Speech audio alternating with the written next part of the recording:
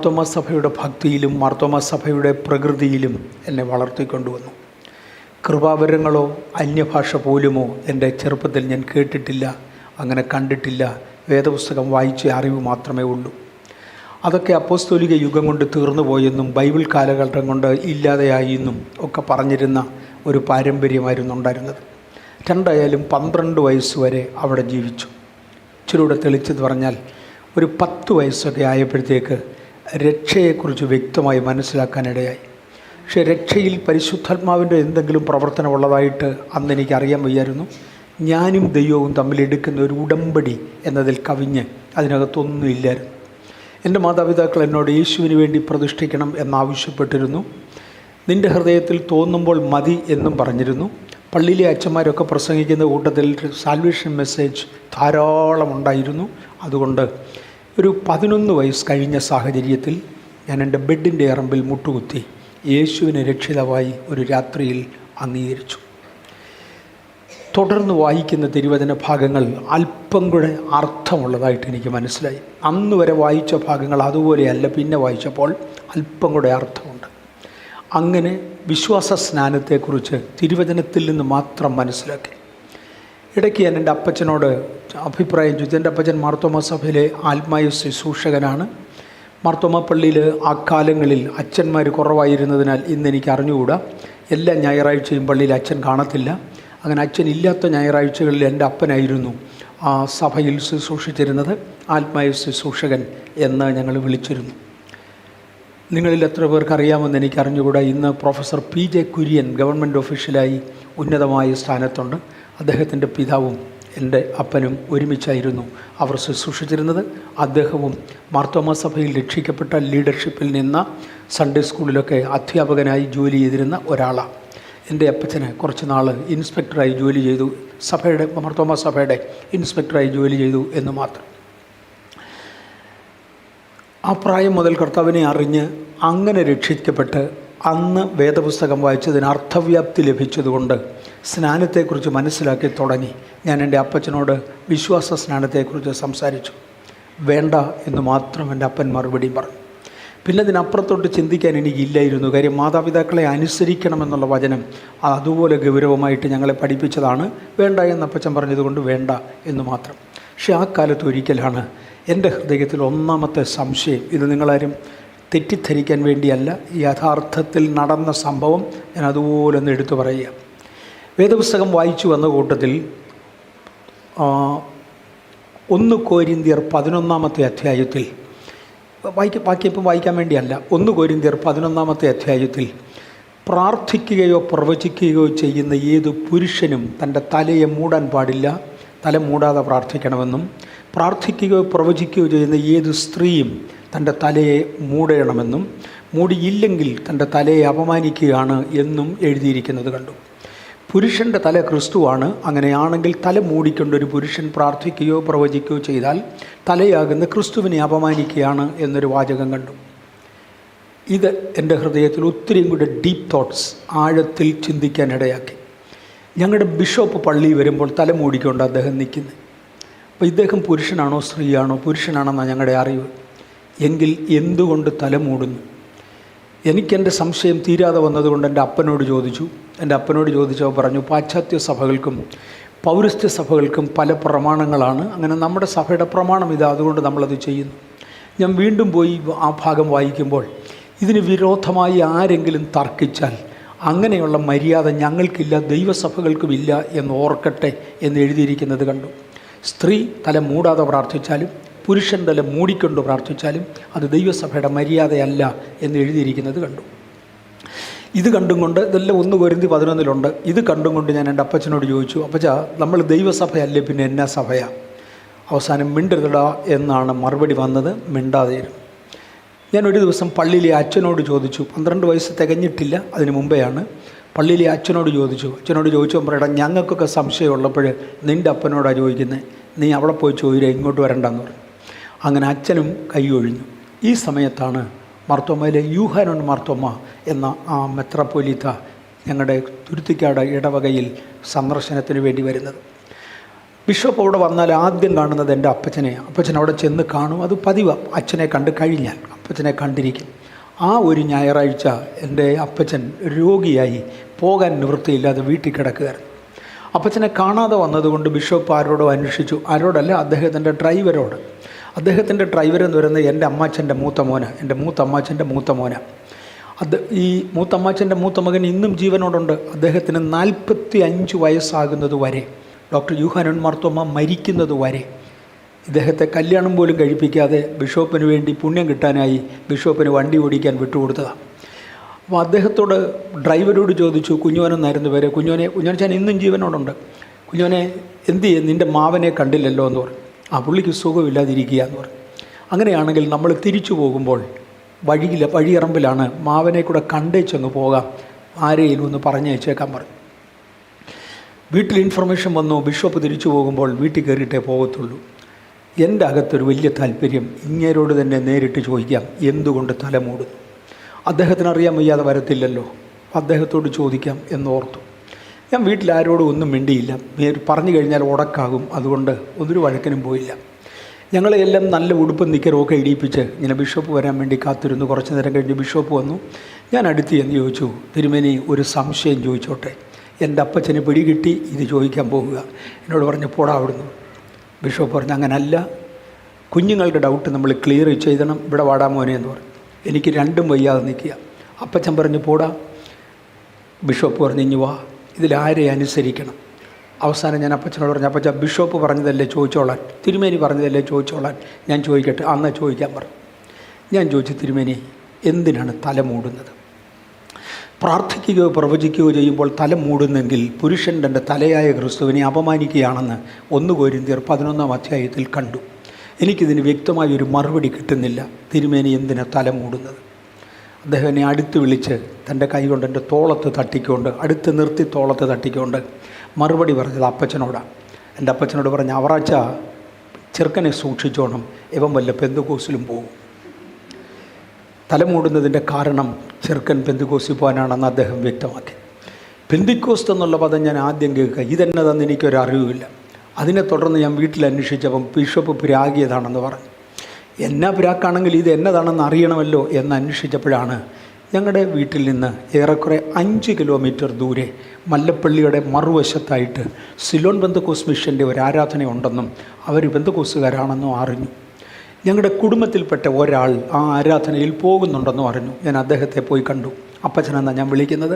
പെന്തക്കോസിനെക്കുറിച്ച് ചോദിച്ചപ്പോൾ പുള്ളി പറഞ്ഞു, നീ ചുമ്മാ ഇരി, നിൻ്റെ വീട്ടിലെങ്ങാനും അടങ്ങിക്കഴിയാൻ നോക്ക്, വീട്ടിൽ നിന്ന് പറഞ്ഞു വിട്ടാൽ ഞങ്ങളെ കൊണ്ട് നോക്കാൻ പറ്റുകയില്ല, നീ അങ്ങ് പോയിക്കോളാൻ പറഞ്ഞു.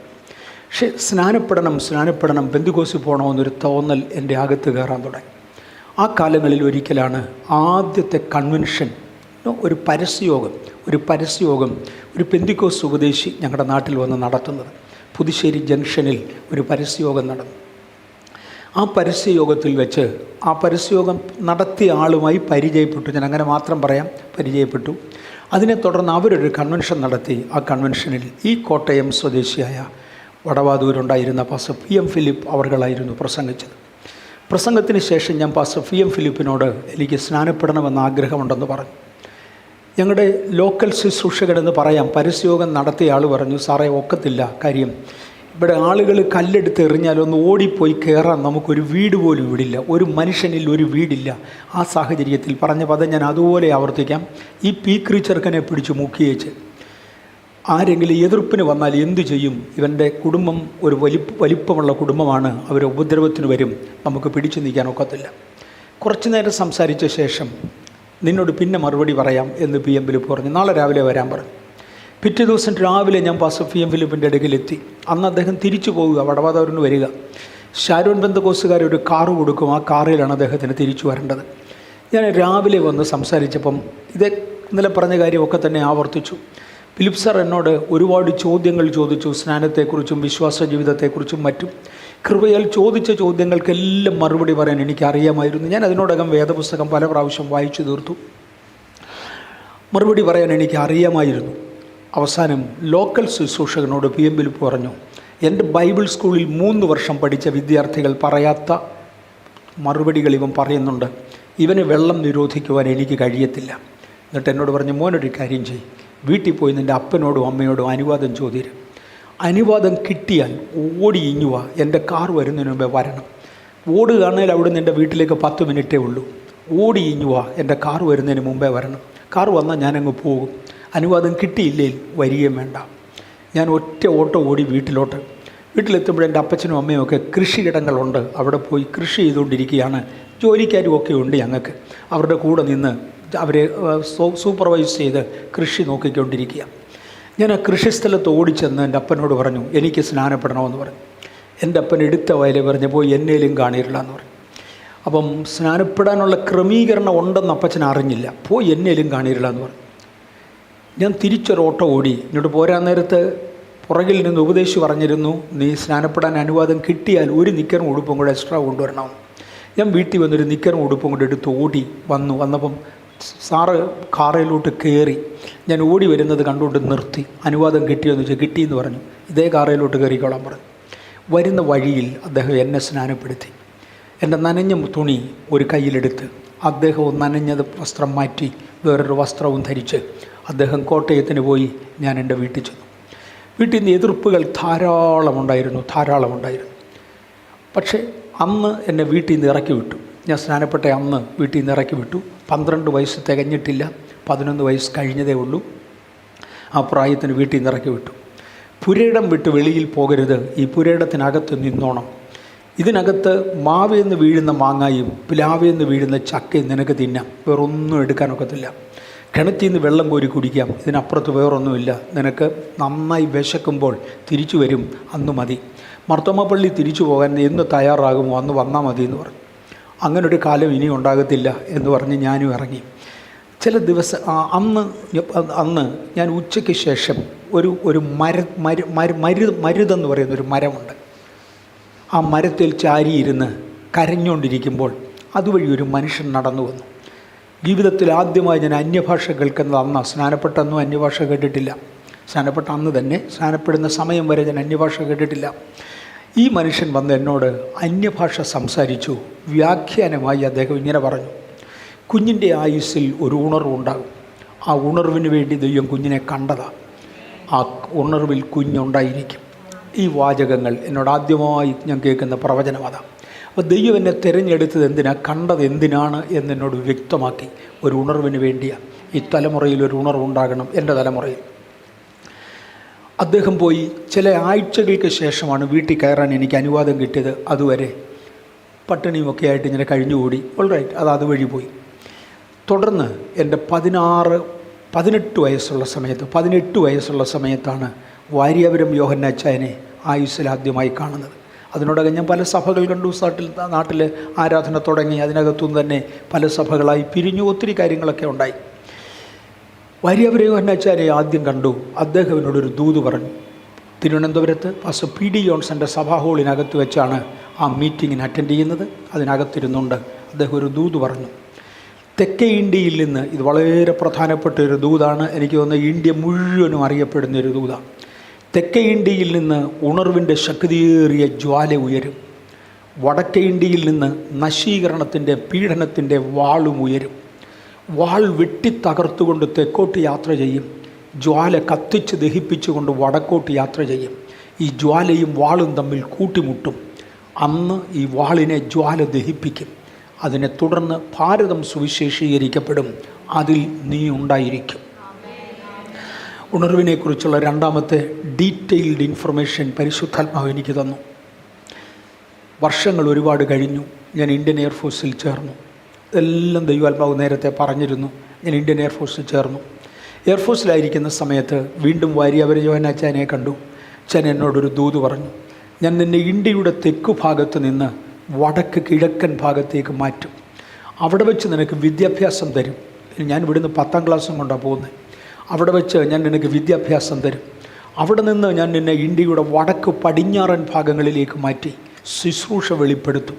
പിന്നത്തേതിൽ തലസ്ഥാന നഗരിയിലേക്ക് കൊണ്ടുവന്ന് അവിടെ നിന്നും ലോകത്തിൻ്റെ തലസ്ഥാന നഗരിയിലേക്ക് അയക്കും. ലോകത്തിൻ്റെ തലസ്ഥാന നഗരിയിലുള്ള കണ്ടുപിടുത്തങ്ങൾ നിന്നെ കാണിക്കും. അത് നിന്നെ പഠിപ്പിക്കും. ഒടുവിൽ നിന്നെ തെക്കോട്ട് മാറ്റി ജോലിയിൽ നിന്നും വിടർത്തി ശുശ്രൂഷയിൽ നിർത്തും. അത് ഒരു ഉണർവിന് വേണ്ടിയാണ്. എൻ്റെ ജീവിതത്തിൻ്റെ പ്ലാൻ, ട്രാൻസ്ഫറിൻ്റെ പ്ലാൻ ദൈവം തന്നു. അതുപോലെ തന്നെ ബാംഗ്ലൂരിൽ നിന്ന് വടക്ക് കിഴക്കൻ ഭാഗം കൽക്കട്ടയിൽ യാത്ര ചെയ്തു. കൽക്കട്ടയിൽ വെച്ച് ചോദിച്ചതിലും നനച്ചതിലും കൂടുതൽ പഠിക്കാൻ കർത്താവ് എനിക്ക് കൃപ തന്നു. അവിടെ നിന്ന് വടക്ക് പടിഞ്ഞാറൻ ഭാഗങ്ങളിൽ രാജസ്ഥാനിലേക്ക് എന്നെ ട്രാൻസ്ഫർ ചെയ്തു. അവിടെ പഠിത്തം തുടർന്നെങ്കിലും 1-2 സഭകൾ രൂപീകരിക്കുവാൻ അവിടെ വെച്ച് ദൈവം കൃപ തന്നു. ശുശ്രൂഷ വെളിപ്പെട്ടു. അതിനുശേഷം ഡൽഹിയിലേക്ക് വന്നു. ഡൽഹി എൻ്റെ ജീവിതത്തിൽ മറക്കാനൊക്കാത്ത ട്രെയിനിങ് സെൻ്ററാണ്. അവിടെ നിന്ന് ലോകത്തിൻ്റെ തലസ്ഥാനമെന്നറിയപ്പെടുന്ന വാഷിങ്ടൺ DC-യിലേക്ക് എന്നെ വിട്ടു. വാഷിങ്ടൺ DC-യിൽ പോകുവാനും അമേരിക്കയിലുള്ള പഠനങ്ങൾ കുറച്ചൊക്കെ പഠിക്കുവാനും കർത്താവ് എനിക്ക് കൃപ തന്നു. ഗവൺമെൻറ് എക്സ്പെൻസിൽ പഠിക്കാനും കർത്താവ് എനിക്ക് കൃപ തന്നു. തിരിച്ചു വന്ന ശേഷം സിസ്റ്റർ മേരി കോവൂർ എന്നോടൊരു ദൂത് പറഞ്ഞു, ഞാൻ നിന്നെ ഒരു സഭയുടെ ചുമതലയിലേക്ക് ആക്കാൻ പോകാം. തുടർന്ന് പറഞ്ഞ ചില പദങ്ങൾ ഞാൻ ഓർക്കുന്നുണ്ട്. ഉന്നം വെച്ചുകൊള്ളുക, എയ്തെടുത്തുകൊള്ളുക, ദേശം നിൻ്റെ മുമ്പിൽ. 1981 ഞാൻ ട്രാൻസ്ഫറായി ബാംഗ്ലൂരിന് വരുമ്പോൾ തെക്കേ ഇന്ത്യയിലേക്ക് മാറ്റുമെന്ന് പറഞ്ഞു. അങ്ങനെ ട്രാൻസ്ഫറായി തെക്കേ ഇന്ത്യയിലേക്ക് വരുമ്പോൾ ഞാനും എൻ്റെ ഭാര്യയും 2 കൊച്ചു കുഞ്ഞുങ്ങളുണ്ട്, അവരുമായി ഞങ്ങൾ കോവൂര് വന്ന് പ്രാർത്ഥനയ്ക്കിരുന്നു. സിസ്റ്റർ കോവൂര് അന്ന് പറഞ്ഞ ആലോചനയാണ്, ഉന്നം വെച്ചുകൊള്ളുക, എയ്തെടുത്തുകൊള്ളുക, ദേശം നിൻ്റെ മുമ്പിൽ. ദേശം പിടിച്ചെടുക്കേണ്ടതിന് ഞാൻ നിന്നെ അയക്കുകയാണ്. ഇത് ഒരു ഉണർവിന് വേണ്ടിയായിരിക്കും. ചില വർഷങ്ങൾ കടന്നുപോയി, പ്രത്യേകിച്ച് ഒന്നും സംഭവിച്ചില്ല. 81 ഈ ദൂതുണ്ടായെങ്കിലും കൂടുതലൊന്നും സംഭവിച്ചില്ല. 82 അവസാനമായപ്പോൾ സിസ്റ്റർ കോവൂര് തന്നെ വീണ്ടും ഞങ്ങൾ കേരളത്തിൽ വന്ന സമയത്ത് പ്രാർത്ഥനയ്ക്കിരിക്കുമ്പോൾ ഇങ്ങനെ പറഞ്ഞു, 83 മെയ് മാസത്തിൻ്റെ ആദ്യത്തെ ഞായറാഴ്ച ഞാൻ നിന്നെ ഇനി ഒരു സഭയിലേക്ക് മാറ്റും, അത് ഉണർവിന് വേണ്ടിയാണ്. അങ്ങനെ 83 മെയ് മാസത്തിൻ്റെ ആദ്യത്തെ ആഴ്ചയിൽ ഇന്ന് ഞങ്ങളായിരിക്കുന്ന ചർച്ചിലേക്ക് എത്തി. അന്ന് 22 മെമ്പേഴ്സ് ചർച്ചിലുണ്ട്. 22 പേരിൽ കാലിൽ ചെരുപ്പിടാനില്ലാത്തവരുണ്ടായിരുന്നു. കടത്തിണ്ണയിൽ കിടന്നുറങ്ങുന്ന ഒരു സഹോദരനുണ്ടായിരുന്നു. കുഷ്ഠരോഗി ഒരാളുണ്ടായിരുന്നു. ഇതെല്ലാം കൂടെ ചേർത്ത 22 പേര്. ഒരാഴ്ചത്തെ സ്തോത്ര കാഴ്ചയും ദശാംശവും എല്ലാം കൂടെ ചേർത്താൽ 7 രൂപ 45 പൈസ വരെ വന്നിട്ടുണ്ട്. 7.5 രൂപ കംപ്ലീറ്റ് ചെയ്തിട്ടില്ല. ഇതാണ് സഭയുടെ വരുമാനം. അവിടെ താമസിക്കാൻ ഒരു ഉപദേശി തയ്യാറല്ല. കാര്യം വീട്ടിൽ നിന്ന് കാശ് കൊണ്ടുവന്ന് സുവിശേഷ വേല ചെയ്യാൻ അധികം പേർക്ക് വിളിയില്ല. എനിക്കൊരു ശമ്പളം ഉണ്ടായിരുന്നതുകൊണ്ട് എനിക്ക് സുവിശേഷ വേലയ്ക്ക് വരുമാനം ആവശ്യമില്ലായിരുന്നു. അതുകൊണ്ട് അവിടെ താമസിച്ച് സുവിശേഷ വേല ചെയ്യുവാൻ അസംബ്ലീസ് ഓഫ് ഗോഡ് എന്നെ ഔദ്യോഗികമായി നിയമിച്ചു. അവിടെ നിന്ന് ദൈവം സഭയെ വളർത്തി. ആദ്യത്തെ സ്നാനം ഞാൻ ഓർക്കുന്നുണ്ട്. 1984 ഏപ്രിൽ മാസത്തിൻ്റെ 2ാമത്തെ ആഴ്ചയാണ് ഞങ്ങളവിടെ ചെന്ന ശേഷം ആദ്യത്തെ സ്നാനം നടക്കുന്നത്. അന്ന് 17 ശാസ്ത്രജ്ഞന്മാർ, ഞാൻ ഇതിനിടയ്ക്ക് എയർഫോഴ്സിൽ നിൻ്റെ ജോലി മാറി ഒരു പ്രൈവറ്റ് കമ്പനി കുറച്ച് നാൾ കയറി. അത് കഴിഞ്ഞ് എനിക്ക് ഇന്ത്യൻ ഗവൺമെൻറ്റിൻ്റെ ഒരു ശാസ്ത്രീയ സംഘടനയിൽ ജോലി തന്നു. ഒരു റിസർച്ച് സയൻറ്റിസ്റ്റായിട്ട്, ജൂനിയർ സയൻറ്റിസ്റ്റായിട്ട് ഞാൻ അവിടെ ജോലി ചെയ്തു. എൻ്റെ കൂടെ ജോലി ചെയ്യുന്ന ഒരുപാട് പേര് യേശുവിൻ്റെ ദൈവത്വം അംഗീകരിക്കുന്നുണ്ട്. അക്രൈസ്തവരുടെ കാര്യമാണ് ഞാൻ പറഞ്ഞത്. അക്രൈസ്തവരുടെ കാര്യം അവർ പറയുന്ന ദൈവങ്ങൾ ഒരുപാടാണ്, ആ കൂട്ടത്തിലൊന്നാണ് യേശു. അങ്ങനെ അത്രയും അംഗീകരിക്കുന്നതിൽ അവർക്ക് പ്രയാസമില്ല. ഒരുപാട് ദൈവങ്ങളുണ്ട്, ആ കൂട്ടത്തിലൊന്ന് യേശു അല്ല. യേശു ഏക സത്യ ദൈവമാണെന്ന് പറയുന്നതിനകത്തെ അവർക്ക് വിരോധമുള്ളൂ. രണ്ടായാലും ഒരു ദുരാത്മാവ് ഒരു ദിവസം ഇളകിയ ഒരു സമയത്ത്, ഞാൻ ആ ഭാഗം വിശദീകരിക്കുന്നില്ല, ഒരു ശനിയാഴ്ച ദുരാത്മാവ് ബാധിച്ച ഒരു വ്യക്തിയെ കൊണ്ടുവരും എന്ന് ഞാൻ അറിഞ്ഞു, അല്ലെ കൊണ്ടുവരാൻ ആവശ്യപ്പെട്ട ശേഷം എൻ്റെ കൂടെ ജോലി ചെയ്തിരുന്ന ഈ ശാസ്ത്രജ്ഞന്മാരോട് ഞാൻ പറഞ്ഞു, 2 ദൈവങ്ങൾ തമ്മിലൊരു മൽപ്പിടുത്തം ഈ ശനിയാഴ്ച നമ്മുടെ ചർച്ച വെച്ച് നടക്കുന്നുണ്ടെന്ന് വന്നാൽ കാണാം, നിങ്ങളൊക്കെ വരാൻ പറഞ്ഞു. ഞാൻ അവരോട് ഒരിക്കലും തമാശ പറയാറില്ല, വെറുതെ വെടി അടിക്കാറില്ല, പറയുന്നത് കഴമ്പായേ പറയത്തുള്ളൂ. അത് കാരണം ഒന്ന് വന്നു നോക്കിയാലോ എന്ന് അവർക്ക് ഒരു തോന്നൽ തോന്നി. 2 വന്നു. ഒരു ശനിയാഴ്ച ചർച്ചിൽ പ്രാർത്ഥനയ്ക്ക് വേണ്ടി എല്ലാം കൂടെ ഒരു 10 പേരല്ലേ 12 പേരേ ഉള്ളൂ. ഈ ശാസ്ത്രജ്ഞന്മാർ വന്നവർ തന്നെ 40 പേരുണ്ട്. അവരെല്ലാം കൂടെ കൂട്ടമായിട്ട് ഇഞ്ഞ് പോരുന്നതാണ്. ഞാൻ പറഞ്ഞു, വീട്ടിൽ വന്ന് രാവിലെ ബ്രേക്ക്ഫാസ്റ്റും കഴിക്കാം, ചായയും കുടിക്കാം, അത് കഴിഞ്ഞ് ഈ പ്രാർത്ഥനയിലും പങ്കെടുക്കാം, ദൈവങ്ങൾ തമ്മിലുള്ള മൽപ്പിടുത്തവും കാണാം, ഇതെല്ലാം കണ്ടുപോകാം, എൻ്റെ വീട്ടിലല്ലേ വാടാന്ന് പറഞ്ഞ് അങ്ങനെ നിർബന്ധമായി വിളിച്ചതാണ്. ഒരു ഭൂതബാധിതയായ ഒരു സ്ത്രീയെ കൊണ്ട് അകത്തോട്ട് കയറുകയും ആ ഭൂതവേളകി. ആരാന്ന് ചോദിച്ചു. ഈ എൻ്റെ സ്നേഹിതന്മാർ ആരാധിക്കുന്ന ഒരു ആരാധനാ മൂർത്തിയുടെ പേരാ പറഞ്ഞ്. ഇത് കേട്ടപ്പോഴത്തേക്ക് പിള്ളേരെല്ലാം ചാടി എഴുന്നേറ്റു. ഇതെന്തുവായി കേൾക്കുന്നത്? 2 ദൈവങ്ങൾ തമ്മിൽ യേശുവിൻ്റെ നാമത്തിൽ വിട്ടുപോകാൻ ആവശ്യപ്പെട്ടു. അത് വിട്ടുപോകാൻ സമ്മതിച്ചു. എന്നാൽ പോ എന്ന് പറഞ്ഞ ഉടനെ തിരിച്ചു ചോദിച്ചു, എനിക്ക് എന്തോ തരും? ഞാനിതിന് മുമ്പേ ഒരുപാടിടങ്ങളിൽ ഇത് പറഞ്ഞിട്ടുണ്ട്. വിട്ടുപോകാം, എനിക്ക് എന്തോ തരും? ഞാൻ ചോദിച്ചു, നിനക്ക് എന്താ വേണ്ടത്? 3000 രൂപയുടെ ചോരയും പൂജയും തന്നാണ് എന്നെ ഇങ്ങോട്ട് വിട്ടത്. ഈ ആളിൻ്റെ അടുക്കലേക്ക് എന്നെ വിട്ടത് 3000 രൂപയുടെ ചോരയും പൂജയും തന്ന. ഞാൻ ഈ വ്യക്തിയെ കൊല്ലാൻ വേണ്ടി വന്നതാണ്. ഇപ്പം നിങ്ങൾ പറഞ്ഞാൽ ഞാൻ പോകും, പക്ഷേ എനിക്ക് ചോര തരണം, ചോര തരാതെ ഞാൻ പോകത്തില്ല. അവൻ പറഞ്ഞു, അത് സിമ്പിളല്ലേ, യേശുവിൻ്റെ രക്തം പിടിച്ചോളാൻ പറഞ്ഞു. കാണാൻ കൊള്ളാവുന്ന ഒരു അലറി, അയ്യോ എന്ന് നീട്ടി അങ്ങ് വിളിച്ചു വെച്ച് പറഞ്ഞു, ആ പേരെന്നോട് പറയരുത്, അത് ദൈവമാണ്. ആ രക്തം എനിക്ക് കൊള്ളത്തില്ല, അത് വിശുദ്ധ രക്തമാണ്. ഇത് കാണുകയും എൻ്റെ കൂടെ വന്നിരുന്ന, എൻ്റെ കൂടെ ജോലി ചെയ്തിരുന്ന ശാസ്ത്രവൃന്ദത്തെ വിറയ്ക്കുന്നത് ഞാൻ കണ്ടു. എന്തായി കേൾക്കുന്നത്? ഞാൻ ഒത്തിരി വിശദീകരണങ്ങൾ പറയുന്നില്ല. ആ സ്ത്രീയുടെ ഭർത്താവ് അത് ആ വീട്ടിൽ ചെയ്ത ഘോരകൃത്യങ്ങൾ കേട്ടുകൊണ്ട്, അതിരുന്ന വീട്ടിൽ ഒരു സ്ത്രീയിൽ ബാധ്യതയായിട്ടാണ് ഇരുന്നത്, ആ വീട്ടിൽ ചെയ്ത ഘോരകൃത്യങ്ങൾ കേട്ടുകൊണ്ട് അവരുടെ ഭർത്താവ് നെഞ്ചത്തടിച്ചുകൊണ്ട് വന്ന് സ്വന്തം ഭാര്യയുടെ മുമ്പിൽ, പക്ഷെ മറ്റേ ശക്തിയെ കണ്ടുകൊണ്ട് ഇങ്ങനെ പറഞ്ഞു, എൻ്റെ കുഞ്ഞുങ്ങൾക്ക് കൊടുക്കേണ്ട നെയ്യ് ഞാൻ നിൻ്റെ മുമ്പിൽ ഒഴിച്ചു തന്നിട്ട് നീ എന്നോട് ഇതാണോ ചെയ്തത്? ഒരു ചിരി ചിരിച്ചു, ഹോ ഹോ ഹോ ഹോ എന്നൊരു ചിരി ചിരിച്ചു. എന്നിട്ട് എനിക്ക് വേറെ എന്തോ ചെയ്യാൻ ഒക്കും, ഞാൻ ഇതാ ചെയ്യുന്നത്. രക്തം തരുന്നവർക്ക് മാത്രം ഞാൻ അനുകൂലം ചെയ്യും, അല്ലാത്തവന് ഞാൻ ഇതാ ചെയ്യുന്നത്. രണ്ടായാലും അന്ന് ആ ദുർഭൂതത്തെ പറഞ്ഞു വിട്ടു. ഇത് കണ്ട ശാസ്ത്രജ്ഞന്മാരുടെ അകത്ത്, ശാസ്ത്രജ്ഞന്മാരാന്നേ സത്യം അറിയാനൊരു താല്പര്യമുണ്ട്, എന്തോ ദൈവം ക്രിയ ചെയ്തു. അതിനകത്തൊരു 17 പേര് സ്നാനപ്പെടാൻ തീരുമാനിച്ചു. ആ 17 പേരാണ് 1984 ഏപ്രിൽ മാസത്തിൻ്റെ 2ാമത്തെ ശനിയാഴ്ച ആദ്യം സ്നാനപ്പെടുന്നത്. അതിൽ പിന്നെ ഒരാഴ്ച പോലും നിൽക്കാതെ ചർച്ചിൽ സ്നാനം തുടർന്നു. ദൈവത്തിൻ്റെ മഹാകരുണ ഇന്നും കൂടിയിരിക്കുന്നതിനാൽ കർത്താവിനെ വാഴ്ത്തുന്നു. ഉണർവിന് വേണ്ടി ഇറങ്ങിത്തിരിക്കുന്ന ദൈവവൈതലിനെ ദൈവം ഉപയോഗിക്കും. ബേസിക്കലി ബാംഗ്ലൂരിൽ ഒരു ചർച്ച രൂപീകരിക്കപ്പെട്ടു. 22 അംഗങ്ങളിൽ നിന്ന് ആയിരങ്ങളായി ദൈവത്തിൻ്റെ കൃപയാൽ ആ ചർച്ച് വളർന്നു. അതൊരു 100, 250, 300 പേരൊക്കെ ആയപ്പോഴത്തേക്ക് ഞാൻ കൺവെൻഷനുകൾക്ക് വേണ്ടി യാത്ര ചെയ്യാൻ തുടങ്ങി. 84 മുതൽ സ്ഥിരമായി ഞാൻ കൺവെൻഷൻ യാത്ര ചെയ്യാറുണ്ട്.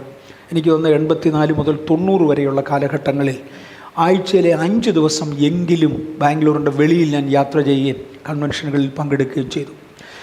ഒരു വർഷത്തിൽ 3 മാസമെങ്കിലും ഇന്ത്യക്ക് വെളിയിൽ യാത്ര ചെയ്യുവാനും ദൈവത്തിന് വേണ്ടി പ്രവർത്തിക്കുവാനും ഒക്കെ കർത്താവ് കൃപ ചെയ്തു. ഇങ്ങനെയുള്ള യാത്രകൾക്കും മറ്റും സെക്യുലർ ജോലി ഒക്കാതെ വന്നതുകൊണ്ട് ഞാൻ സെക്യുലർ ജോലി രാജിവെച്ചു. പൂർണ്ണസമയം എന്ന് പറയാം, അല്ലെങ്കിൽ വേറൊരു ജോലി ചെയ്യാതെ സുവിശേഷ വേലയ്ക്ക് വേണ്ടിയിരുന്നു. പലപ്പോഴും കർത്താവ് എന്നെ ആഴങ്ങളിലേക്ക് ഇറക്കി തിരുവചനത്തിൽ നിന്ന് പല കാര്യങ്ങൾ മനസ്സിലാക്കി തരും. ഒരിക്കൽ ദൈവാത്മാവ് എന്നോട് ഇങ്ങനെ പറഞ്ഞു, എൻ്റെ വചനം എന്തിനെക്കുറിച്ച് ഏറെ പറയുന്നു, നീ അതിനെക്കുറിച്ച് ഏറെ പറയണം. എൻ്റെ വചനം എന്തിനെക്കുറിച്ച് അല്പം സംസാരിക്കുന്നു, നീ അതിനെക്കുറിച്ച് അല്പം പറയണം. എന്തിനെക്കുറിച്ച് യേസ് എന്ന് പറയുന്നു, യേസ് എന്ന് നോ എന്ന് പറയുന്നു, നോ എന്നും പറയണം. വചനത്തിന് ആനുപാതികമായിരിക്കണം നിൻ്റെ പഠിപ്പിക്കലും പ്രസംഗങ്ങളും. അന്നു മുതൽ അതെൻ്റെ തത്വമായിരുന്നു. വചനത്തിന് ആനുപാതികമായി എന്തിനെക്കുറിച്ച് കൂടുതൽ വചനം പറയുന്നു, കൂടുതൽ പറയുക. എന്തിനെക്കുറിച്ച് കുറച്ച് പറയുന്നു, കുറച്ച് പറയുക. അങ്ങനെ കയറാൻ തുടങ്ങി. ചർച്ച് ബാംഗ്ലൂരിൽ വളർന്നു. പലയിടങ്ങളിലുമായി. ഞങ്ങൾക്ക് കൊറോണയുടെ തൊട്ട് മുമ്പേ 22,000 മെമ്പേഴ്സ് ഉണ്ടായിരുന്നു. അതിനുശേഷം അതിനേക്കാളൊക്കെ ഒത്തിരി കൂടുതൽ ആളുകൾ അവിടെ സ്നാനപ്പെട്ടവർ മാറിപ്പോയവരുണ്ട്. പല രാജ്യങ്ങളിൽ ദൈവത്തിൻ്റെ കരുണയാൽ അവിടുന്ന് പോയവരുണ്ട്. ഒരുപാട് സഭകൾ ലോകത്തിൻ്റെ വിവിധ ഭാഗങ്ങളിലായി ഇന്ന് കൃപയാലുണ്ട്. കർത്താവ് എന്നെ ഇന്ന് നിൽക്കുന്നു. അങ്ങനെ വരുന്ന കാലത്താണ് ഏതാണ്ട് 2015 കുറച്ചും കൂടെ ആഴത്തിലേക്ക് ഇറങ്ങി ദൈവവചനത്തിൻ്റെ ഗാംഭീര്യമുള്ള ഭാഗങ്ങൾ തൊടുവാൻ പരിശുദ്ധാത്മാവ് ആവശ്യപ്പെട്ടു. എന്നൊരു മുഖവര ആദ്യം പറഞ്ഞേച്ചങ്ങ് തുടങ്ങാമെന്ന് കണ്ട ഗാംഭീര്യമുള്ള ഭാഗങ്ങൾ തൊടുവാൻ ദൈവാത്മാവിനോട് ആവശ്യപ്പെട്ടു. അതായത് ദൈവിക വിശുദ്ധി, ദൈവ അനുരൂപരായി മാറുക. ഇന്നലെ പകല് ഞാൻ ബാംഗ്ലൂരിലെ ബഥേൽ ചർച്ചിലെടുത്ത മെസ്സേജിനകത്ത് ക്രിസ്തുവിൻ്റെ മണവാട്ടി എന്ന ആശയം 3ാമത്തെ ആഴ്ചയെ തുടരുവാനുമായി എടുക്കുക. ഇന്ന് നമ്മെ ക്രിസ്തുവിൻ്റെ ശരീരമാകുന്ന സഭയുടെ ഭാഗമാക്കി. ഈ കൃപായുഗത്തിൽ നമ്മളിവിടെ ക്രിസ്തുവിൻ്റെ ശരീരമാകുന്ന സഭയുടെ ഭാഗമാണ്. ഈ ശരീരമാകുന്ന സഭയിൽ നിന്ന് വിജയിക്കുന്ന 100% വിജയിക്കുന്ന ഒരു കുറച്ചാളുകളെ ചേർത്ത് ക്രിസ്തുവിൻ്റെ മണവാട്ടിയായ സഭയോട് ചേർക്കും. ഈ ശരീരമായ സഭയുടെ എല്ലാ അംഗങ്ങളും മണവാട്ടിയാകാൻ കാണത്തില്ല. ഇതിനകത്തുനിന്ന് പലതും വീണുപോകും. ഭീരുക്കൾ, അവിശ്വാസികൾ, അറയ്ക്കപ്പെട്ടവർ എന്നിങ്ങനെയുള്ളവർ നരകത്തിൽ പോകും. അതും ഈ സഭയുടെ തന്നെ കാര്യമാണ്. ഇന്ന് ഈ ഭൂമിയിലുള്ള ഈ സഭയിൽ നിന്ന് ഭീരുക്കൾ, അവിശ്വാസികൾ, അറയ്ക്കപ്പെട്ടവർ, ക്ഷുദ്രക്കാർ, ബിംബാരാധികൾ എന്നിങ്ങനെ തിരിയുന്ന കുറേ എണ്ണത്തെ ഇവിടുന്ന് പിശാച് പിടിക്കും, അവരെ നരകത്തിലേക്ക് അയക്കും. അല്പാൽപ്പത്തിൽ ജയിച്ചവരെ സ്വർഗത്തിൽ ഒരുപാട് സ്ഥാനപദവികളുണ്ട്, അതിലേക്ക് ചിലതിലേക്ക് മാറ്റും. മാർക്കുള്ളതിനെ അല്ലെങ്കിൽ ശരിക്കും വിജയിച്ചതിനെ മാത്രം മണവാട്ടി സഭയുടെ അംഗമാക്കും. ഞാനിതിന് ഒന്നുകൂടെ മനസ്സിലാക്കാൻ വേണ്ടി ഒരു ഉദാഹരണം പറയാം. നമ്മുടെ ചർച്ചയിൽ നിന്ന് കൃപാവരങ്ങളുടെ ആഴത്തിലേക്ക് ഇറങ്ങുകയും കുഞ്ഞുങ്ങൾ വലിയ ദൈവശക്തിയിലാകുകയും ഒക്കെ ചെയ്ത ഒരു സമയം, ആരംഭത്തെങ്കിൽ 2-3 പേര് ആത്മവിവശതയിൽ തറയിൽ വീഴുകയും സ്വർഗത്തിൽ പോവുകയും കാര്യങ്ങൾ കാണുകയും ചെയ്ത് തിരിച്ചു വന്നു. അവർ വന്ന് ഒരുപാട് കാര്യങ്ങൾ പറഞ്ഞു. എല്ലാം ക്രിസ്ത്യാനിത്വത്തിലേക്ക് വന്ന ശേഷം, ക്രിസ്തീയ മാർഗത്തിലേക്ക് വന്ന ശേഷം 6 മാസം 1 വർഷമൊക്കെ മാത്രം ക്രിസ്തീയ പരിചയമുള്ളവരാണ് ഇതുപോലെ സ്വർഗത്തിലേക്കും നരകത്തിലേക്കുമൊക്കെ പോവുകയും അവിടെയുള്ള കാര്യങ്ങൾ വന്ന് പറയുകയൊക്കെ ചെയ്തത്. ഇവരൊക്കെ ക്രിസ്ത്യാനികൾക്ക് പുതുമയാണ്. കാര്യം ക്രിസ്ത്യാനികളിലുള്ളവരല്ല ഇവരാരും. അപ്പോൾ ഇവർ പറയുന്നത് ഞാൻ ശ്രദ്ധിക്കും. ഇവർക്ക് കിട്ടാവുന്ന വേദപരിജ്ഞാനത്തെക്കാൾ അപ്പുറത്ത് വേദപുസ്തകം തരുന്ന എക്സ്പ്ലനേഷനാണ് ഇവർ സ്വർഗത്തെക്കുറിച്ചും നരകത്തെക്കുറിച്ചും തരുന്നത്. അപ്പോൾ പോയതാണെന്നുള്ളത് ഉറപ്പ്, അല്ലെങ്കിൽ ഇത്രയും കാര്യങ്ങൾ അറിയാനൊക്കത്തില്ല. അങ്ങനെ ഇരുന്നപ്പോൾ ഞങ്ങളുടെ ചർച്ചിലെ ഒരു മോക്ക്, ഞാൻ മോളെന്ന് പറഞ്ഞാൽ രണ്ട് കുഞ്ഞുങ്ങളുടെ അമ്മയാണ്, ഒരു 10-30 വയസ്സ് വരും ഒരു പെൺകുട്ടി. ഞാൻ 70 ചില്ലുവാനും വയസ്സായി, അതുകൊണ്ട് മോളെന്ന് ഞാൻ ഉപയോഗിച്ചത്. കണ്ടാൽ ഞാൻ അങ്ങനെ വിളിക്കുകയും ചെയ്യും. ഒരു മോള് ദൈവത്തോട് ഞാൻ പ്രാർത്ഥിച്ച, കർത്താവേ, ഇന്നലെ ഇങ്ങോട്ട് വന്ന പിള്ളേരെയൊക്കെ സ്വർഗത്തിൽ കൊണ്ടുവന്ന് എനിക്കെന്താ ഇല്ലാത്തേ, എനിക്കും കൂടി ഇതുപോലുള്ള കുറേ അനുഭവങ്ങൾ വേണം. അവൾ ആത്മാർത്ഥമായി പ്രാർത്ഥിച്ചു. തൻ്റെ ഹസ്ബൻഡ് ഒരു സുവിശേഷ വേലക്കാരനാണ്. വീട്ടിൽ ആവശ്യത്തിന് സ്വത്തുണ്ട്. എസ്റ്റേറ്റ് ഓണറുടെ മോളാണ്. ആവശ്യത്തിന് സ്വത്ത് വീട്ടിലുണ്ട്. എന്നാൽ ദൈവത്തോട് അതുപോലെ ഭക്തിയും താല്പര്യവും ഉള്ളതുകൊണ്ട് ദൈവത്തോട് അടുത്ത് നിൽക്കുക. കർത്താവേ, എനിക്കും ഇതുപോലുള്ള അനുഭവം വേണം. അങ്ങനെ പ്രാർത്ഥിച്ചുകൊണ്ട് കിടന്ന ഒരു രാത്രിയിൽ ഈ മോള് ഒരു സ്വപ്നം കണ്ടു. ദർശനമോ സ്വപ്നമോ എന്തോ എനിക്കറിയത്തില്ല, കണ്ടു. ആ സ്വപ്നത്തിൽ അല്ലെങ്കിൽ ദർശനത്തിൽ അവൾ മരിക്കുന്നു. അവൾക്ക് 2 കൊച്ചു കുഞ്ഞുങ്ങളുണ്ട്. കുഞ്ഞുങ്ങൾ ശവത്തിൻ്റെ ഇടത്തും വലത്തും കിടക്കുന്നതായി അവൾ കാണുന്നു. അവളങ്ങ് മുകളിലേക്ക് എടുക്കപ്പെട്ടു. അവൾക്ക് തിരിച്ച് കുഞ്ഞുങ്ങളുടെ അടുക്കൽ പോകണമെന്ന് ഇടയ്ക്ക് തോന്നും, ഇടയ്ക്ക് മുകളിലോട്ട് പോയാൽ മതി എന്ന് തോന്നും. രണ്ടായാലും അങ്ങ് സ്വർഗത്തിൽ കൊണ്ടുവന്ന് കഴിഞ്ഞപ്പോൾ ഈ കുഞ്ഞുങ്ങളെക്കുറിച്ചുള്ള ചിന്ത മാറി. ഭർത്താവ് താരെ കിടപ്പുണ്ട്, ഇതെല്ലാം കാണാം. അതിനെക്കുറിച്ചുള്ള ചിന്ത മാറി, സ്വർഗത്തെക്കുറിച്ച് മാത്രമുള്ള ആകാംക്ഷയായി. അവിടെ ഒരു വലിയ ഗേറ്റ് അടച്ചിട്ടിരിക്കുക. ഇതെല്ലാം നമുക്ക് ഗൗരവമുള്ള കാര്യമാണ് കേട്ടോ. ഒരു ഗേറ്റ് അടച്ചിട്ടിരിക്കുക. ആ ഗേറ്റിൻ്റെ അടുക്കൽ ഒരു ദൂതൻ ഇരിപ്പുണ്ട്. ആ ദൂതൻ്റെ കയ്യിൽ ഒരു രജിസ്റ്ററുണ്ട്. അവൾ പറഞ്ഞ നല്ല വലിപ്പമുള്ള രജിസ്റ്റർ. ഞാൻ തറയിൽ നിന്ന് കൈ ഇങ്ങനെ ഉയർത്തിയാൽ അതിൻ്റെ മണ്ടയിൽ തൊടാനൊക്കത്തില്ല, അത്രയും തിക്കാണ് ആ പുസ്തകം, അത്രയും തിക്കാണ് രജിസ്റ്റർ. എന്ന് പറഞ്ഞാൽ ലക്ഷോപലക്ഷം പേരുകൾ എഴുതിയ ഒരു രജിസ്റ്ററാണ് ആ രജിസ്റ്റർ ഇരിക്കുന്നത്. എന്നെ കണ്ടുടനെ ആ ദൂതൻ ചിരിച്ചു. മോളെ, നീ ഇനി വന്നല്ലേ, വാ, ഞാൻ ഈ രജിസ്റ്ററിനകത്ത് നിൻ്റെ പേര് നോക്കി ഒന്ന് ടിക്ക് ചെയ്ത് ഞങ്ങൾക്ക് ഏറ്റുവിടാം. എന്നിട്ട് രജിസ്റ്ററിൻ്റെ പേജുകൾ മറിച്ചു, പേര് കാണുന്നില്ല. പുറകെ ഒരാൾ വന്നു. ആ ആളിനോട് പറഞ്ഞു, ഒന്നുമില്ല, ഞാനിപ്പം നിൻ്റെ പേര് രജിസ്റ്റർ ചെയ്യാം, ടിക്ക് ചെയ്യാം. 1 സെക്കൻഡ് കൊണ്ട് അയാളുടെ പേര് കിട്ടി. മൂന്നാമത് വന്ന ആളിനോട് പറഞ്ഞു, നിൻ്റെ പേര് ഇവിടെ അല്ലാണ്ട് അപ്പുറത്തൊരു ഗേറ്റ് ഉണ്ട്, അവിടോട്ട് പോകും, അവിടെയാണ്, അത് നരകത്തിലോട്ട് പോകുന്ന ഗേറ്റാണ്, അവിടെയാണ് നിൻ്റെ പേര്, അങ്ങോട്ട് പോകാൻ പറഞ്ഞ് അയാളെ അങ്ങോട്ട് പറഞ്ഞു വിട്ടു. വരുന്നവരെ മുഴുവനും സ്വർഗത്തിലാരാ നരകത്തിലാരാന്നൊക്കെ ഈ ആളിനെ അറിയാം. എല്ലാം കാണുന്നുടനെ അറിയാം ഇതിനകത്ത് പേരുണ്ട്. 10 മിനിറ്റ് തപ്പിയിട്ടും ഇവിടെ പേര് കിട്ടുന്നില്ല. ഒരു 50 പേര് പുറകെ വന്നവരെ എല്ലാം കയറ്റി വിട്ടു. ഇവളെ വീർത്ത് കഴിഞ്ഞപ്പോൾ ദൂതൻ പറഞ്ഞു, കുഞ്ഞെ, നീ പേടിക്കണ്ട, ഞാൻ പറഞ്ഞില്ല നിൻ്റെ പേര് ഇതിനകത്തുണ്ട്, ഞാൻ ഓർക്കുന്നുണ്ട്, എഴുതിയതാണ്, ഇതിനകത്തുണ്ട്, കിട്ടുന്നില്ല, ഒന്ന് ടിക്ക് ചെയ്തേച്ച് കയറ്റിവിടാം.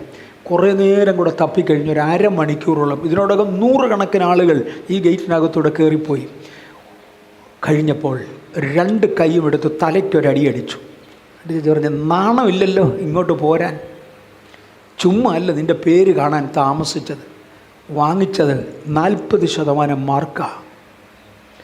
കേരളത്തിലും കർണാടകയിലും 600-ൽ നിന്ന് 210 മാർക്കുണ്ടെങ്കിൽ ജയിക്കും സ്കൂളിൽ.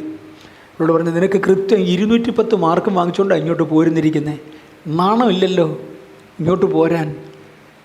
അക്കാണുന്ന മഹത്വമുള്ള സ്ഥാനങ്ങളിലേക്ക് നിനക്ക് പ്രവേശനമില്ല, ക്രിസ്തുവിൻ്റെ സന്നിധിയിലേക്ക് നിനക്ക് പ്രവേശനമില്ല. നിന്നെ ഒരു ഗേറ്റ് കീപ്പറായിട്ടായിരിക്കും സ്വർഗത്തിൽ സൂക്ഷിക്കുന്നത്. അതുകൊണ്ട് അവിടെ കാണുന്ന കുറേ കുടിലുകളുണ്ട്, അതിലായിരിക്കും നിൻ്റെ പാർപ്പിടം. ഈ ഗേറ്റിനകത്തൂടെ കയറണ്ട, ഒരു വിക്കറ്റ് ഗേറ്റ് സൈഡിലുണ്ട്, അതിലേ കയറി നിനക്ക് പോകാം. ഇവൾ നിന്ന് കരഞ്ഞു. അല്ല, വിശുദ്ധന്മാരെ ആരാധിക്കുന്നിടത്ത് ഞാൻ വിശുദ്ധമായി ജീവിച്ചതാ. ചോദിച്ചൊരു ചോദ്യം, നിനക്കെന്തിൻ്റെ കുറവ് കൊണ്ടാണ് ഭൂമിയിൽ നിന്നൊരു 10 പേരെ നിൻ്റെ കൂടെ കൊണ്ടുവരാഞ്ഞത്? നിനക്ക് വിദ്യാഭ്യാസമില്ലേ? അക്ഷരം വായിക്കാനും പറയാനും അറിഞ്ഞുകൂടെ? നിനക്ക് ഓടിക്കുവാൻ വാഹനങ്ങളില്ലേ? ഭക്ഷിക്കാൻ ആഹാരമില്ലേ? നിനക്ക് എന്തിൻ്റെ കുറവാണ്? ഈ മഹത്വത്തിലേക്ക് പ്രവേശിച്ചവർ മുഴുവനും അനേക ആത്മാക്കളെയും കൊണ്ട് വന്നവരാ. നീ വെറും കൈയോടെയാണ് വന്നിരിക്കുന്നത്. 210 മാർക്കേ ഉള്ളൂ. എന്തുകൊണ്ട് നാണമില്ല ഇവിടെ വരാൻ? ലജ്ജിതയായി ആ പെൺകുട്ടി പിന്മാറുന്നത് സ്വപ്നത്തിൽ കണ്ടു. അടുത്ത സ്വപ്നം ഉണർന്നു, തൻ്റെ ഭൂമി തന്നെ ഉണ്ട്. പക്ഷെ അതിനുശേഷം അവളുടെ സ്ഥിതി ആകപ്പാടെ മാറി. കർത്താവിന് വേണ്ടി എന്തെങ്കിലും ചെയ്യണമെന്നുള്ള ആവലോടെ ഓടുകയാണ്. സ്വർഗത്തിൽ അനേക 1000 സ്ഥലങ്ങളുണ്ട്. എൻ്റെ പിതാവിൻ്റെ ഭവനത്തിൽ അനേക വാസസ്ഥലങ്ങളുണ്ട്. ഇല്ലെങ്കിൽ ഞാൻ നിങ്ങളോട് പറയുമായിരുന്നു. വാസസ്ഥലങ്ങൾ ഒരേ സ്റ്റാറ്റസിലുള്ളതെന്നല്ല, വ്യത്യസ്ത സ്റ്റാറ്റസിലുള്ള അനേക കെട്ടിടങ്ങൾ എൻ്റെ പിതാവിൻ്റെ ഭവനത്തിലുണ്ട്. ഈ മണ്ണിൽ നാം ചെയ്തതിന് ഒത്തവണ്ണം, നാം ഇവിടെ പ്രവർത്തിച്ചതിന് ഒത്തവണ്ണം, അതിന് തക്കവണ്ണം ഒരു ന്യായവിധി നാം പ്രാപിക്കേണ്ടവരാണ്. ഈ ആശയങ്ങളെ ഓർമ്മിപ്പിച്ചുകൊണ്ട് പരിശുദ്ധാത്മാവ് എന്നോട് ഇടപെടാൻ തുടങ്ങി. 2015 അത് തുടങ്ങുന്നത്.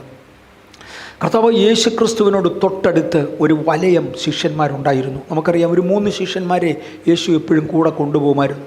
പത്രോസ്, യോഹന്നാൻ, യാക്കോബ്. അവരെയാണ് മറുരൂപമലയൊക്കെ കാണിച്ചത്. ഇന്നലെയാണ് ആ ഒരു ആശയം എൻ്റെ ഹൃദയത്തിൽ ശക്തമായി വന്നത്.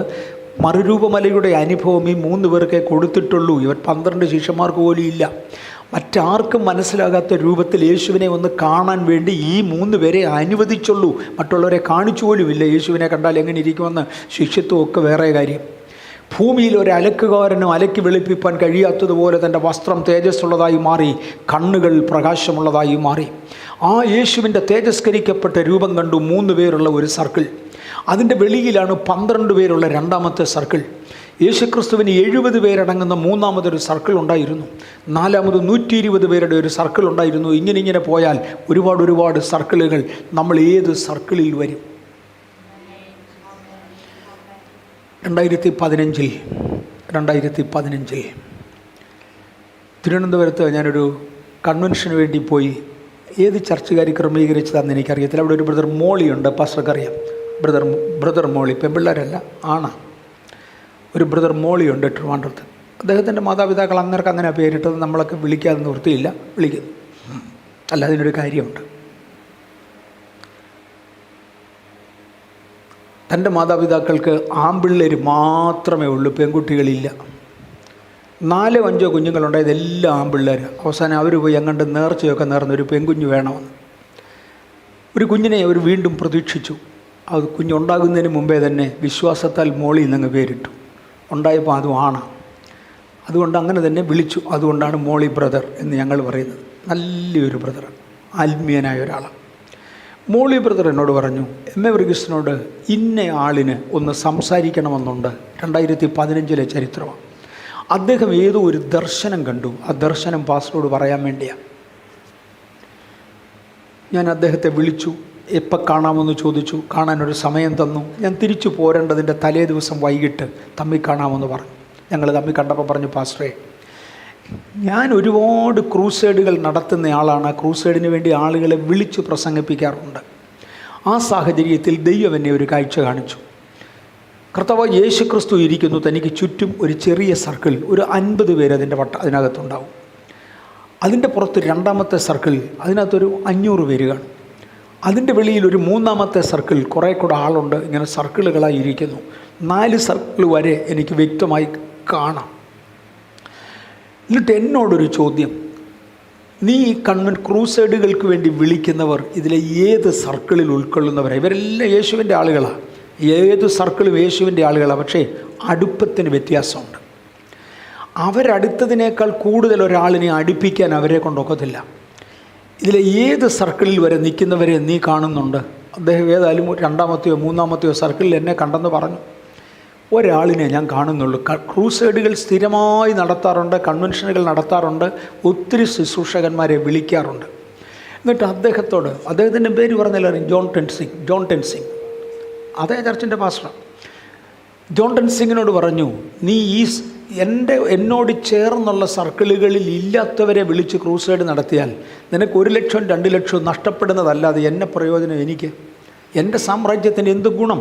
അതുകൊണ്ട് ഇനി മീറ്റിംഗ് നടത്തുമ്പോൾ വിളിക്കേണ്ടവരാരാന്ന് കാണാനാണ് ഞാൻ ഈ സർക്കിളുകൾ കാണിച്ചത്. ഇതിൻ്റെ വെളിയിലുള്ളവരെ കൊണ്ട് എനിക്ക് പ്രയോജനമില്ല. ഇത് ജോൺ ഡൻസിങ് എന്നോട് പറഞ്ഞു പാസ്റ്ററെ, ആ സ്ഥാനം കളയാതെ സൂക്ഷിച്ചോണേ, അത് കീപ്പ് ഇറ്റ് അപ്പ്. ഓക്കെ, വളരെ നന്ദി പറഞ്ഞു. അന്ന് രാത്രിയിൽ എന്നെ പുനലൂരു എന്നൊരാൾ വിളിച്ചു, ഒരു പുനലൂക്കാരൻ, പുനലൂരു എന്നാണ് എന്നോട് പറഞ്ഞത്. വിളിച്ചു വെച്ച് പറഞ്ഞു, എം എ വർഗീസിനോട് പറയാൻ ഒരു ദൈവിക ആലോചനയുണ്ട്, അതൊന്ന് ഏൽപ്പിക്കാൻ വേണ്ടിയാണ്.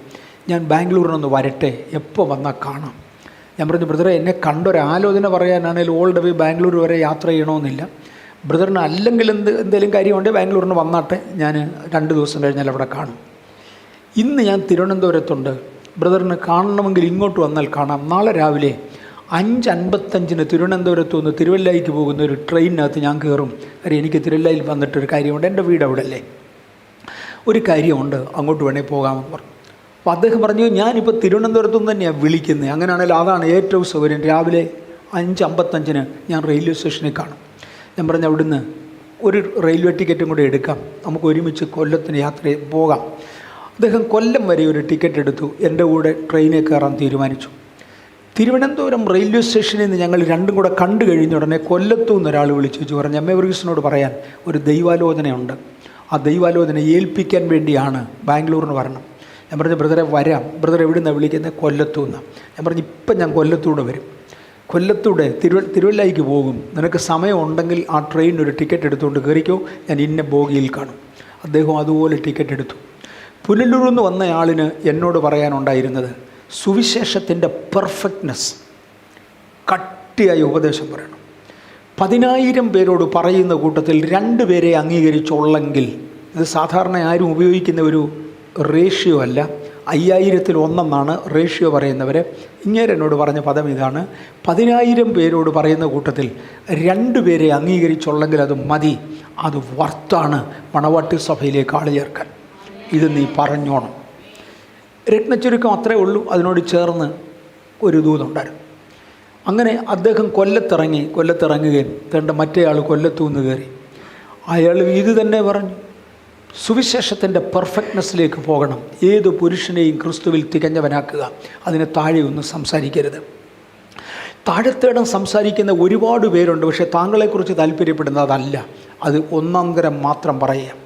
10,000 പേരോട് പറയുമ്പോൾ 2 പേരെ അംഗീകരിച്ചുള്ളെങ്കിൽ മതി. അങ്ങേരും ഇതേ റേഷ്യോ ആണ് ഉപയോഗിക്കുന്നത്. ഞാൻ പറഞ്ഞാൽ 5000-ൽ 1 സാധാരണ ഞങ്ങളൊക്കെ ഉപയോഗിക്കുന്ന റേഷ്യോ. ഇവരുടെ 2 പേരുടെയും വാചകം ഇങ്ങനെയാണ്, 10,000-ൽ 2 പേരെ അംഗീകരിച്ചുള്ളെങ്കിൽ അത് മതി. അവരോട് പറയുവാൻ ദൈവം നിങ്ങളെ ഏൽപ്പിച്ചു, ഈ ദൗത്യം കളയരുത്. ചില ആഴ്ചകൾക്ക് ശേഷം ഒരിക്കൽ ഞാൻ കോടുകുളഞ്ഞി എന്ന് പറയുന്നൊരു സ്ഥലത്ത് പ്രസംഗിക്കുക. ഞാനിത് പാസ്റ്ററോട് പറഞ്ഞിട്ടുണ്ടോ? ഇല്ല. കോടുകുളഞ്ഞി എന്ന് പറയുന്നൊരു സ്ഥലത്ത് പ്രസംഗിക്കുക. അപ്പോഴത്തേക്ക് എനിക്ക് ക്യാൻസർ രോഗം വന്നു. ക്യാൻസറിന് ശേഷം എനിക്ക് ശരിക്കും പ്രസംഗിക്കാൻ വയ്യാത്തൊരു സാഹചര്യമായി, ഒത്തിരി റെസ്റ്റ് വേണമെന്നായി. അതുകൊണ്ട് എവിടെ കൺവെൻഷന് പോയാലും ചർച്ചയിൽ നിന്ന് സഹോദരന്മാരവരെ വിളിച്ചു പറയും, പാസ്റ്റർക്ക് ഇത്ര സമയം റെസ്റ്റ് കൊടുക്കണം, കിടക്ക ഇങ്ങനെ ആയിരിക്കണം, ആഹാരം ഇങ്ങനെ ആയിരിക്കണം, ഒരുപാട് റെസ്ട്രിക്ഷൻസൊക്കെ പറയും. അതർവൈസ് ഈ ആയുസിൽ ഒരു റെസ്ട്രിക്ഷനും ഇല്ലാതെ ജീവിച്ച ഒരാളാണ് ഞാൻ. ഈ രോഗം വന്നതിനെ തുടർന്ന് സഭ അവരെ വിളിച്ച് ഇങ്ങനെയൊക്കെ പറയുമായിരുന്നു. അങ്ങനെ പറഞ്ഞ കൂട്ടത്തിൽ പറഞ്ഞു, ഒരു മെസ്സേജ് കഴിഞ്ഞാൽ പുള്ളിക്ക് ഇമ്മീഡിയറ്റ്ലി ഒന്ന് കിടക്കാനുള്ള സ്ഥലം കൊടുക്കണം, പിന്നെ ഒരു 5 മണി വരെ ഡിസ്റ്റർബ് ചെയ്യരുത്, അദ്ദേഹത്തിൻ്റെ ശരീരത്തിന് റെസ്റ്റ് ആവശ്യമുണ്ടെന്നൊക്കെ പറഞ്ഞു. ഞാൻ വന്ന് ആഹാരം കഴിച്ചുകൊണ്ടിരിക്കുമ്പോൾ, കോടുകുളഞ്ഞി കൺവെൻഷന് പ്രസംഗിച്ചു വന്ന് ആഹാരം കഴിച്ചുകൊണ്ടിരിക്കുമ്പോൾ ഒരാൾ പറഞ്ഞു, കണ്ണൂരിൽ നിന്നൊരു സഹോദരൻ വന്നിട്ടുണ്ട്, എം എ വർഗീസിനെ കാണാൻ വേണ്ടി വന്നതാണ്, 5 മണി വരെ വരത്തില്ലെന്ന് ഞങ്ങൾ പറഞ്ഞു, പക്ഷെ അദ്ദേഹം പോകത്തില്ല, കണ്ടയിലേ പോകത്തുള്ളൂ, അതുകൊണ്ട് അവിടെ ഇരുന്നോളാൻ പറഞ്ഞു, പന്തലിൽ ഇരിപ്പുണ്ടെന്ന് പറഞ്ഞു. ഞാൻ പറഞ്ഞു, ബ്രദറെ, പന്തലിൽ ഒരാളിനെ ഇരുത്തി വെച്ച് ഞാൻ കിടന്ന് ഉറങ്ങാനോ? നോ, അങ്ങനെ നടക്കത്തില്ല. അങ്ങനെ കഴിഞ്ഞ് വിളിക്ക്, അദ്ദേഹത്തിന് എന്തോ പറയാനുള്ളതെന്ന് വെച്ചാൽ അത് കേട്ടേച്ച് ഞാൻ കിടന്നുറങ്ങിക്കോളാം. അങ്ങനെ അദ്ദേഹത്തെ വിളിച്ചു. വന്നപ്പം പറഞ്ഞു, ഞാൻ ഒരു വലിയ ചർച്ചിൻ്റെ മെമ്പറാണ്, എന്നെ ശ്രദ്ധിച്ച് കേട്ടോണം. എടുക്കുന്നില്ല. പിന്നെ എനിക്ക് തോന്നി, ഞാൻ ഇവരുടെ ശമ്പളവും എനിക്ക് വേണ്ട, പക്ഷേ എൻ്റെ വീട്ടിൽ എൻ്റെ അപ്പൻ തളർവാദ രോഗിയാണ്. 24-ാമത്തെ വയസ്സിലാണ് ഞാൻ ജീവിക്കുന്നത്. വീട്ടിലെ ആകെ ഏണിംഗ് മെമ്പർ ഞാനേ ഉള്ളൂ, വേറെ ആരുമില്ല. ചർച്ചയിൽ നിന്ന് കിട്ടുന്നൊരു ശമ്പളമില്ലാതെ എനിക്ക് ഒക്കത്തില്ല. അതുകൊണ്ട് ഞാൻ ആത്മാർത്ഥമായി ദൈവത്തോട് പ്രാർത്ഥിച്ചു, കർത്താവേ ഞാൻ എന്തു വേണം? എൻ്റെ മനസ്സാക്ഷി എന്നെ കുത്തുന്നു, ഇവരുടെ ശമ്പളം വാങ്ങിക്കാൻ പ്രയാസമാണ്. അതേ സമയത്ത് എനിക്ക് ഈ ശമ്പളമില്ലാതെ ജീവിക്കാനൊക്കത്തില്ല. അതുകൊണ്ട് ദൈവം ഒരു തീരുമാനം പറയണം. ഇരുന്നപ്പോൾ താൻ ഇങ്ങനെ പ്രാർത്ഥിച്ചുകൊണ്ടിരിക്കുമ്പോൾ പെട്ടെന്ന് തൻ്റെ അടുക്കൽ ആരോ നിൽക്കുന്നു. തന്നോട് പറഞ്ഞു, അടുത്ത 3 മണിക്കൂർ കഴിയുമ്പോൾ, അതായത് രാത്രി 10 മണിക്കാണ് ഈ സംഭവം, അടുത്ത 3 മണിക്കൂർ കഴിയുമ്പോൾ നീ എടുക്കപ്പെടും. ആ സാഹചര്യത്തിൽ നിന്നോട് ഞാൻ വ്യക്തമായി സംസാരിക്കാം. കോഡ് കുളഞ്ഞ് നിന്നെ കാണാൻ വന്ന പുള്ളി പറയുക. ഞാൻ പ്രാർത്ഥനയെ നിർത്തി. കാര്യം 24 വയസ്സുള്ള ഞാൻ ചാകാൻ നേരമായില്ല. ഇപ്പോൾ എടുത്തുകൊള്ളൂ എന്ന് പറഞ്ഞാൽ ചാകുമെന്നാണ് പുള്ളിക്ക് മനസ്സിലായി. അതുകൊണ്ട് കിടന്നുറങ്ങി. ഷാർപ്പ് രാത്രിയിൽ 1 മണിയായപ്പോൾ ഞാൻ കിടന്നുറങ്ങുന്ന എൻ്റെ റൂമിൻ്റെ ഭിത്തിയിൽ ഒരു കിഴുത്ത. ആ കിഴുത്തക്കകത്തൂടെ ശക്തിയായ ഒരു പ്രകാശം എൻ്റെ മുഖത്തേക്ക് അടിക്കുന്നു. ആ വെളിച്ചം കണ്ടുകൊണ്ട് ഞാൻ കണ്ണു തുറന്നു. സമയം നോക്ക് എന്നൊരശരീരി ശബ്ദം. നോക്കുമ്പോൾ കൃത്യം 1 മണി. വാ, ഞാൻ നിന്നെ കൊണ്ടുപോകുക. ആരോ എൻ്റെ കയ്യെ പിടിച്ചു എന്നെ അവിടുന്ന് വലിച്ച് സ്വർഗത്തിലേക്ക് കൊണ്ടുപോയി. യേശുവിനെ കണ്ടു. യേശു പറഞ്ഞു, നിന്നെ ചില കാര്യങ്ങൾ കാണിക്കും, അതിനുശേഷം നിൻ്റെ ഇൻസ്ട്രക്ഷൻ തരാം. അടുത്ത 4 മാസത്തിനകം നിനക്ക് വേറൊരു ജോലി ഞാൻ റെഡിയാക്കും. ആ സമയത്ത് നീ ജോലി വിടണം. നീ ഇപ്പോഴത്തെ ജോലി വിട്ട് 2ാമത്തെ ജോലിക്ക് പോകണം. അതുവരെ നീ ഇപ്പം ചെയ്യുന്ന ജോലി ചെയ്ത് അവരുടെ ശമ്പളം വാങ്ങിച്ചു. അവരുടെ നിന്ന് കർത്തൃമേശ എടുക്കരുത്, അവരോട് സഹകരിക്കരുത്. അങ്ങനെ 4 മാസം കൂടെ കഴിഞ്ഞു. തണ്ട് എനിക്ക് വേറൊരു ജോലി കിട്ടി. ഞാൻ 2ാമത്തെ ജോലിയിലാണ്. അതാ കണ്ണൂർ ജോലി ചെയ്യുന്നത്. സ്വർഗത്തിൽ എന്നെ കൊണ്ടുപോയ ശേഷം എന്നെ നരകത്തിലേക്ക് കൊണ്ടുവന്നു. ചില കാര്യങ്ങൾ കാണിക്കാം. നരകം കടൽ പോലെ കിടക്കുകയാണ്. അദ്ദേഹത്തിൻ്റെ വാചകമാണ്. കറുത്ത നിറത്തിലുള്ള രക്തം ഒഴുകുന്നത് കാണാം. അതിനകത്ത് എൻ്റെ പാസ്റ്ററും കിടപ്പുണ്ട്, തൻ്റെ ഭാര്യയും കിടപ്പുണ്ട്. എന്നെ കൊണ്ട് പോകുന്ന ദൂതൻ ഇതിൻ്റെ ഒരു വരമ്പുണ്ട്. വരമ്പത്തൂടെ കൊണ്ട് നടക്കുമ്പോൾ, എടാ മോനെ ഞങ്ങളെ രക്ഷിക്കടാ എന്നും പറഞ്ഞ് അവർ 2 പേരും ഉറക്ക വിളിക്കുകയും, ഞാൻ ആ ദൂതനോട് ഇവരെ രക്ഷിക്കാമോ എന്ന് ചോദിച്ചു. അപ്പോഴത്തേക്ക് ഇവരിങ്ങ് അടുത്ത് കഴിഞ്ഞു. ഈ രക്തത്തിനകത്തൂടെ നീന്തി എൻ്റെ അടുക്കൽ വന്നു. ദൂതൻ എൻ്റെ കാലുകൊണ്ട് ഒരൊറ്റ തട്ട് തട്ടി ഇവർ തെറിച്ച് അവിടെ പോയി കിടന്നു. എന്നോട് പറഞ്ഞു, വേറൊരു ഭാഗത്തേക്ക് വാ, അവിടുത്തെ വിശ്വാസികളെ കാണിക്കാം. നരകത്തിൻ്റെ വേറൊരു ഭാഗത്തേക്ക് കൊണ്ടുപോയി. മിക്ക വിശ്വാസികളും അവിടെ തന്നെ ഉണ്ട്. എല്ലാം അവിടെ തന്നെ ഉണ്ട്. നന്നായി കർത്തൃമേശ എടുത്തുവരാ, ഇവിടെ തന്നെ ഉണ്ട്. ഇത് നിനക്ക് വരാതിരിക്കാനാണ് എൻ്റെ ആത്മാവ് നിൻ്റെ ഉള്ളിലൊരു പ്രേരണ തന്നത്. അന്നത്തെ ദർശനം തീർന്നു. പാസ്റ്റർ, കഴിഞ്ഞ രാത്രിയിൽ ഞാൻ വീണ്ടും ഇതുപോലൊരു ദർശനം കണ്ടു. ഞാൻ കിടക്കുന്ന റൂമിൽ ഭിത്തിയിൽ ഒരു കിഴുത്ത. ആ കിഴുത്തക്കകത്തൊരു പ്രകാശം എൻ്റെ മുഖത്തടിച്ചു. എൻ്റെ മുഖത്തടിച്ച പ്രകാശത്തിൽ നിന്ന് ഞാനൊരു ശബ്ദം കേട്ടു, നീ രാവിലെ എഴുന്നേറ്റ് കോടുകുളഞ്ഞിക്ക് പോകണം. പാസ്റ്റർ എം എ വർഗീസ് അവിടെ പ്രസംഗിക്കുന്നുണ്ട്, നീ അദ്ദേഹത്തോട് സംസാരിക്കണം. അദ്ദേഹത്തോട് 10,000 പേരോട് പറയുമ്പോൾ 2 പേരെ അംഗീകരിച്ചുള്ളെങ്കിൽ അത് മതി. പക്ഷേ എനിക്കൊരു കൂട്ടം യഥാർത്ഥ വിശുദ്ധന്മാരെ സ്വർഗത്തിൽ ആവശ്യമുണ്ട് എന്ന് പറയാൻ പറഞ്ഞു. അദ്ദേഹം പറഞ്ഞു, എം എ വർഗീസിനെ ഞാൻ അറിയത്തില്ല, ഇത് ഏതാ എനിക്ക് അറിഞ്ഞുകൂടാ, പേര് കേട്ടിട്ടുണ്ട്, കണ്ടിട്ടില്ല. കോടുകുളഞ്ഞ് എവിടാ എനിക്ക് അറിഞ്ഞുകൂടാ, ഞാൻ എങ്ങനെ ചെന്ന് കണ്ടുപിടിക്കും? ആ അശരീരി ശബ്ദം അദ്ദേഹത്തോടൊരു മറുപടി പറഞ്ഞു, നീ രാവിലത്തെ ട്രെയിൻ എടുത്ത് ചെങ്ങന്നൂർ റെയിൽവേ സ്റ്റേഷനിൽ ഇറങ്ങണം. ചെങ്ങന്നൂർ റെയിൽവേ സ്റ്റേഷനിൽ ഇറങ്ങി വട്ടത്തിൽ നടക്കുമ്പോൾ കോടുകുളഞ്ഞി കൺവെൻഷൻ എന്ന് ഒരു ഫ്ലക്സ് വെച്ചിട്ടുണ്ട്. അതിൽ എം എ വർഗീസ് പ്രസംഗിക്കുന്നു എന്ന് എഴുതിയിരിക്കും. അവിടെയുള്ള ഒരു ഓട്ടോറിക്ഷക്കാരനെ വിളിച്ച് ഈ ഫ്ലക്സ് കാണിച്ചേച്ച് ആ സ്ഥലത്ത് കൊണ്ട് വിടാൻ പറ, അവൻ കൊണ്ടുവിടും. ഞാൻ അങ്ങനെ വന്നതാ. 100% ദൈവത്താൽ ഡയറക്റ്റ് ചെയ്യപ്പെട്ട. എന്നോട് 2-3 കാര്യങ്ങൾ പറഞ്ഞു. പ്രധാനപ്പെട്ടത് ഇതാണ്, സുവിശേഷത്തിൻ്റെ പൂർണ്ണത പ്രസംഗിക്കുക, വിശുദ്ധിയുടെ പൂർണ്ണത പ്രസംഗിക്കുക. ഒത്തിരി പേര് വരത്തില്ല, 10,000-ൽ 2 കേൾക്കുന്നത്, അത് പറയുക. 2, ഭീരുക്കൾ, അവിശ്വാസികൾ, അറയ്ക്കപ്പെട്ടവർ, ക്ഷുദ്രക്കാർ, ബിംബാരാധികൾ എന്നിവർക്കൊക്കെയുമുള്ള ഓഹരി തീയും ഗന്ധവും കത്തുന്ന പൊയ്കയാണ് എന്ന് ആവർത്തിച്ച് പറഞ്ഞിരിക്കണം. എന്നോട് ദൈവത്തിന് കൺവേ ചെയ്യാനുള്ള ഒരു സന്ദേശം അതിൻ്റെ പൂർണ്ണതയിൽ എത്തിച്ചു. 2015 മുതൽ ഏറെക്കുറെ 2020 വരെ കൊണ്ട് എന്നെ അറിയിക്കാൻ ദൈവത്തിന് ആവശ്യമുണ്ടായിരുന്ന അതിപ്രധാനമായ ഒന്നായി. ഈ കഴിഞ്ഞ വർഷം നവംബർ മാസത്തിൽ വീണ്ടും അടുത്തൊരാലോചനയിലേക്ക് ദൈവം നടത്തി. പെർഫെക്ഷൻ എന്നത് തന്നെയാണ് അതിൻ്റെയും രത്നച്ചുരുക്കം. ആ ആശയത്തെക്കുറിച്ചും ദൈവം പറഞ്ഞു. 2022 നവംബർ മാസത്തിൻ്റെ ഏതാണ്ട് ഒടുവിലത്തെ ആഴ്ചയിലായപ്പോൾ ഒരു സഹോദരനെ ദൈവം തട്ടി ഉണർത്തിയേച്ച് പറഞ്ഞു, നീ അതുകൊണ്ട് ഇത് എഴുതി പ്രിൻ്റ് ചെയ്ത് ഫ്രെയിം ചെയ്ത് ഇത് MA കൊണ്ട് കൊടുക്കണം. എനിക്ക് പരിചയമില്ലാത്ത ഒരാളാണ്. അദ്ദേഹം അത് പ്രിൻ്റ് ചെയ്ത് ഫ്രെയിം ചെയ്ത് എൻ്റെ അടുത്ത് കൊണ്ടു തന്നു. ഞാൻ വീട്ടിൽ തൂക്കിയിട്ടിട്ടുണ്ട്. രത്നച്ചുരുക്കം ഇതേ ഉള്ളൂ. മിസ്രയീമിൽ നിന്ന് മോശ ഒരു വിഭാഗം ജനത്തെ വെടിവെച്ചതുപോലെ, ദാവീദ് ഒരു വിഭാഗം ജനത്തിനു വേണ്ടി യുദ്ധം ചെയ്ത് അവരെ കൊണ്ടുവന്നതുപോലെ, ഈ മായ ലോകത്തിൽ പലതിനോടും യുദ്ധം ചെയ്ത് ഒരു വിഭാഗം ആളുകളെ നിത്യതയിലേക്ക് നടത്തുവാൻ ഞാൻ നിന്നെ അഭിഷേകം ചെയ്തു. അത് സൂക്ഷിച്ചുകൊള്ളുക. അപ്പോൾ ദൈവത്തിന് ഏതൊക്കെയോ ചില പദ്ധതികളുണ്ട്, ദൈവത്തിന് ഏതൊക്കെയോ ചില പ്രമാണങ്ങളുണ്ട്. അതുകൊണ്ടാണ് യാത്ര ചെയ്യുകയും എൻ്റെ പ്രിയപ്പെട്ടവരെ കാണുവാൻ കഴിയുകയും ചെയ്തത്. കർത്താവദാസന് സഹകരിച്ച് പ്രവർത്തിക്കാൻ തയ്യാറാണെന്ന് പറഞ്ഞപ്പോൾ ദൈവം ഉപയോഗിക്കുന്ന ഒരാളിനോട് സഹകരിക്കുന്നത് എനിക്ക് ഭയങ്കര താല്പര്യമാണ്. എൻ്റെ ചെറുപ്പം മുതലുള്ള താല്പര്യമാണ്. അദ്ദേഹം പറഞ്ഞു വരാം എന്ന് ഞാൻ സമ്മതിക്കുകയും ചെയ്തു. ഇനി ഞാൻ ദൈവകൃപയുടെ പല വശങ്ങളിലേക്ക് ബൈബിളിലൂടെ ഇറങ്ങുവാൻ കർത്താവിൻ്റെ കൃപയിൽ ശരണപ്പെടുകയാണ്. കർത്താവായ യേശു പുതിയ നിയമത്തിൽ തൻ്റെ ശിഷ്യന്മാരെ വിളിച്ച് ഒരു ഗ്രേറ്റ് കമ്മീഷൻ കൊടുത്തു. ഗ്രേറ്റ് കമ്മീഷൻ: നിങ്ങൾ ലോകത്തിൻ്റെ അറ്റത്തോളം പോകണം, സകല സൃഷ്ടിയോടും സുവിശേഷം പ്രസംഗിക്കണം, വിശ്വസിക്കുന്നവനെ പിതാവിൻ്റെയും പുത്രൻ്റെയും പരിശുദ്ധാത്മാവിൻ്റെയും നാമത്തിൽ സ്നാനപ്പെടുത്തി ശിഷ്യരാക്കണം, ഞാൻ പറഞ്ഞത് ഒക്കെയും പ്രമാണിപ്പാൻ തക്കവണ്ണം ഉപദേശിക്കണം. പറഞ്ഞതിൽ കുറേയെല്ലാം പ്രമാണിക്കാനല്ല, പറഞ്ഞതൊക്കെയും പ്രമാണിപ്പാൻ തക്കവണ്ണം ഉപദേശിച്ചും കൊണ്ട് സകല ജാതികളെയും ശിഷ്യരാക്കിക്കൊള്ളുകയും. ഇങ്ങനെ ഒരു പ്രസ്താവന. ഇന്ന് വൈകിട്ടോ നാളെ രാവിലെയോ നമ്മൾ പവർ പോയിൻ്റ് ഉപയോഗിച്ച് പ്രൊജക്റ്റ് ചെയ്തുകൊണ്ട് ചില കാര്യങ്ങൾ എടുക്കും.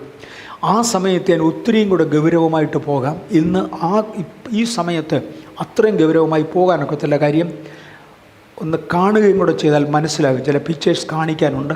അതും കൂടെ കാണുമ്പോൾ നമുക്ക് കൂടുതൽ മനസ്സിലാകാൻ എളുപ്പമുണ്ട്, സമയം ഒത്തിരി ലാഭിക്കാം. അതുകൊണ്ടാണ് യേശു പറഞ്ഞു, നിങ്ങൾ പോകുമ്പോൾ ആദ്യം ചെയ്യേണ്ടത് രോഗികളെ സൗഖ്യമാക്കുകയും ഭൂതങ്ങളെ പുറത്താക്കുകയുമാണ്.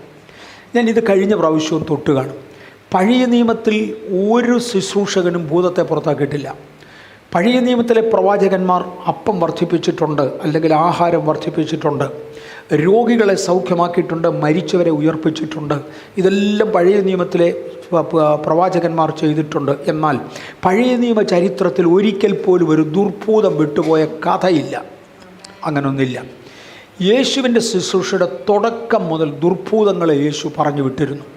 നിങ്ങൾക്കും അത് ചെയ്യാൻ കഴിയും എന്ന് ഞാൻ കർത്താവിൽ ഓർമ്മിപ്പിക്കട്ടെ. നിങ്ങൾ പോകുമ്പോൾ ഭൂതങ്ങളെ പുറത്താക്കുക. ഒരു ദുർഭൂതം വിട്ടുപോയാൽ അതിൻ്റെ അധീനതയിലുള്ള 10,000 രക്ഷ പ്രാപിക്കും. അതിനെക്കൊണ്ട് സത്യം ജയിച്ചേച്ച് വിടാം. അതിൻ്റെ അധീനതയിലുള്ള 10,000 കണക്കിന് ആളുകളെ വിടുവിച്ച് കിട്ടുവാനിടയായിത്തീരും. ഞങ്ങൾക്ക് ബാംഗ്ലൂരിലെ ചർച്ച് ഗ്രോത്തിൻ്റെ പ്രധാന പ്രിൻസിപ്പിൾ അതായിരുന്നു. ഒരു ദുർഭൂതത്തെ കൈ കിട്ടിയാൽ അതിൻ്റെ കയ്യിലുള്ളതിനെ സ്വതന്ത്രമാക്കാം എന്ന് അതിനെ കൊണ്ട് സമ്മതിപ്പിച്ച ശേഷമേ അതിനെ വിടത്തുള്ളായിരുന്നു. അതുവരെ അതിനെ ആത്മാവിൻ്റെ തീയിൽ ദഹിപ്പിക്കുമായിരുന്നു. അതുകൊണ്ടാണ് ചർച്ചിൻ്റെ വളർച്ചയ്ക്ക് കാരണമായത്. ഞാനൊരു ഉദാഹരണം പറയാം. ദേശങ്ങൾക്ക് വേണ്ടി എങ്ങനെ പ്രാർത്ഥിക്കണം, ഏത് രീതിയിൽ ദേശത്തെ കൈവശമാക്കാൻ കഴിയും എന്നിത്യാദിയുള്ള ആശയങ്ങൾ പരിശുദ്ധാത്മാവ് ഒരിക്കൽ എനിക്ക് തന്നു. ഞാനൊരു 4-5 പ്രാവശ്യത്തെ സഹോദരന്മാർ മുഖേനയുള്ള എൻകൗണ്ടേഴ്സ് മാത്രമേ വിശദീകരിച്ചുള്ളൂ. പക്ഷെങ്കിൽ നേരിട്ട് ദൈവദൂതന്മാരുമായി സംസാരിക്കുവാനും ദൂതന്മാരെ ഇറങ്ങി നിന്ന് എങ്ങനെയാണ് ഈ വിടുതലിൻ ശുശ്രൂഷകൾ ചെയ്യേണ്ടതെന്നും ഒക്കെ പറഞ്ഞു തന്ന രംഗങ്ങൾ എൻ്റെ ജീവിതത്തിലുണ്ട്. എനിക്ക് നല്ല ഓർമ്മയുണ്ട്. അങ്ങനെ ഒരു രംഗത്താണ് ദേശശക്തികളോട് എങ്ങനെ പോരിടണമെന്നൊരിക്കൽ പറഞ്ഞത്. ദേശത്ത് അടക്കി ഭരിക്കുന്ന ഒരു ശത്രുവിനെ ഒരു ശക്തിയെ കൈ കിട്ടി ഒരിക്കൽ. അതിനോട് വിട്ടുപോകാൻ ആവശ്യപ്പെട്ടു. ആ ശക്തിയെ കിട്ടിയത് വളരെ വളരെ വളരെ വിചിത്രമാണ്. ഞങ്ങൾക്കൊരു സഹോദരി ഉണ്ടായിരുന്നു. ആ സഹോദരി ഇതുപോലെയുള്ള ആത്മയുദ്ധ പ്രാർത്ഥന ചെയ്തു വരുന്ന ഒരാളാണ്.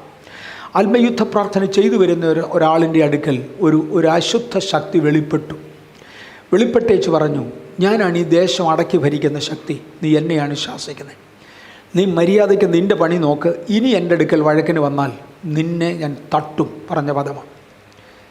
ഈ സഹോദരിക്ക് നല്ല ധൈര്യമാണ് അന്നും ഇന്നും. അത് പറഞ്ഞ് നീ തട്ട്, നിനക്ക് ഈ ദേശത്ത് കയറാനൊക്കത്തില്ല എന്ന് പറഞ്ഞു. അങ്ങനെയാണെങ്കിൽ നിൻ്റെ കിഡ്നി ഞാൻ എടുക്കുക. ഇത് ഞാൻ പാസ്റ്ററോട് പറഞ്ഞായിരുന്നു. ഇല്ല, നടന്ന ചരിത്രം. അങ്ങനെയാണെങ്കിൽ നിൻ്റെ കിഡ്നി ഞാൻ എടുക്കുക. ഇതൊരു തിങ്കളാഴ്ച വൈകിട്ടാണ് ഈ സംഭവം. നിൻ്റെ കിഡ്നി ഞാൻ എടുക്കുകയാ, നിൻ്റെ 2 കിഡ്നിയും ഞാൻ എടുത്തിരിക്കുന്നു, നിന്നെ ഞാൻ കൊല്ലും. ആ മിനിറ്റിന് ശേഷം ഒരു ഡ്രോപ്പ് യൂറിൻ അവരുടെ ശരീരത്തു നിന്ന് പോയിട്ടില്ല. തിങ്കൾ കഴിഞ്ഞു, ചൊവ്വ കഴിഞ്ഞു, ബുധനാഴ്ചയായിട്ട് ഒരു ഡ്രോപ്പ് യൂറിൻ പോകുന്നില്ല. ശരീരം അങ്ങ് തളർന്നു, ശരീരത്തിൽ നീര് വെച്ച് തുടങ്ങി. ആ സാഹചര്യത്തിൽ അവർ പോയി സോണോഗ്രാം ടെസ്റ്റ് എടുത്തേച്ച് ഡോക്ടർ പറഞ്ഞു 2 കിഡ്നിയും 100% ഫെയിലായി, ഇനി കിഡ്നി മാറ്റി വെച്ചെങ്കിലേ പറ്റൂ. അതുവരത്തേക്ക് നിങ്ങൾക്ക് ഡയാലിസിസ് എടുക്കാം, ഡയാലിസിന് പോകാൻ പറഞ്ഞു. ഒരു ഞായറാഴ്ച ഉച്ചയ്ക്ക് ബാംഗ്ലൂർ ചർച്ചിൽ വെച്ച് ഇന്ന രീതിയിൽ ഈ അന്യായ ശക്തിക്ക് വേണ്ടി പ്രാർത്ഥിക്കണം എന്ന് ഞാൻ ചർച്ചിൽ പറഞ്ഞ് അവരെ ഏൽപ്പിച്ചു വെച്ച് പോരുന്നതാണ്. ഈ സഹോദരിക്ക് ഒരു സ്വല്പം മണ്ടത്തരം പറ്റി. ആ പ്രാർത്ഥനയിൽ ഒരു ദൈവദൂതനാണ് എന്നോട് നേരിട്ട് സംസാരിച്ചത്. ആ ദൈവദൂതൻ പറഞ്ഞു, രാവിലത്തെ സെക്ഷനിൽ പ്രാർത്ഥിക്കാൻ ഒരു കൂട്ടരും വൈകിട്ടത്തെ സെക്ഷനിൽ പ്രാർത്ഥിക്കാൻ വേറൊരു കൂട്ടരും, ഇങ്ങനെ 2 കൂട്ടരെ തിരഞ്ഞെടുക്കണം. കാരണം 2ഉം കൂടെ ഒരാളെടുത്താൽ ഒരാളിന് ബെയർ ചെയ്യാൻ കഴിയുന്നതിനേക്കാൾ കൂടുതൽ ലോഡാണ്. ഞാനത് പിന്നെ പറയാം. ഞാനും സഭായോഗത്തിന് അനൗൺസ് ചെയ്തു, എനിക്ക് 100 പേരെ ആദ്യത്തെ സെക്ഷനിൽ രാവിലെയും 100 പേരെ വൈകിട്ടത്തെ സെക്ഷനിൽ പിന്നെയും പ്രാർത്ഥിക്കാൻ വേണം. ഈ സഹോദരി എഴുന്നേറ്റ് വെച്ച് പറഞ്ഞു, 2ഉം കൂടെ ഞാൻ എടുക്കുക. അപ്പം ഞാൻ പറഞ്ഞു, സിസ്റ്റർ പറ്റത്തില്ല, 1 മാത്രം എടുത്താൽ മതി, അല്ലെങ്കിൽ നിങ്ങൾക്ക് കുറച്ച് ഉറങ്ങേണ്ടതല്ലേ എന്ന് പറഞ്ഞു. അത് രാത്രിയിലൊക്കെ ഞാൻ ഉറക്കളച്ചിരുന്ന് വെച്ച് ഞാൻ രാവിലെ ഉറങ്ങിക്കോളാം. ഭർത്താവ് വിദേശത്ത് ജോലി ചെയ്യുന്നു, കുഞ്ഞുങ്ങളൊക്കെ കോളേജിൽ പോകുന്നവരാണ്. അവർ കോളേജിൽ പോയി കഴിഞ്ഞാൽ എനിക്ക് പകൽ 2-3 മണിക്കൂർ ഉറങ്ങാൻ ഒരു പ്രയാസവും ഇല്ല. അതുകൊണ്ട് 2 സെക്ഷനും കൂടെ എനിക്ക് വേണം. ഞാൻ അങ്ങ് കൊടുക്കുകയും ചെയ്തു, എടുത്തോളാൻ പറഞ്ഞു. പിറ്റേ ഞായറാഴ്ച ഞാൻ ചെല്ലുമ്പോൾ സാധാരണ ഈ സഹോദരി ഇരിക്കുന്നിടത്ത് അവരില്ല. എല്ലാ ഞായറാഴ്ച അവർ വന്ന ഒറ്റ സീറ്റിലേ ഇരിക്കത്തുള്ളൂ, സീറ്റ് മാറത്തില്ല, ആ ഒരു സീറ്റിലിരിക്കും. ഈ ഞായറാഴ്ച ഞാൻ ചെന്നപ്പോൾ പ്രത്യേകിച്ച് ഞാൻ എടുത്തു നോക്കി അവരിവിടെ ഉണ്ടോ എന്ന്. നോക്കിയപ്പോൾ അവരിവിടെ ഇല്ല. അവരുടെ അമ്മയാണെന്ന് തോന്നുന്നു, കണ്ടിട്ട് ഒത്തിരി പ്രായക്കൂടുതലുണ്ട്, പക്ഷെ മുഖച്ചായയൊക്കെ അതുപോലുണ്ട്, തടിച്ചിട്ടൊരു സ്ത്രീ. ഞാൻ ഈ പറയുന്ന സഹോദരി സാരി ഉടുത്തുകൊണ്ടാണ് ചർച്ച വരുന്നത്. ഇവരൊരു പഞ്ചാബി വേഷത്തിലാണ് വന്നിരിക്കുന്നത്. ഞാൻ വിചാരിച്ചത് സ്ത്രീയുടെ അമ്മയോ മൂത്ത സഹോദരിയോ ആരണ്ടാണ്. ഇങ്ങനെ വിരുന്നുകാർ കേരളത്തിൽ നിന്ന് വന്നതുകൊണ്ട് എൻ്റെ സഹോദരി ബിരിയാണി ഉണ്ടാക്കാൻ വീട്ടിലിരിക്കുക, അത് ശരിയായില്ലല്ലോ എന്നൊക്കെ ഓർത്തു. സഭായോഗം കഴിഞ്ഞ ഉടനെ ഈ സ്ത്രീ ഓടി എൻ്റെ അടുക്ക് വന്ന് വെച്ച് എന്നെ കണ്ടു മനസ്സിലായോ എന്ന് ചോദിച്ചു. ഞാൻ പറഞ്ഞു, ഇന്ന സഹോദരിയുടെ ചേട്ടത്തെയാണോ അമ്മച്ചിയാണോ ആരാ, ഏതാണ്ടൊരു മുഖച്ചായ കണ്ടിട്ട് തോന്നുന്നുണ്ടെന്ന് പറഞ്ഞു. ഓ പാസ്റ്റർക്ക് അത്രയും തോന്നിയല്ലല്ലോ, ഞാൻ ആ സഹോദരി തന്നെയാണ്. പറഞ്ഞു, വാട്ട്, ഇത്രയും വണ്ണം ഇത്രയും പ്രായം, ഇതെന്തോ സിസ്റ്ററെ? പാസ്റ്ററെ പറ്റിയത് ഇതാ, നാളെ രാവിലെ ഞാൻ ഡയാലിസിസിന് പോകുകയാണ്. ഇന്ന് വൈകുന്നേരം കൊണ്ട് എൻ്റെ പ്രാർത്ഥന കഴിഞ്ഞു, ഇനി ഞാൻ പ്രാർത്ഥിക്കാൻ അങ്ങോട്ടില്ല. ഒരു സ്പെസിഫിക് സ്ഥലത്ത് പോയി നിന്ന് പ്രാർത്ഥിക്കാനാണ് ആവശ്യപ്പെട്ടത്. എനിക്കിനി വയ്യ, എനിക്ക് എഴുന്നേക്കാനും നടക്കാനും ഒന്നും വയ്യ. എനിക്കിത് കേട്ടങ്ങ് ഭയങ്കര പ്രയാസം. ഞാൻ പറഞ്ഞു, 2 സെക്ഷൻ എടുക്കരുതെന്ന് ഞാൻ അന്നേ പറഞ്ഞതാണ്. എടുത്തു, നമുക്കങ്ങോട്ട് പോകാം. ഞാനും കൂടി ഇന്ന് അങ്ങോട്ട് വരും. ഇന്ന് രാത്രി പിന്നെ ഞാൻ അടുത്ത കൺവെൻഷന് പോവുക കേരളത്തിന്. ആ കാലങ്ങളിൽ എന്നും എല്ലാ ആഴ്ചയിലും കൺവെൻഷന് പോകുന്നതാണ്. ഇന്ന് വൈകിട്ട് ഞാൻ അടുത്ത കൺവെൻഷന് പോകുക. പക്ഷേ അതിന് മുമ്പേ നിങ്ങളുടെ വീട്ടിൽ വന്നിട്ടേ ഉള്ളൂ. എൻ്റെ ഭാര്യയും വേറൊരു ആരോഗ്യമുള്ള സഹോദരിയും കൂടെ കൂട്ടിക്കൊണ്ട് ഞങ്ങൾ അവരുടെ വീട്ടിൽ ചെന്നു. എൻ്റെ ഭാര്യയും മറ്റേ സഹോദരിയും കൂടെ ഈ സഹോദരിയുടെ 2 കയ്യേലും പിടിച്ച് ഒരളവിൽ തോളത്തിട്ട് അവർ പ്രാർത്ഥിക്കുന്ന സ്ഥലത്തേക്ക് കൊണ്ടുപോയി. അവർക്ക് നടക്കാൻ വയ്യ. അവിടെ കൊണ്ടുവച്ച് ഞാൻ ഇവരുടെ തലയിൽ കൈവച്ചുകൊണ്ട് മറ്റേ ശക്തിയുടെ പേര് വിളിച്ചു. ഇവരുടെ കിഡ്നി കൊണ്ടുപോയി എന്ന് പറഞ്ഞ ശക്തിയുടെ പേര് വിളിച്ചു വെച്ച് പറഞ്ഞാൽ, യേശുവിൻ്റെ നാമത്തിൽ നിൻ്റെ അധികാരത്തെ കർട്ടയിൽ ചെയ്യുന്നു, ഇവിടെ നിർമൂലമാക്കുക. ഈ സ്ഥലത്തെ അപ്പോസ്തലൻ ഞാനാ, വേറെ ആരുമല്ല. ഞാൻ പറഞ്ഞ വാക്കിൻ്റെ പുറത്താണ് ഈ സഹോദരി ഇവിടെ പ്രാർത്ഥിച്ചത്. അവൾ പറഞ്ഞത് നീ അതുപോലെ അനുസരിച്ചിരിക്കും. അവളൊരു വര വരച്ചാൽ ആ വരയുടെ അപ്പുറത്ത് നീ കടക്കത്തില്ല, അവൾ ഇതിനകത്ത് നിൽക്കും. ഇപ്പോഴ് നിനക്കിവളെ വിട്ടുപോകാം. മാത്രമല്ല ഈ ദേശത്ത് നിൻ്റെ പിടിയിൽ എത്ര പേരുണ്ടോ അത്രയും പേര് റിലീസ് ചെയ്തേച്ച് നിനക്ക് പോകാം. അവരിൽ ഒരാളുടെ മേൽ നിനക്കിനി അവകാശമില്ല. ഇത് തന്നെ തിരിച്ചും മറിച്ചും ഒരു 50 പ്രാവശ്യം ഞാൻ പറഞ്ഞു കാണും. എല്ലാം കൂടെ ഒരു 15 മിനിറ്റും ഉണ്ട്. ആ 15 മിനിറ്റ് കഴിഞ്ഞപ്പോൾ ഈ സഹോദരി പറഞ്ഞു, ഏതാണ്ടൊരു ചേഞ്ച് പോലെ തോന്നുന്നുണ്ട്. പറഞ്ഞ് കഴിഞ്ഞു, വീട്ടിൽ കൊണ്ട് വിട്ടേക്കാം.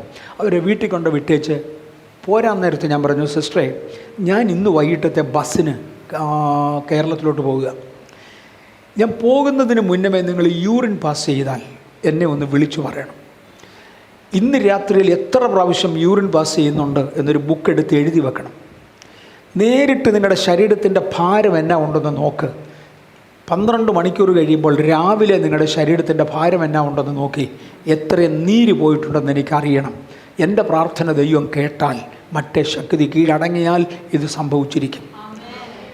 അവിടുന്ന് എൻ്റെ വീട്ടിലേക്ക് വരാൻ കാർ ഓടിച്ചു വരികയാണ്. ഞങ്ങൾക്ക് കാർ ഓടിച്ചു വരാൻ ഒരു 20 മിനിറ്റിന് താഴെ എടുക്കത്തുള്ളൂ. ഞാൻ വീട്ടിൽ വരികയും ബെല്ലടിക്കുകയും കൂടെ ഒരുപോലെ. പാസ്റ്ററെ യൂറിൻ പാസ് ചെയ്തു. പറഞ്ഞു പ്രൈസ് ലോർഡ്, ശരീരത്തിൻ്റെ വെയിറ്റ് നോക്കിക്കോ, നാളെ രാവിലെ എന്നെ വീണ്ടും വിളിക്കണം. ഞാൻ ഇങ്ങനെ പറഞ്ഞു രാവിലെ 6 മണിക്ക് വിളിക്കണം. പിറ്റേ ദിവസം രാവിലെ 6 മണിയായപ്പോൾ ഞാൻ തൃശ്ശൂരെത്തി. ഞാൻ ലക്ഷറി ബസ്സിൽ യാത്ര ചെയ്യുക. ഈ സഹോദരി വിളിച്ചേച്ച് പറഞ്ഞു കഴിഞ്ഞ 12 മണിക്കൂർ കൊണ്ട് 24 പ്രാവശ്യം ബാത്റൂമിൽ പോയി. ശരീരത്തിൻ്റെ വെയിറ്റ് 2.5 കിലോ കുറഞ്ഞു. ഞാൻ പറഞ്ഞു നിങ്ങൾക്ക് സുഖമായി, കർത്താവ് നിങ്ങളെ സൗഖ്യമാക്കി. അത് പിന്നെ ആ സഹോദരിക്ക് പ്രശ്നം വന്നില്ല. ദിവസങ്ങൾ ചിലത് കഴിഞ്ഞു. ഒരു 6 മാസത്തിന് ശേഷം ചർച്ചിൻ്റെ മെമ്പർഷിപ്പ് അപ്ഗ്രേഡ് ചെയ്യണം. ഞങ്ങൾ സാധാരണ മെമ്പർഷിപ്പ് അപ്ഗ്രേഡ് ചെയ്യാൻ വേണ്ടിയിട്ട് ഒരു ഏരിയയിൽ നിന്നുള്ള ആപ്ലിക്കേഷൻ ഫോംസ് ചോദിക്കും. അതിൻ്റെ പുറകെ ആ ഏരിയയുടെ ലീഡർ ആരാണോ ആ ആൾ ഓരോ വീട്ടിലും പോയി ഈ ആൾ കൃപയിൽ എങ്ങനെ നിൽക്കുന്നു, വിശ്വാസത്തിൽ നിലനിൽക്കാൻ സാധ്യതയുണ്ടോ, ഇവർക്ക് മെമ്പർഷിപ്പ് കൊടുക്കാമോ എന്നീ കാര്യമൊക്കെ അന്വേഷിക്കും. ഒരു ബ്രദർ ജോൺ ആയിരുന്നു അന്ന് ആ ഏരിയയുടെ ലീഡറായിട്ടിരുന്നത്. ജോൺ ബ്രദറിനോട് ഞാൻ പറഞ്ഞു, ജോൺ ബ്രദറെ, ഈ പോകുന്ന കൂട്ടത്തിൽ അവരുടെ സ്ഥലത്തുനിന്ന് 73 ആപ്ലിക്കേഷനുണ്ട്. 73 ആപ്ലിക്കേഷനുണ്ട് ആ വർഷം സ്നാനപ്പെട്ടവരുടെ. ഈ 73 പേരോട് സംസാരിക്കുമ്പോൾ ഇവരേത് ശക്തിയെ ആരാധിച്ചിരുന്നവരാന്നും കൂടെ ഒന്ന് ചോദിച്ചേക്കണം. കാര്യം മറ്റേ പുള്ളിയുടെ കയ്യിലിരുന്നതാണോ എന്നറിയാൻ. കൃപയാൽ റിപ്പോർട്ട് അനുസരിച്ച് ആ 73 പേരിൽ 71 പേർ ഈ ശക്തിയെ ആരാധിച്ചിരുന്നവരാണ്. ഒരു ശക്തിയെ പറഞ്ഞു വിട്ടാൽ അതിൻ്റെ കീഴിലുള്ള ജനത്തെ കിട്ടും. ദൈവം നമ്മളെ ഏൽപ്പിക്കുന്ന ആത്മിക ശുശ്രൂഷ സമ്പത്തുണ്ടാക്കുന്നതാണ്. ദൈവം നമ്മെ ഏൽപ്പിച്ച ആത്മിക ശുശ്രൂഷ ദൈവഗ്രഹത്തിൽ പ്രയോജനപ്പെടുന്നതാണ്. ഇതൊന്ന് ചെയ്യുവാൻ ദൈവിക ആയുധങ്ങൾ ദൈവത്തെങ്കിൽ നിന്ന് ഏറ്റെടുക്കുവാൻ ഞാനും നിങ്ങളും തയ്യാറാകണം.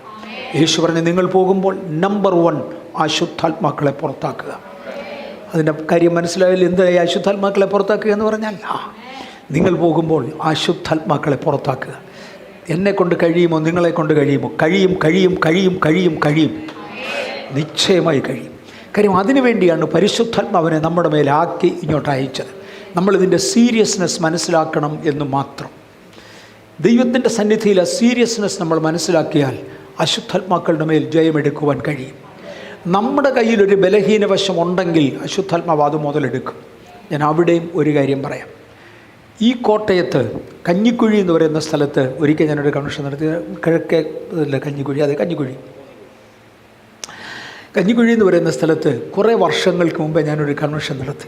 ആ കൺവെൻഷന് പ്രസംഗിച്ചേച്ച് രാത്രി എൻ്റെ കണക്കനുസരിച്ച് ഒരു 10:30 മണിയാകുമ്പോൾ അവിടുത്തെ തീർന്ന് ആഹാരവും കഴിഞ്ഞ് എൻ്റെ വീട്ടിൽ പോകും. ഒരു 11:30 ആകുമ്പോൾ എൻ്റെ വീട്ടിൽ ചെല്ലും. അന്നത്തെ കണക്കങ്ങനെ. അന്ന് രാത്രിയിൽ കുറച്ച് നേരം അവിടെ വിശ്രമിച്ചേച്ച് ഏർലി മോർണിംഗ് അതിരാവിലെ എനിക്ക് തിരുവനന്തപുരത്ത് പോകണം. തിരുവനന്തപുരത്ത് നിന്നൊരു 45 കിലോമീറ്റർ മാറി ഒരു ബൈബിൾ ക്ലാസ് ഉണ്ട്. അതിന് രാവിലെ ക്ലാസ് എടുക്കണം. എൻ്റെ അമ്മ അന്ന് രോഗിയായി, തൻ്റെ പ്രായമായ സാഹചര്യത്തിലാണ്. അതുകൊണ്ട് ഞാൻ ഈ ഏരിയയിലെങ്ങാനും വന്ന വീട്ടിൽ പോയി ഒരു രാത്രിയിൽ അവിടെ കിടന്ന് അമ്മയും കണ്ടേച്ചേ പോകത്തുള്ളൂ. അതുകൊണ്ട് പോകാൻ തീരുമാനിച്ചപ്പോഴാണ് ഒരു ദൈവദാസൻ എൻ്റെ അടുക്ക വന്നേച്ച് പറയുന്നത്, പോകുന്ന വഴിയിൽ അസംബ്ലീസ് കോട്ടിലെ തന്നെ ഒരു പാസ്റ്ററാണ്, നമ്മുടെ ചർച്ച് അതിന് അടുക്കലാണ്, ഒന്ന് കയറി ഒരമ്മച്ചി സുഖമില്ല കിടപ്പുണ്ട്, അമ്മച്ചിക്ക് വേണ്ടി പ്രാർത്ഥിക്കണം. ഞാൻ പറഞ്ഞു എൻ്റെ പൊന്നു പാസ്റ്റർ എന്നോട് പറയല്ല, എനിക്കൊന്ന് വയ്യ, കാര്യം എനിക്ക് വീട്ടിൽ പോയിട്ട് ഇങ്ങനെ എൻ്റെ പ്രോഗ്രാം അതുകൊണ്ട് ദയവ് ചെയ്ത് വേറെ ആരോടെങ്കിലും പറ. പുള്ളി പറഞ്ഞു ഒന്നും പറഞ്ഞ രക്ഷയില്ല, ഞാൻ നിന്നെ കൊണ്ടേ പോവും. ചർച്ചിനകത്ത് നിറച്ച ആളുകൾ കൂടിയിരിക്കുകയാണ്. രാത്രിയിൽ എമ്മേവറീസിനെ കൊണ്ടില്ലാമെന്ന് ഞാൻ പറഞ്ഞിട്ടുണ്ട്, അതുകൊണ്ട് വന്നേ പറ്റൂ. ഞാൻ പറഞ്ഞു ശരി ഞാൻ വരാം. 10 മിനിറ്റിൽ കൂടുതൽ ഞാൻ എടുക്കത്തില്ല. ഒന്ന് കയറി ആ അമ്മച്ചിയുടെ തലയിലൊന്ന് കൈ വെച്ച് പൊയ്ക്കോ, അതിൽ കൂടുതലൊന്നും വേണ്ട, അത് ഭൂതം തന്നെ അങ്ങ് പൊയ്ക്കോളും. ആ ദൈവദാസൻ്റെ വാചകം അങ്ങനെയാട്ടെന്ന് പറഞ്ഞ് ചെന്നപ്പോൾ ചർച്ച് നിറച്ച ആളുണ്ട്. ആ ചർച്ചുകാരെല്ലാം കൂടിയിട്ടുണ്ട്. ആ ഭൂതം പിടിച്ച് അമ്മച്ചിയുടെ തലയിലോട്ട് കൈ വെക്കുകയും പറഞ്ഞു ഞാൻ പോകത്തില്ല, ഞാൻ ഇവളെ കൊണ്ടേ പോകത്തുള്ളൂ. അങ്ങനൊരു ചലഞ്ചുണ്ടെങ്കിൽ പിന്നെ ഞാനും പോകില്ലെന്ന് എനിക്കറിയാം. അതൊക്കെ ദൈവദാസനും അറിയാമായിരുന്നു. അതുകൊണ്ടാണ് പറഞ്ഞു ഒന്ന് തൊട്ടേച്ച് പോക്കോളാൻ. ഞാൻ പറഞ്ഞു നീ പോവില്ലയോ? അടുത്ത പദം, എന്നെപ്പോലെ ഒരു ശക്തിയെ പറഞ്ഞയക്കത്തക്ക ജീവിത വിശുദ്ധി ഈ തള്ളക്കില്ല. ഇവളെന്നോട് ഇറങ്ങിപ്പാൻ ആവശ്യപ്പെട്ടു. ദുരാത്മാവ് ബാധിച്ച ഒരു പുരുഷൻ ആ സ്ഥലത്തുണ്ടായിരുന്നു. അദ്ദേഹത്തിൻ്റെ ദുരാത്മാവ് ഇറങ്ങിയപ്പോൾ ഒന്ന് പറഞ്ഞു വിടാൻ ആർക്കും തൻ്റെ ഇടം പോരാ. ആ ചർച്ചിൽ ആർക്കും തൻ്റെ ഇടമില്ല. അതുകൊണ്ട് ഈ അമ്മച്ചി പോയി ആ പുരുഷൻ്റെ മേൽ കൈവച്ചൊന്ന് പ്രാർത്ഥിച്ചേച്ച് അമ്മച്ചിയും തുള്ളാൻ തുടങ്ങി. എന്നെപ്പോലൊരു ശക്തിയെ പറഞ്ഞു വിടത്തക്ക ജീവിത വിശുദ്ധി ഈ തള്ളയ്ക്കില്ല, അതുകൊണ്ട് ഞാൻ ഇവരെ കൊന്നിരിക്കും. 2, എന്നെപ്പോലൊരു ശക്തിയെ പറഞ്ഞു വിടുവാനുള്ള ആത്മകരുത്ത് ഈ സഭയ്ക്കില്ല, അതുകൊണ്ട് ഞാൻ കൊന്നിരിക്കും. 3, പുരുഷൻ്റെ തലയിൽ കൈവെക്കുവാൻ സ്ത്രീക്ക് അനുവാദമില്ല, പ്രമാണം ലംഘിച്ചതിനാൽ ഞാൻ ഇവളെ കൊന്നിരിക്കും. 3 വ്യത്യസ്ത നിയമങ്ങൾ. എനിക്കറിഞ്ഞുകൂടാ. അന്നേരത്താണ് ദേവദാസൻ പറയുന്നത്, കഴിഞ്ഞ 21 ദിവസവും ഇത് തന്നെയായിരുന്നു. ഞാൻ വെച്ചാൽ എന്നെ 21, ഇവിടെ 21ൻ്റെ ഉപവാസം ഇന്നലെയാണ് തീർന്നത്. എനിക്കുണ്ടായിരുന്ന ധൈര്യവും കൂടെ തീർന്നു. എല്ലാ ശുശ്രൂഷകന്മാരും ശുശ്രൂഷിച്ച് 21 ദിവസത്തെ ഉപവാസം കൊണ്ട് പോകാത്ത വല എൻ്റെ തലയിൽ കൊണ്ടുവച്ചു. എൻ്റെ അകത്ത് പെട്ടെന്നൊരു ചിന്ത, ബാംഗ്ലൂർ ചർച്ചിൽ തീരെ പോകത്തില്ലെന്ന് പറയുന്ന ഈ ദുരാത്മാക്കളോട് ഞങ്ങളുടെ പിള്ളേർ പറയുന്ന ചില പദങ്ങൾ. 10 വയസ്സ്, 12 വയസ്സ്, 14 വയസ്സൊക്കെയുള്ള പിള്ളേർ ഞങ്ങൾക്ക് അവിടെ ഭൂതങ്ങളെ പറഞ്ഞു വിടുന്നവരുണ്ട്. അവർ പറയുന്നൊരു പദമുണ്ട്, നീ പോന്നോ ഇല്ലയോ എന്ന് അന്വേഷിക്കാനല്ല ഞാൻ പറഞ്ഞു വിടാൻ വന്നതാണ്. പോന്നോ ഇല്ലയോ എന്ന് അന്വേഷിക്കാനല്ല ഞാൻ വന്നത്, നിന്നെ പറഞ്ഞു വിടാൻ വന്ന വിട്ടുവാൻ പറഞ്ഞു. ഈ പദം ഞാനും അങ്ങ് ആവർത്തിച്ചു. പിള്ളേർ പറയുന്നത് കേട്ടതാ. അതങ്ങ് ഒത്തു. പൊക്കോളാമേന്നൊരു അലർച്ചയുമായിട്ട് ഇതങ്ങ് പോകുന്നു. നിങ്ങൾ പോകുമ്പോൾ അശുദ്ധാത്മാക്കളെ പുറത്താക്കണം. ഒരിക്കൽ ബാംഗ്ലൂരിലെ ഈ കളിപ്പിക്കുന്നവർ ഒരുപാട് പേരുണ്ട്. ഞങ്ങൾക്കൊരു പോലീസ് കമ്മീഷണർ ഉണ്ടായിരുന്നു. ഇന്നും അദ്ദേഹം ആൾ ജീവനോടുണ്ട്. ഒരുപാട് വയസ്സായി, പെൻഷനൊക്കെ ആയി. സാറ് ഇന്ന് വീട്ടിലിരിക്കുകയാണ്, രോഗിയായി, പ്രായമായി വീട്ടിലിരിക്കുക. HT സാംഗ്ലിയാന എന്നായിരുന്നു അദ്ദേഹത്തിൻ്റെ പേര്. HT സാംഗ്ലിയാന ബാംഗ്ലൂരിലെ ഡയറക്ടർ ജനറൽ ഓഫ് പോലീസ് സ്ഥാനത്ത് വരെ അദ്ദേഹം വന്നു. ഡയറക്ടർ ജനറലായിട്ട് വരെ വന്നു. അദ്ദേഹം ബാംഗ്ലൂരിലെ പോലീസ് കമ്മീഷണറായിരിക്കുന്ന സമയത്ത് നമ്മുടെ ചർച്ചിലുണ്ടായിരുന്ന ഒരു മോൻ്റെ കയ്യിൽ നിന്ന് ഒരാൾ ഒരു 25,000 രൂപ കളിപ്പിച്ചു വാങ്ങിച്ചു. ഇവൻ സാംഗ്ലിയാനയുടെ അടുക്ക പോയി പറഞ്ഞു, സാറേ എൻ്റെ കാശ് കൊണ്ടുപോയി, എങ്ങനെയും ഒന്ന് സഹായിക്കണം. അദ്ദേഹം ആ പോലീസ് സ്റ്റേഷനിൽ വിളിച്ചേച്ച് പോലീസുകാരോട് പറഞ്ഞ് അവനെ കൊണ്ടുവന്ന് ആ പൈസയൊന്ന് വാങ്ങിച്ചു കൊടുക്കാൻ പറഞ്ഞു. പോലീസുകാരെന്ന് പറഞ്ഞു, ഞാൻ വാങ്ങിച്ചിട്ടില്ല പൈസ, വാങ്ങിച്ചതിനൊരു തെളിവുമില്ല, ഒരു രേഖയുമില്ല, ഞാൻ പൈസ വാങ്ങിച്ചിട്ടില്ല, പിന്നെ എന്നാ വകയെ തിരിച്ചു കൊടുക്കാനാണ്. അങ്ങനെയാണ് കമ്മീഷണർ പറഞ്ഞ് നീ ഇവിടോട്ട് ഇരുന്നോളാൻ പറഞ്ഞു. കമ്മീഷണർ വന്നിട്ട് പോയാൽ മതി, അതുവരെ ഇവിടെ ഇരുന്നോളാൻ പറഞ്ഞു. ഒരു 4 മണിക്കൂർ കഴിഞ്ഞപ്പോൾ കമ്മീഷണർ വ്യക്തിപരമായി സ്ഥലത്തെത്തി. ഞാനും അന്നേരത്തെ ഇവിടെ നിൽപ്പുണ്ടായിരുന്നു. ഞങ്ങൾ വിളിച്ചിട്ട് വന്നതായതുകൊണ്ട് അദ്ദേഹം പറഞ്ഞു, ഇവരുടെ പൈസ എപ്പോഴാണ് തിരിച്ചു കൊടുക്കുന്നത് ചോദിച്ചു. അത് ഞാൻ വാങ്ങിച്ചിട്ടില്ലല്ലോ. അല്ല, വാങ്ങിച്ചോ ഇല്ലയോ എന്ന് ഞാൻ ചോദിച്ചില്ലല്ലോ, തിരിച്ചു കൊടുക്കുന്ന കാര്യമാണ് ഞാൻ പറഞ്ഞു. നീ വാങ്ങിച്ചോ ഇല്ലയോ എന്ന് എനിക്ക് അറിയണ്ട, തിരിച്ചു കൊടുക്കുന്ന കാര്യം പറയാം. മറ്റേ അന്വേഷിക്കാൻ എനിക്ക് മെതേഡുണ്ട്, എൻ്റെ മെതേഡിൽ ഞാൻ കണ്ടുപിടിച്ചിട്ടുണ്ട്. നീ തിരിച്ചു കൊടുക്കുന്നത് എങ്ങനെയാണ്? അയാളുടെ വിധം മാറി. അയാൾ പറഞ്ഞ്, സാറേ അതൊരു 6 മാസം കൊണ്ട് തിരിച്ചു കൊടുക്കാൻ പറ്റുള്ളൂ. മതി, 1 മാസത്തേക്ക് 25,000 രൂപ പലിശയാണ്. നീ 6 മാസം കൊണ്ട് കൊടുത്താൽ മതി. ആകെ വാങ്ങിച്ചത് 25,000 രൂപ, 6 മാസം കൊണ്ടേ കൊടുക്കത്തുള്ളൂ. മതി, 1 മാസത്തെ പലിശ 25,000 രൂപ. ആദ്യത്തെ മാസത്തെ ഇപ്പോഴേ കൊടുത്തേക്ക്, ബാക്കി പിന്നെ അടുത്ത 6 മാസം കൊടുത്തോ. സാറേ ഇന്നില്ല, ഇന്ന് വീട്ടിൽ പോകണ്ട, ഇത് കൊടുത്തിട്ട് നീ വീട്ടിൽ പോകത്തുള്ളൂ. ആ ലോക്കൽ ഇൻസ്പെക്ടറോട് പറഞ്ഞ് ഇത് തന്നിട്ട് അവനെ വിട്ടാൽ മതി എന്ന് പറഞ്ഞു. 1/2 മണിക്കൂറിനകം പൈസയും കൊണ്ട് ആരോ ചെന്ന് കൊടുത്തു. അതാണ് അതോറിറ്റി. അന്വേഷിക്കാൻ എനിക്ക് എൻ്റെ മെതേഡുണ്ട്, നിൻ്റെ മെതേഡിൻ്റെ ആവശ്യമില്ല. നീ വാങ്ങിയോ ഇല്ലയോ എന്ന് നിന്നോട് ചോദിച്ചില്ല. പിശാചേ, നീ പോമോ ഇല്ലയോ എന്ന് നിന്നോട് ചോദിച്ചില്ല. യജമാനൻ എന്നെ ആക്കിയത് അശുദ്ധാത്മാക്കളെ പുറത്താക്കാനാണ്. ഈ അതോറിറ്റിയിലേക്കൊന്ന് കയറുവാൻ സ്വർഗം നമ്മെ ശക്തീകരിക്കട്ടെ. നിങ്ങൾ പോകുമ്പോൾ അശുദ്ധാത്മാക്കളെ പുറത്താക്കുക. 2, സകലവിധ ദീനവും വ്യാധിയും പൊറുപ്പിപ്പീൻ. 3, ദൈവരാജ്യം സമീപിച്ചിരിക്കുന്നു എന്ന് ഘോഷിപ്പീൻ. ഈ 3 കാര്യങ്ങൾ ചെയ്യുവാൻ നാം തയ്യാറാണെങ്കിൽ ജീവിതങ്ങളെ ദൈവം നമുക്ക് വേണ്ടി തരും. ദേശം പിടിച്ചടക്കുവാൻ കഴിയും. ഇതെല്ലാം കൂടെ ചേരുന്നതാണ് ഗ്രേറ്റ് കമ്മീഷൻ. ഇത് പറയുകയും ചെയ്യുകയും കൂടെ ചെയ്യുമ്പോൾ ചിലർ വിശ്വസിക്കും.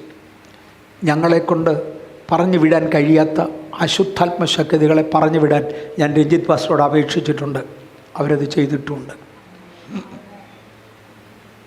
ഞാൻ പറഞ്ഞ ദൂരെ നിന്ന് എക്സാമ്പിൾ കൊണ്ടുവരേണ്ട കാര്യമില്ല. അശുദ്ധാത്മാക്കൾക്ക് അതിൽ തന്നെ ചില പ്രത്യേകതകളുണ്ട്. ആ പ്രത്യേകതകളോട് എനിക്കറിയാവുന്നത് കൊണ്ടാണ് അദ്ദേഹത്തോട് ഞാനത് ആവശ്യപ്പെട്ടത്. പക്ഷേ കഴിയുമെങ്കിൽ ഇതൊന്ന് സഹായിച്ചാൽ ഉപകാരം. അദ്ദേഹം അത് ചെയ്തു. നിങ്ങൾക്ക് മാതൃക വെളിയിൽ നിന്നൊന്നും വരേണ്ട കാര്യമല്ല, ഇവിടെ തന്നെ ഉണ്ട്. ദൈവിക ശക്തി കൈകാര്യം ചെയ്യുന്നവർ ഇവിടെ ഉണ്ട്. അതിന് വെളിയിലെങ്ങും പോയിട്ട് അർത്ഥമില്ല. ഇന്ന് ദൈവകരങ്ങളിൽ ചിലരൂടെ ഏൽപ്പിക്കുമോ? കർത്താവേ, ആ ഗ്രേറ്റ് കമ്മീഷൻ ചെയ്യുവാൻ ഞാൻ എന്നെ ഏൽപ്പിക്കുക. ഇതിനെയാണ് അഭിഷേകമെന്ന് വിളിക്കുന്നത്. നമ്മൾ അഭിഷേകത്തിൻ്റെ ഗൗരവത്തിലോട്ടായിരിക്കും ഈ 4 സെക്ഷനിലും പോകുന്നത്. അതിനകത്ത് കഴിവുണ്ടെങ്കിൽ കുറച്ച് പവർ പോയിൻറ്റും കൂടെ വരുമ്പോൾ ഞാൻ ഈ പറയുന്നതിൻ്റെ ഇരട്ടി വേഗതയിൽ എനിക്ക് മുന്നോട്ട് പോകാൻ കഴിയും. കൂടുതൽ നമുക്ക് മനസ്സിലാക്കാനായിട്ട് കഴിയും. ഇനി അപ്പോസ്തല പ്രവൃത്തികളുടെ പുസ്തകം 2-ാമത്തെ അധ്യായത്തിലേക്ക് വരുമ്പോൾ അതിൻ്റെ 43-ാമത്തെ വാക്യത്തിൽ, അപ്പോസ്തല പ്രവൃത്തികളുടെ പുസ്തകം 2-ാം അധ്യായത്തിൻ്റെ 43-ാം വാക്യം വായിക്കുന്നെങ്കിൽ വായിച്ചു. എല്ലാവർക്കും ഭയമായി അപ്പോസ്തലന്മാരാൽ ഏറിയ അടയാളങ്ങളും അത്ഭുതങ്ങളും നടന്നു. അപ്പോസ്തലന്മാരാൽ ഏറിയ അടയാളങ്ങളും അത്ഭുതങ്ങളും നടന്നു. നിൽക്കട്ടെ, മതി. അപ്പോസ്തലന്മാരാൽ ഏറിയ അടയാളങ്ങളും അത്ഭുതങ്ങളും നടന്നു. ഇതെവിടെയാണ്? അപ്പോസ്തല പ്രവൃത്തി 2-ാം അധ്യായത്തിൽ. 2-ാം അധ്യായത്തിലാണ് പരിശുദ്ധാത്മാവ് ഇറങ്ങി വരുന്നത്. അധികം പ്രാക്ടീസ് ഇല്ല, അധിക ദിവസങ്ങളുടെ പോക്കില്ല. അതിനോട് ചേർന്ന് നടക്കുന്ന കാര്യമാണ്. ആത്മാവ് നിങ്ങളുടെ മേൽ വന്നാൽ നമ്മുടെ ട്രെയിനിങ് കറക്റ്റാണെങ്കിൽ, ഞാൻ ആ ട്രെയിനിങ് എന്ന ടേമിലോട്ട് കയറുകയാണ്. നമ്മുടെ ട്രെയിനിങ് കറക്റ്റാണെങ്കിൽ വേഗത്തിൽ അത്ഭുതം നടക്കും. അഭിഷേകവും ട്രെയിനിങ്ങും രണ്ടും സൈഡ് ബൈ സൈഡ് പാരലലായിട്ടാണ് പോകുന്നത്. ഉദാഹരണങ്ങൾ പറയാം. ഇതുണ്ട്. യോഹന്നാൻ്റെ ശിഷ്യന്മാരായ ഒരു കൂട്ടം ശിഷ്യന്മാരെ അപ്പോസ്തല പ്രവൃത്തികളുടെ പുസ്തകം 19-ാം അധ്യായത്തിൽ കാണാം. പൗലോസ് ഉൾപ്രദേശങ്ങളിലൂടെ യാത്ര ചെയ്ത് എഫെസോസിലെത്തി ഒരു കൂട്ടം ശിഷ്യന്മാരെ കണ്ടു. നിങ്ങൾ വിശ്വസിച്ചിട്ട് പരിശുദ്ധാത്മാവിനെ പ്രാപിച്ചു എന്ന് ചോദിച്ചപ്പോൾ പരിശുദ്ധാത്മാവ് ഉണ്ടെന്ന് പോലും ഞങ്ങൾ കേട്ടിട്ടില്ല. അപ്പോസ്തല പ്രവൃത്തി 19-ന്റെ 1 മുതലാണ് ഞാൻ പറയുന്നത്. പരിശുദ്ധാത്മാവ് ഉണ്ടെന്ന് പോലും ഞങ്ങൾ കേട്ടിട്ടില്ല. പിന്നെ നിങ്ങളുടെ സ്നാനം ഏതായിരുന്നു? യോഹന്നാൻ്റെ സ്നാനം. എന്നിട്ട് പൗലോസ് പറഞ്ഞു, യോഹന്നാൻ മാനസാന്തര സ്നാനം അത്രേ കഴിപ്പിച്ചത്. തൻ്റെ പിന്നാലെ വരുന്നവനായ ക്രിസ്തുവിൽ വിശ്വസിക്കണമെന്ന് ജനത്തെ പഠിപ്പിച്ചു. ഇത് കേട്ടാറേ അവർ യേശുവിൻ്റെ നാമത്തിൽ സ്നാനമേറ്റു. ഞാനവിടെ യേശുവിൻ്റെ നാമത്തിനല്ല പ്രസക്തി കൊടുക്കുന്നത്. അത് പിതാവിൻ്റെയും പുത്രൻ്റെയും പരിശുദ്ധാത്മാവിൻ്റെയും നാമത്തിലാണ് സ്നാനം കൊടുത്തു. അങ്ങനെ പറഞ്ഞു വിടുന്നത് എളുപ്പമല്ലല്ലേ? ക്ലിയർ ചെയ്തു പോകുന്നത് നല്ലത്. പുതിയ നിയമത്തിൽ അപ്പോസ്തലന്മാരുടെ കൈകളാൽ കൊടുത്തിരിക്കുന്ന എല്ലാ സ്നാനത്തെയും യേശുവിൻ്റെ നാമത്തിൽ സ്നാനപ്പെടുത്തിയെന്ന് മാത്രമേ എഴുതിയിട്ടുള്ളൂ. അതുകൊണ്ട് പുതിയ നിയമത്തിൽ കൊടുക്കുന്ന സ്നാനങ്ങൾ പിതാവിൻ്റെയും പുത്രൻ്റെയും പരിശുദ്ധാത്മാവിൻ്റെയും നാമത്തിലല്ല, പകരം യേശുവിൻ്റെ നാമത്തിൽ മതി എന്ന് വാദിക്കുന്നവരുണ്ട്. യേശുവിൻ്റെ കൽപ്പന നിങ്ങൾ പുറപ്പെട്ട് പിതാവിൻ്റെയും പുത്രൻ്റെയും പരിശുദ്ധാത്മാവിൻ്റെയും നാമത്തിൽ സ്നാനം കഴിപ്പിക്കാനാണ്. ആ സ്നാനത്തെ യേശുവിൻ നാമത്തിലുള്ള സ്നാനമെന്ന് വിളിക്കും. നാമത്തിൽ എന്നവിടെ തർജ്ജമ ചെയ്തിരിക്കുന്ന പദം അനാത്മയാണോ? ആ പദം ഓർക്കുന്നുണ്ടോ? നാമത്തിൽ എന്ന് വൈകിട്ട് ഞാൻ പറയാം. യേശുവിൻ്റെ നാമത്തിൽ എന്ന് മലയാളത്തിലേക്ക് തർജ്ജമ ചെയ്തിരിക്കുന്ന in the name of Jesus എന്ന് ഇംഗ്ലീഷിൽ തർജ്ജമ ചെയ്തിരിക്കുന്ന ആ വാക്ക് ഗ്രീക്ക് ഭാഷയിൽ ഉപയോഗിച്ചിരിക്കുന്നത്, ഞാൻ മറന്നുപോയി. ആ വാക്കിൻ്റെ അർത്ഥം കൊടുക്കപ്പെട്ട അധികാരമെന്നാണ്. യേശു കൊടുത്ത അധികാരം, കൊടുക്കപ്പെട്ട അധികാരം. ഞാനൊരു രോഗിയുടെ തലയിലോട്ട് കൈവച്ച് യേശുവിൻ്റെ നാമത്തിൽ സൗഖ്യമാകാൻ പറഞ്ഞാൽ അതിൻ്റെ അർത്ഥം യേശു എന്നെ ഏൽപ്പിച്ച അധികാരപ്രകാരം സൗഖ്യമാകണമെന്നാണ്. അതുകൊണ്ടാണ് സൗഖ്യം നടക്കുന്നത്, അല്ലല്ലോ ഇവിടെ സൗഖ്യം നടക്കുക. യേശു എന്നെ ഏൽപ്പിച്ച അധികാരപ്രകാരം സൗഖ്യമാകുക. ദൈവത്തിൻ്റെ മഹാകരുണയാൽ മരിച്ചവർ ഉയർക്കുന്നത് വരെയുള്ള സംഭവങ്ങൾ കാണുവാൻ ഈ കൊച്ചായുസ്സിൽ ദൈവം കൃപ ചെയ്തു. ഇതിനകത്തെല്ലാം യേശു ഏൽപ്പിച്ച അധികാരമാണ് വലുത്. യേശു ഏൽപ്പിച്ച അധികാരമാണ് നല്ലത്. ഞാനിതിനു മുമ്പും പറഞ്ഞിട്ടുണ്ട്. എൻ്റെ ജീവിതത്തിൽ പല പ്രാവശ്യം ദൈവാത്മാവെന്നോട് നിൻ്റെ കൈകൊണ്ട് മരിച്ചവർ ഉയർക്കും എന്ന് പറഞ്ഞിട്ടുണ്ട്. ഒരിക്കൽ സൗദി അറേബ്യയിലൊന്ന് പോകാനായിട്ട് ഒരവസരം വന്നു. പോകുന്നില്ലെന്നൊക്കെ ഞാൻ ഓർത്തിരുന്നതാണ്. സൗദി പോകത്തില്ല എന്ന് ഞാൻ ഓർത്തിരുന്നതാണ്.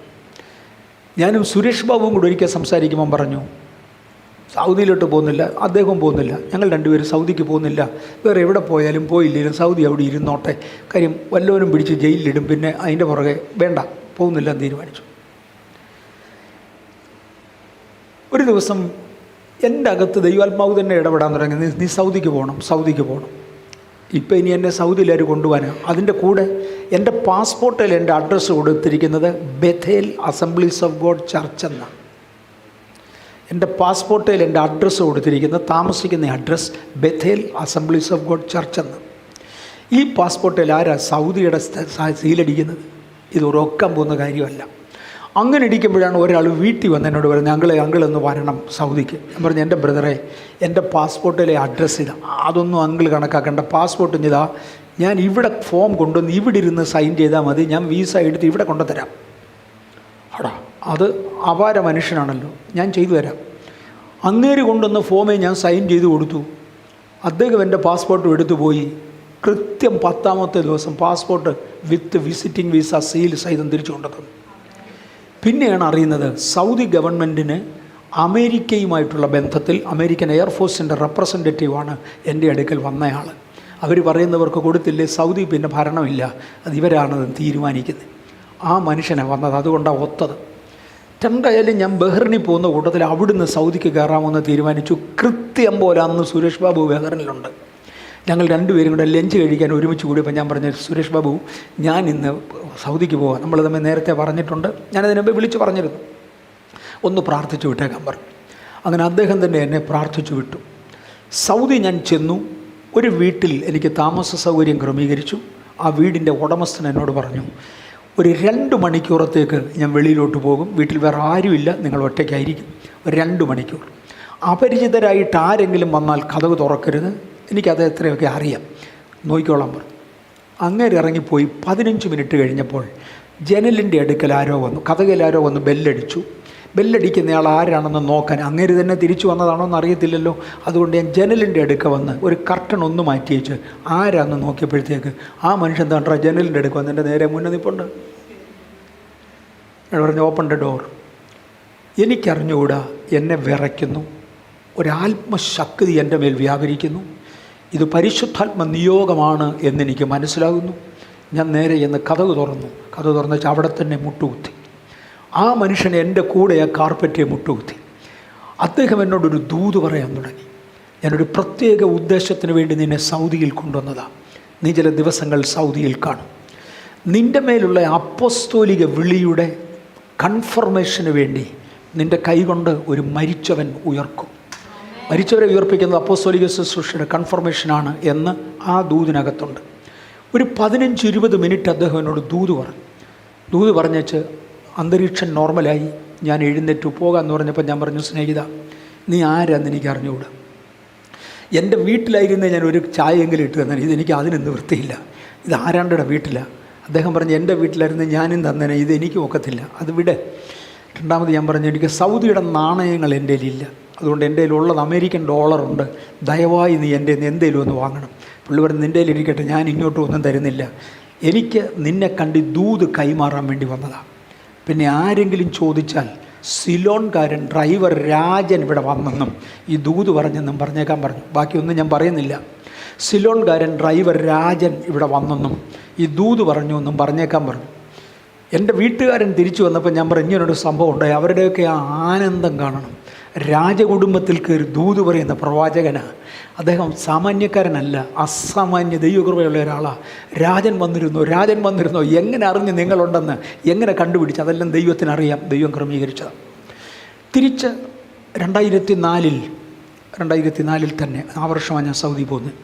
2004 ജൂൺ മാസമാകുമ്പോഴത്തേക്ക് സാമചമ്പാസ്റ്റർ എന്നോടൊരു ദൂത് പറഞ്ഞു, ഈ വർഷത്തിന് ഷട്ടർ വീഴുന്നതിന് മുന്നമേ നിൻ്റെ കൈകൊണ്ട് ഒരു മരിച്ച വ്യക്തി ഉയർക്കും. നിൻ്റെ മേലുള്ള അപ്പസ്തോലിക ശുശ്രൂഷയുടെ കൺഫർമേഷനാണത്. ഈ വർഷത്തിന് ഷട്ടർ വീഴുന്നതിന് മുമ്പേ, 2004 ഡിസംബറിന് മുമ്പേ എന്ന് ചുരുക്കം. ജൂണിലാണ് ഈ ദൂത് പറയുന്നത്. 2004 ഡിസംബർ മാസത്തിൽ തിരുവല്ലായിൽ നടക്കുന്ന ബ്ലസ് തിരുവല്ലായിക്ക് എന്നെ വിളിച്ചിരുന്നത് കൊണ്ട് ഞാൻ ബ്ലസ് തിരുവല്ലായിക്ക് പ്രസംഗിക്കാൻ വന്നു. കൂട്ടത്തിൽ സാമചമ്പാസ്റ്റർ എന്ന് കാണാമല്ലോ എന്ന് കണ്ട് ഞാൻ പുനലൂരി എന്നു. അന്ന് വീണ്ടും പുള്ളി എന്നോട് പ്രാർത്ഥിച്ചു വെച്ച് പറഞ്ഞു, ഈ വർഷത്തിന് ഷട്ടർ വീഴുന്നതിന് മുമ്പേ, ഏതാണ്ട് 20 ഇനി വന്ന 11 ദിവസമേ മിച്ചമുള്ളൂ, ഈ വർഷത്തിന് ഷട്ടർ വീഴുന്നതിന് മുന്നമേ നിൻ്റെ കൈ കൊണ്ടൊരു മരിച്ച വ്യക്തി ഉയർക്കും, പുന്നൂസ് എന്ന പേര്. അപ്പോഴത്തേക്ക് ഒത്തിരിയും കൂടെ വ്യക്തതയായി. പുന്നൂസ് എന്നാണ് പേര്. മധ്യവയസ് പ്രായം കഴിഞ്ഞ ഒരു മനുഷ്യനാണ്. നിൻ്റെ മേലുള്ള അപ്പസ്തോലിക വിളിയുടെ സ്ഥിരീകരണത്തിനായി ഈ വർഷത്തിന് ഷട്ടർ വീഴുന്നതിന് മുമ്പേ ആ വ്യക്തി ഉയർത്തിരിക്കും. ഞാൻ സാമചമ്പാസ്, നമ്മുടെ ചർച്ചിൽ പുന്നൂസില്ല, പുന്നൂസ് ഒരാളിനെ എനിക്കറിയാൻ വയ്യ. ഞാൻ സാമചമ്പാസിൻ്റെ വീടിൻ്റെ മുന്നിലോട്ട് ഇറങ്ങി എൻ്റെ മൂത്ത മോനെ വിളിച്ചേച്ച് പറഞ്ഞിടാ, ഇങ്ങനൊരു ദൂതുണ്ട്, പുന്നൂസുമാരാരെങ്കിലും വരിക എന്ന് നോട്ട് ചെയ്തോണം. ചർച്ചിലുള്ള എല്ലാ പ്രെയർ ടീമിനോടും ഗൗരവമായി പ്രാർത്ഥിക്കാൻ പറ. വരുന്ന 11 ദിവസം പ്രാർത്ഥനയ്ക്ക് വേണ്ടി മാറ്റിവെക്കാം. പ്രാർത്ഥിക്കണം, ഇത് കിട്ടിയേ പറ്റുള്ളൂ. അതുകൊണ്ട് 24-ാം തീയതി രാവിലെയാണ് ഞാൻ ഇവിടുന്ന് പോകേണ്ടത്. ഡിസംബർ 24-ാം തീയതി രാവിലെ തിരിച്ചു ഞാൻ പോകാണ്. തിരുവല്ലായിൽ നിന്ന് രാവിലെ 4 മണിക്കൊരു കാറിൽ കയറി കൊച്ചിയിൽ എനിക്ക് എത്തിയിട്ട് അവിടുന്ന് ഒരു ഫ്ലൈറ്റ് ഉണ്ട്, അതെടുത്ത് 9:15 ബാംഗ്ലൂരിലെത്തണം. അതാണ് ഷെഡ്യൂൾ. ഒരു 4:15 തിരുവല്ലായിൽ നിന്ന് വിടുമ്പോൾ എൻ്റെ മൊബൈൽ ഫോൺ അടിച്ചു. മറുവശത്തു നിന്നൊരു പെൺകുട്ടിയുടെ ശബ്ദം കേട്ടു. പാസ്റ്റർ എം എ വർഗീസ് ആണോ? അതെ. അങ്കിളിനെ വെളുപ്പിനെ വിളിച്ചുണർത്തിയത്, ക്ഷമിക്കണം അങ്കിൾ, പെട്ടെന്ന് ഞങ്ങളുടെ സ്ഥലത്തൊന്ന് വരാമോ? ഞാൻ വെച്ചാൽ എന്നാ പറ്റി? ഇവിടെ ഒരു അങ്കിൾ അത്യാസന്ന നിലയിലാണ്, ഒന്ന് പ്രാർത്ഥിക്കാൻ വേണ്ടിയാ. ഞാൻ വെച്ചു പുന്നൂസ് എന്നാണോ പേര്? എനിക്ക് പേരും ഒന്നും അറിയത്തില്ല. ഇവിടെ പ്രാർത്ഥനയ്ക്ക് വരുന്ന ഒരു ആൻറ്റിയുടെ ഹസ്ബൻഡാണ്. ഞാൻ പറഞ്ഞു ഒന്ന് വിളിച്ച് ചോദിച്ചു പുന്നൂസ് എന്നാണോ? ആണെങ്കിൽ ബോഡി അനക്കരുത്, ഞാൻ വരുന്നുണ്ട്. ഞാനിപ്പോൾ തിരുവല്ലയിലാണ്, ഇപ്പോൾ അങ്ങെത്തും. ആ പെണ്ണിന് അരിശം വന്നതിനോട് പറഞ്ഞു, എന്നെ വർത്താനം പറയുന്നത് ഒരു രോഗിക്ക് പ്രാർത്ഥിക്കാൻ പറയുമ്പോൾ ബോഡി അനക്കരുതെന്ന്. അതൊരു വൃത്തികേടാണ്, അത് കൂടിപ്പോയി. അവൾ ഫോണും ഡ്രോപ്പ് ചെയ്തു. ഒരു 10 മിനിറ്റ് കഴിഞ്ഞപ്പോൾ ഒരു പ്രായമുള്ള സ്ത്രീയുടെ ശബ്ദം. ഇച്ചിരി മുമ്പേ ഒരാൾ വിളിച്ചല്ലോ. ഞാൻ പറഞ്ഞാതെ എൻ്റെ ഭർത്താവിൻ്റെ കാര്യമാണ്. ഞാൻ എന്ത് പറ്റി ആൻറ്റി? ഹാർട്ട് അറ്റാക്കാണ്. പെട്ടെന്ന് ഞങ്ങൾ ഹോസ്പിറ്റലിലോട്ട് പോകാൻ തുടങ്ങുകയായിരുന്നു. അന്നേരത്ത് അവൾ വിളിച്ചത്. കുഴപ്പമില്ല, ഹോസ്പിറ്റലിലോട്ടൊന്ന് വരാമോ? ഞാൻ പറഞ്ഞു ആൻറ്റി ഞാൻ വരിക, ബോഡി അനക്കരുത്. എന്നെ വർത്താനമാ പാസ്റ്റർ ഇങ്ങനെ പറയുന്നത്. ഞാൻ പറഞ്ഞു ആൻറ്റി ഇപ്പോൾ കണ്ടോണം, ബോഡി അനക്കരുത്. ഞാൻ നേരെ ആശുപത്രിയിലോട്ടായിരിക്കും വരുന്നത്. 9:30 മണി കഴിയുമ്പോൾ ആശുപത്രി കാണും, ബോഡി അനക്കരുത്. ഞാൻ പെട്ടെന്ന് മോനെ വിളിച്ചു ഞാൻ പറഞ്ഞിടാ പുന്നൂസിനെ കിട്ടിയിടാം. അപ്പോൾ പുന്നൂസ് എന്നാ പേരെന്ന് പറഞ്ഞു. പുന്നൂസിനെ കിട്ടിയിടാം. ഇന്ന് എന്നെ പിക്ക് ചെയ്യാൻ വേണ്ടി എയർപോർട്ടിൽ വരുന്ന നീ തന്നെ വരണം, ഡ്രൈവറെ വിടരുത്. ഞങ്ങളുടെ ഡ്രൈവർ മുങ്ങിയതാണെങ്കിലും അധികവഞ്ഞൊന്നുമില്ല, രക്ഷിക്കപ്പെട്ടതാണോ എന്ന് എനിക്ക് അറിഞ്ഞുകൂടാ, മുങ്ങിയതാണ്. മറുഭാഷ പറയും, പക്ഷേ അഭിഷേകം പ്രാപിച്ചാണെന്ന് എനിക്ക് തോന്നുന്നില്ല. അതുകൊണ്ട് നീ തന്നെ വരണം എയർപോർട്ടിൽ. ഇങ്ങനെ പുന്നൂസിനെ കിട്ടിയിട്ടുണ്ട്, ഇന്ന ഹോസ്പിറ്റലിലാണ്. ഓ, എല്ലാ ടീമും ഭയങ്കരമായിട്ട് പ്രാർത്ഥന തുടങ്ങി. ഞാൻ 9:15 ഫ്ലൈറ്റിന് ഇറങ്ങി നേരെ ഹോസ്പിറ്റലിൽ ചെന്നപ്പോൾ തൻ്റെ പുന്നൂസിൻ്റെ മകനെ കിട്ടി. ആ തന്ന ടെലിഫോണിൽ അങ്ങോട്ടും ഇങ്ങോട്ടും വിളിച്ചു കിട്ടി. ഞാൻ ഒത്തിരി ദീർഘിപ്പിക്കുന്നില്ല. ബോഡി കാണാനല്ല, അവരുടെ ഭാഷ പേഷ്യൻറ്റിനെ കാണാൻ വേണ്ടി എന്നെ മുകളിലത്തെ നിലയിൽ ഒരു ICU ഉണ്ട്, ICUയിലേക്ക് കൊണ്ടുവന്നു. വെൻറ്റിലേറ്ററിൽ കിടക്കുകയാണ്. ഒരു ഫ്ലാറ്റ് ലൈൻ ഹാർട്ട് കാണിക്കുന്നുണ്ട്. അത്രയും കണ്ടാൽ എനിക്ക് നന്നായി മനസ്സിലാവും ഇതെന്നതാണ്. ഫ്ലാറ്റ് ലൈൻ കാണിക്കുന്നുണ്ട്. അവിടെ തൊട്ടടുത്ത് നിൽക്കുന്ന നേഴ്സ് എൻ്റെ ചർച്ചിലെ മോളാണ്. അവൾ എന്നോട് പറഞ്ഞു, അങ്കിള് ഹീസ് ഫ്ലാറ്റ്, കയറി സുഖമാകാൻ പ്രാർത്ഥിച്ച് കളയരുത്. പ്രാർത്ഥിച്ചു കഴിഞ്ഞാൽ ഇവക്ക് നാണക്കേടാ, നാളെ അവിടെ തുടരേണ്ടതാണ്. അതുകൊണ്ടാണ് അവൾ പറഞ്ഞത് അങ്കിള് ഹീസ് ഫ്ലാറ്റ്. പറഞ്ഞു ഡോണ്ട് വറി. അങ്ങോട്ട് കൊണ്ടുപോകുന്നതിന് മുമ്പേ ഡോക്ടർ എന്നോട് 2-3 കണ്ടീഷൻ പറഞ്ഞു. നമ്പർ 1, പുകയിടരുത്. കാര്യം അതിന് മുമ്പ് ഒരു അച്ഛനെ അവിടെ പ്രാർത്ഥിക്കാൻ കൊണ്ടുപോയി, പുള്ളി പുകച്ചു. അതുകൊണ്ട് പുകയിടരുത്. 2, കരയരുത്. 3, ശബ്ദം വെക്കരുത്. അവിടെ വരുന്നവരെല്ലാം വെരി സീരിയസ് കണ്ടീഷനിലുള്ളവരാണ്. അതുകൊണ്ട് ഈ 3 കാര്യങ്ങൾ ശ്രദ്ധിക്കണം. ഇത് 3ഉം സമ്മതിച്ചെങ്കിൽ കൊണ്ടുപോയാൽ 1 മിനിറ്റേ ഉള്ളൂ. ഞാൻ പറഞ്ഞ 60 സെക്കൻഡ് വേണ്ട, 59 സെക്കൻഡ് ഞാൻ നിർത്തിയേക്കാം. കണ്ടീഷനെല്ലാം സമ്മതിച്ചു. ഞാനവിടെ ചെന്ന് അദ്ദേഹത്തിൻ്റെ കയ്യിൽ ഇങ്ങനെ തട്ടി ഞാൻ പറഞ്ഞു, Punnoose come back. Flat line എനിക്ക് കാണാം. 2ാമത് ഞാൻ തട്ടി, പുന്നൂസ് കം ബാക്ക്. ഒരൊറ്റ ശക്തി എന്നിലേക്ക് വ്യാപരിച്ചത് എനിക്കറിയാം.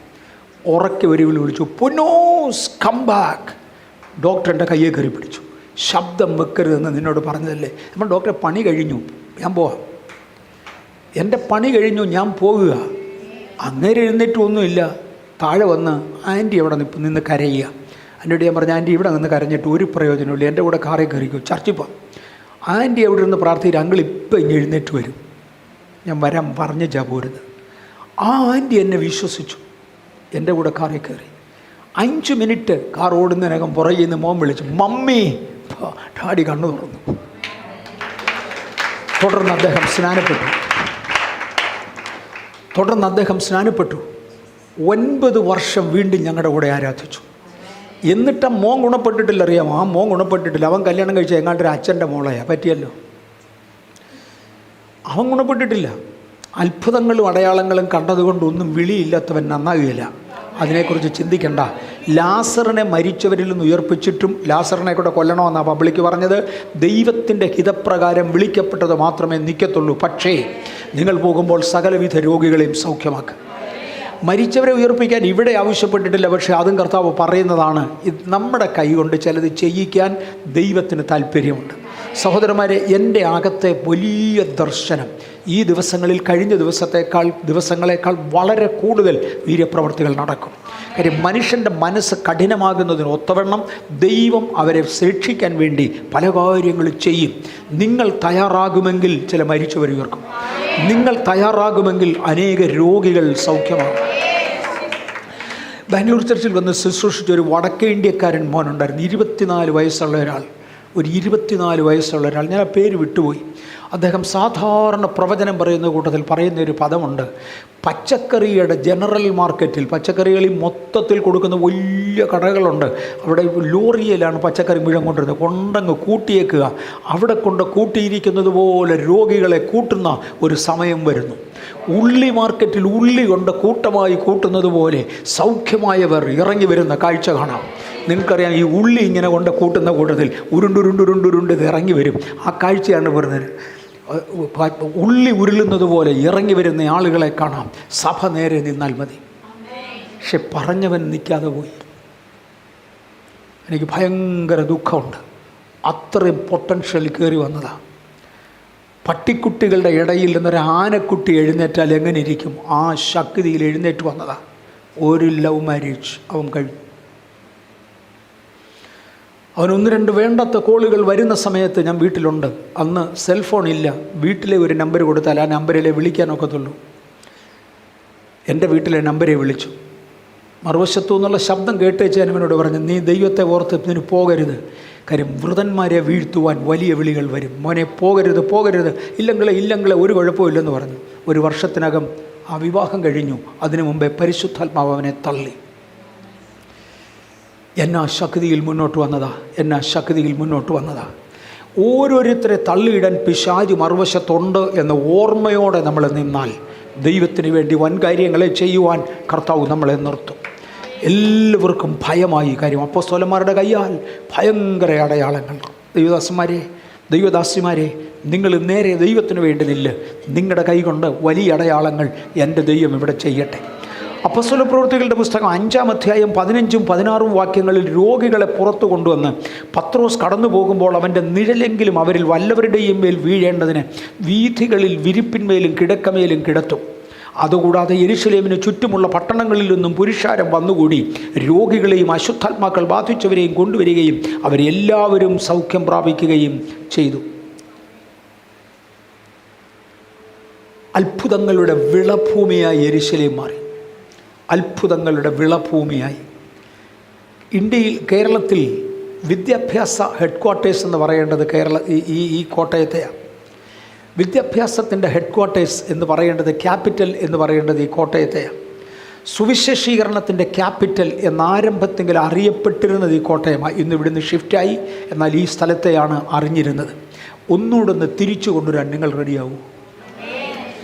ദൈവം ഒരിക്കൽ ചെയ്തു തുടങ്ങിയ അത്ഭുതങ്ങളും വീര്യപ്രവർത്തികളും ചെയ്യുവാൻ ദൈവം അത് ഒന്നുകൂടെ തിരിച്ചു കൊണ്ടുവരുവാൻ നിങ്ങൾ തയ്യാറാകുമോ? നിങ്ങളുടെ കൈ കൊണ്ട് ദൈവം ചില വലിയത് ചെയ്യും. എന്നെക്കൊണ്ട് കഴിയുന്നിടത്തോളം നിങ്ങളിലേക്ക് വിശ്വാസം പമ്പ് ചെയ്യുകയാണ് ഞാൻ ആഗ്രഹിക്കുന്നത്. വിശ്വസിക്കുന്നവരാൽ ഇത് നടക്കും. പിശാചിനും ഏജൻസ് ഉണ്ട്. അവിശ്വാസം പമ്പ് ചെയ്യുകയാണ് അവരുടെ താല്പര്യം. ഞാൻ എപ്പോഴും പറയാറുണ്ട്, എൻ്റെ ഉദാഹരണങ്ങൾ വിജയിച്ച സഭകൾ, വിജയിച്ച ശുശ്രൂഷകന്മാർ, നടന്ന വീര്യപ്രവർത്തികൾ ഇതാ. നേരെ മറിച്ച് പിശാചിൻ്റെ ശുശ്രൂഷകന്മാർ വന്നാൽ പൊളിഞ്ഞ സഭകൾ, പൊളിഞ്ഞുപോയ പ്രവചനങ്ങൾ, തകർന്നുപോയ ശുശ്രൂഷകന്മാർ, ഇതായിരിക്കും അവൻ്റെ ഉദാഹരണം. എൻ്റെ താല്പര്യം ഒരുവനിൽ വിശ്വാസം ജനിപ്പിച്ച് വളർത്തുക. അവൻ്റെ താല്പര്യം ഒരുവനിൽ നിന്ന് വിശ്വാസം കെടുത്തുക. ഇന്ന് പകൽ വിശ്വാസത്തിൽ വളരുവാൻ സ്വർഗം തീരുമാനിച്ച ചിലർ ഇതിന് നടുവിലുണ്ടെങ്കിൽ 10,000 പേരോട് പറയുന്ന കൂട്ടത്തിൽ 2 എണ്ണത്തെ കിട്ടിയാൽ മതി. സ്വർഗത്തിലെ ദൈവത്തിന് ചെയ്യാനുള്ളത് ചെയ്യും. അപ്പോസ്തലപ്രവൃത്തികളുടെ പുസ്തകം 5-ാം അധ്യായം ആയപ്പോഴത്തേക്ക് കാരാഗ്രഹങ്ങൾ തുറന്നു. പത്രോസിൻ്റെ കാരാഗ്രഹം തുറന്നു. വൻ വീര്യപ്രവർത്തികളിലേക്ക് ദൈവം മാറുകയാണ്. അടയാളങ്ങൾ പൗലോസിൻ്റെ സമയത്തും പത്രോസിൻ്റെ സമയത്തും ഒരുപോലെ നടക്കാൻ തുടങ്ങി.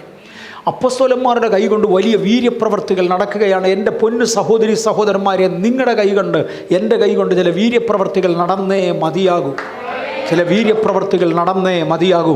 അതൊന്ന് ചെയ്തു തരുവാൻ കർത്താവിൻ്റെ സാന്നിധ്യം വരട്ടെ. ഈ പൗലോസിനെ കുറിച്ച് പറയുന്ന വീര്യപ്രവർത്തിയുടെ അപ്പുറത്ത് അസാമാന്യമായ വീര്യപ്രവർത്തികളെന്ന്. പൗലോസിൻ്റെ കയ്യാൽ അസാമാന്യമായ വീര്യപ്രവർത്തികൾ. ഡോക്ടർ മുരളി ഒരിക്കൽ അതിനെക്കുറിച്ച് ഒരാശയം ഇങ്ങനെ പറഞ്ഞു. ഇത് ബൈബിളിൽ നിന്നല്ല, ഡോക്ടർ മുരളി പറഞ്ഞ ആശയമാണ്. ഇങ്ങനെ പറഞ്ഞു: സാധാരണ വീര്യപ്രവർത്തികൾ നമ്മൾ കാണാറുണ്ട്. ഞാൻ ഒരുപാട് കണ്ടിട്ടുണ്ട്. ഇപ്പോൾ കേട്ടതൊക്കെ വീര്യപ്രവർത്തികളാണ്. നിങ്ങളും കാണാറുണ്ട്. ഞാൻ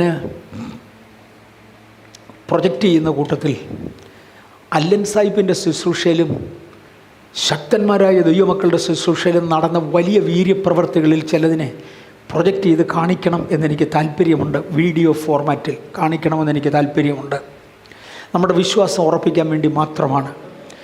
എന്നാൽ അസാമാന്യമായ വീര്യപ്രവൃത്തി എന്തുവാ? അതിനെക്കുറിച്ച് മുരളി പറയുന്നത്, എൻ്റെ സാന്നിധ്യത്തിൽ ശത്രു നിർവീര്യമാകുക. അതാണ് അസാമാന്യമായ വീര്യപ്രവൃത്തി. എൻ്റെ സാന്നിധ്യത്തിൽ ശത്രു കീഴടങ്ങുക. ഏലിയാവിന് അനുഭവം ഉണ്ടായിരുന്നു. ബാലിൻ്റെ പ്രവാചകന്മാർ നിന്നുകൊണ്ട് തീ ഇറക്കാമെന്ന് പറഞ്ഞ് ഞാനിവിടെ നിൽക്കുന്നിടത്തൊന്ന് ഇറക്കി കാണിക്കാൻ കൂടാ. ഞാനിവിടെ നിൽക്കുന്നിടത്ത് എൻ്റെ തലവെട്ടം കാണുന്നിടത്ത് ബാൽ അടുക്കുകയില്ല, തീ വരികയില്ല. ഞാനിവിടെ നിൽക്കുന്നിടത്തൊന്ന് ചെയ്തു തരാമോ? അസാമാന്യ വീര്യപ്രവൃത്തിയാണ്. നീ നിൽക്കുന്നിടത്ത് ഞാൻ ചെയ്ത് കാണിക്കാം, ഞാൻ നിൽക്കുന്നിടത്ത് നീ ഒന്ന് ചെയ്ത് കാണിക്കാമോ? ഈ ഡിഫറൻസിലേക്ക് ഈ ദിവസങ്ങളിൽ ദൈവസഭ ഇറങ്ങണം. ഇറക്കിക്കൊണ്ടുവരാൻ കർത്താവ് തയ്യാറാ. ഇത് നമ്മുടെ മേൽ കാണണം. ഇനിയും ഈ ട്രെയിനിങ്ങും അഭിഷേകവും കൂടെ ഒരുമിച്ച് പോകും എന്ന് ഞാൻ പറഞ്ഞു. ഒന്നും കൂടെ ഞാൻ എടുത്ത് വിശദീകരിക്കട്ടെ. അപ്പോസ്തല പ്രവൃത്തികളുടെ പുസ്തകം 19-ാമത്തെ അധ്യായത്തിൽ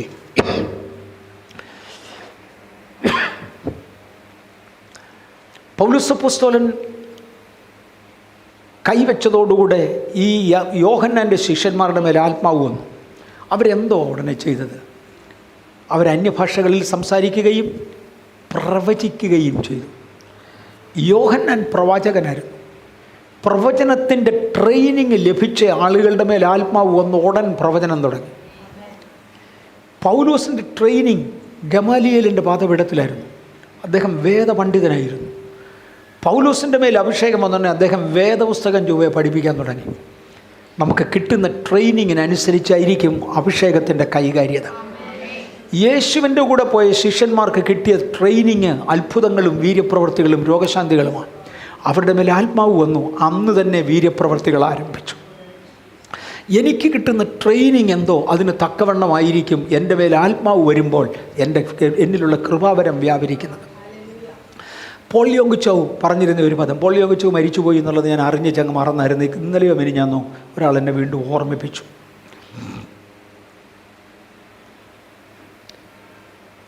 വിശ്വാസത്തെക്കുറിച്ച് അദ്ദേഹത്തിൻ്റെ പറച്ചില്ല. വിശ്വാസത്തെക്കുറിച്ച് പ്രസംഗിക്കുന്ന സഭകളിൽ ഒരുവൻ അഭിഷേകം പ്രാപിച്ചാൽ അവൻ വിശ്വാസത്തിലങ്ങ് വീരനാകും.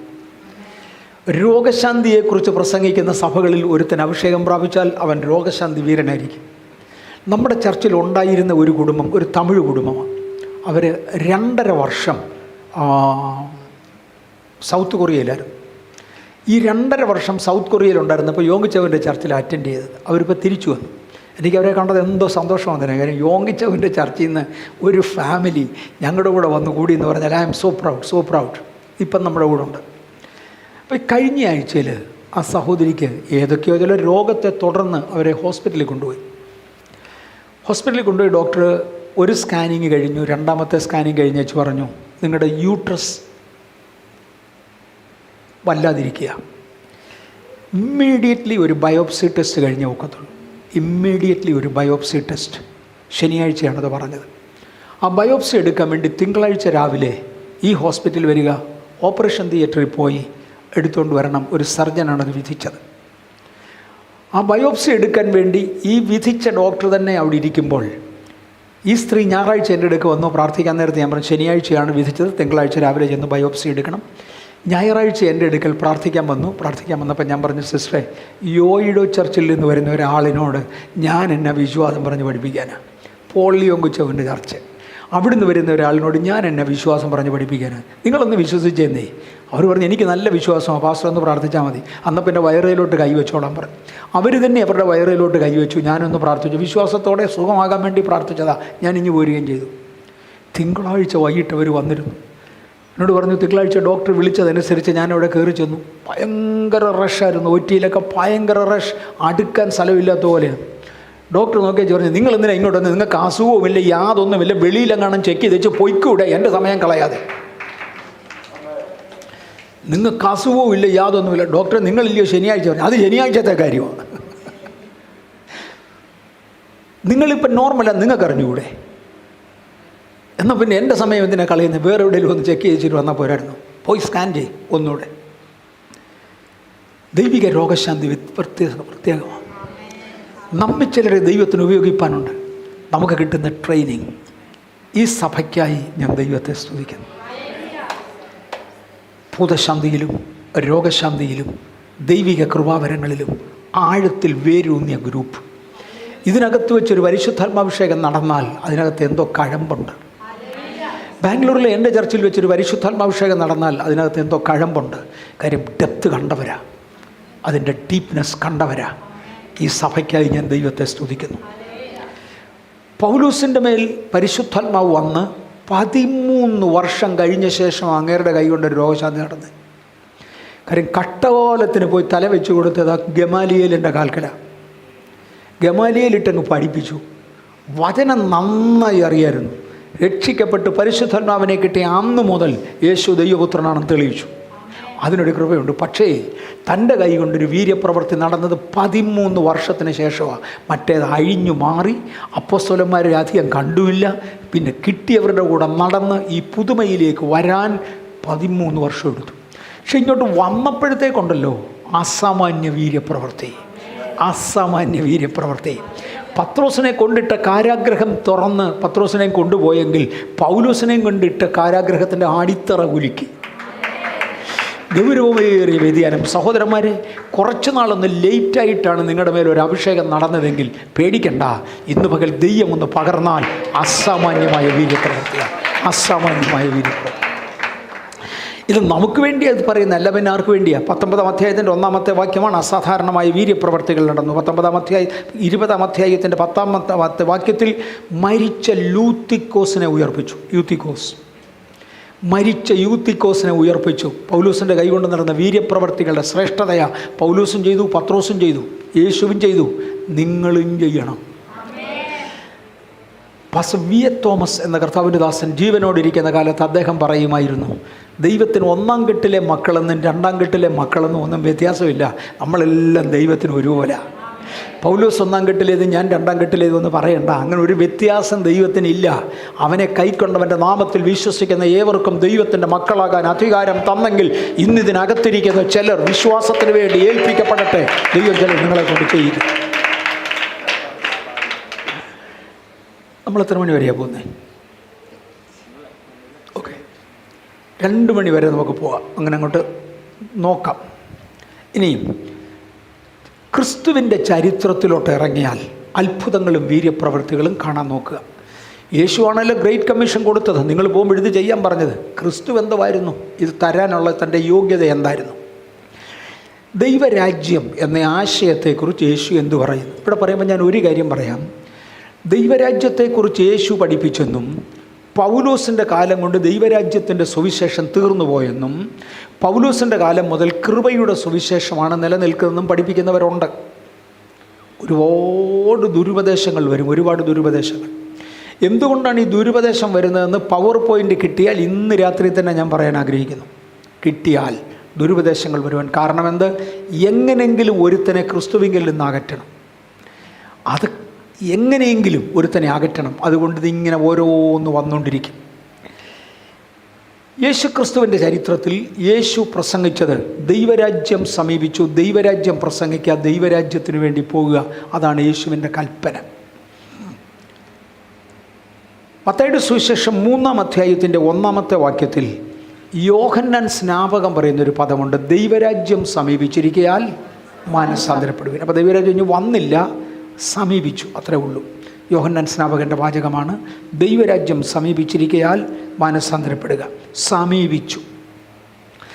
മത്തായിയുടെ സുവിശേഷം 4-ാം അധ്യായത്തിൻ്റെ 17-ാമത്തെ വാക്യത്തിൽ യേശുവും പറഞ്ഞു ദൈവരാജ്യം സമീപിച്ചിരിക്കയാൽ മാനസാന്തരപ്പെടുക. 4-ാം അധ്യായം വരെ ദൈവരാജ്യം എത്തിയില്ല, അടുത്തന്നേ ഉള്ളൂ. എന്നിട്ട് ഓടി വരുന്ന കൂട്ടത്തിൽ ട്രെയിനിൽ ഇരുന്നുകൊണ്ട് ഓരോ മണിക്കൂർ കഴിയുമ്പോഴും ഞാൻ പറയും കോട്ടയത്തോടടുത്തു, കോട്ടയത്ത് എത്തിയിട്ടില്ല. കോട്ടയത്തോട് വളരെ അടുത്തപ്പം പാസ്റ്റർ എന്നെ വിളിച്ച് ഞാൻ പറഞ്ഞു, അടുത്ത് പാസ്റ്റർ ഇപ്പം എത്തും. പിന്നെത്തി. മത്തായിയുടെ സുവിശേഷം 4-ാം അധ്യായം വരെ ദൈവരാജ്യം വന്നിട്ടില്ല, ദൈവരാജ്യം അടുത്തിരിക്കുന്നത് മാത്രമേ ഉള്ളൂ.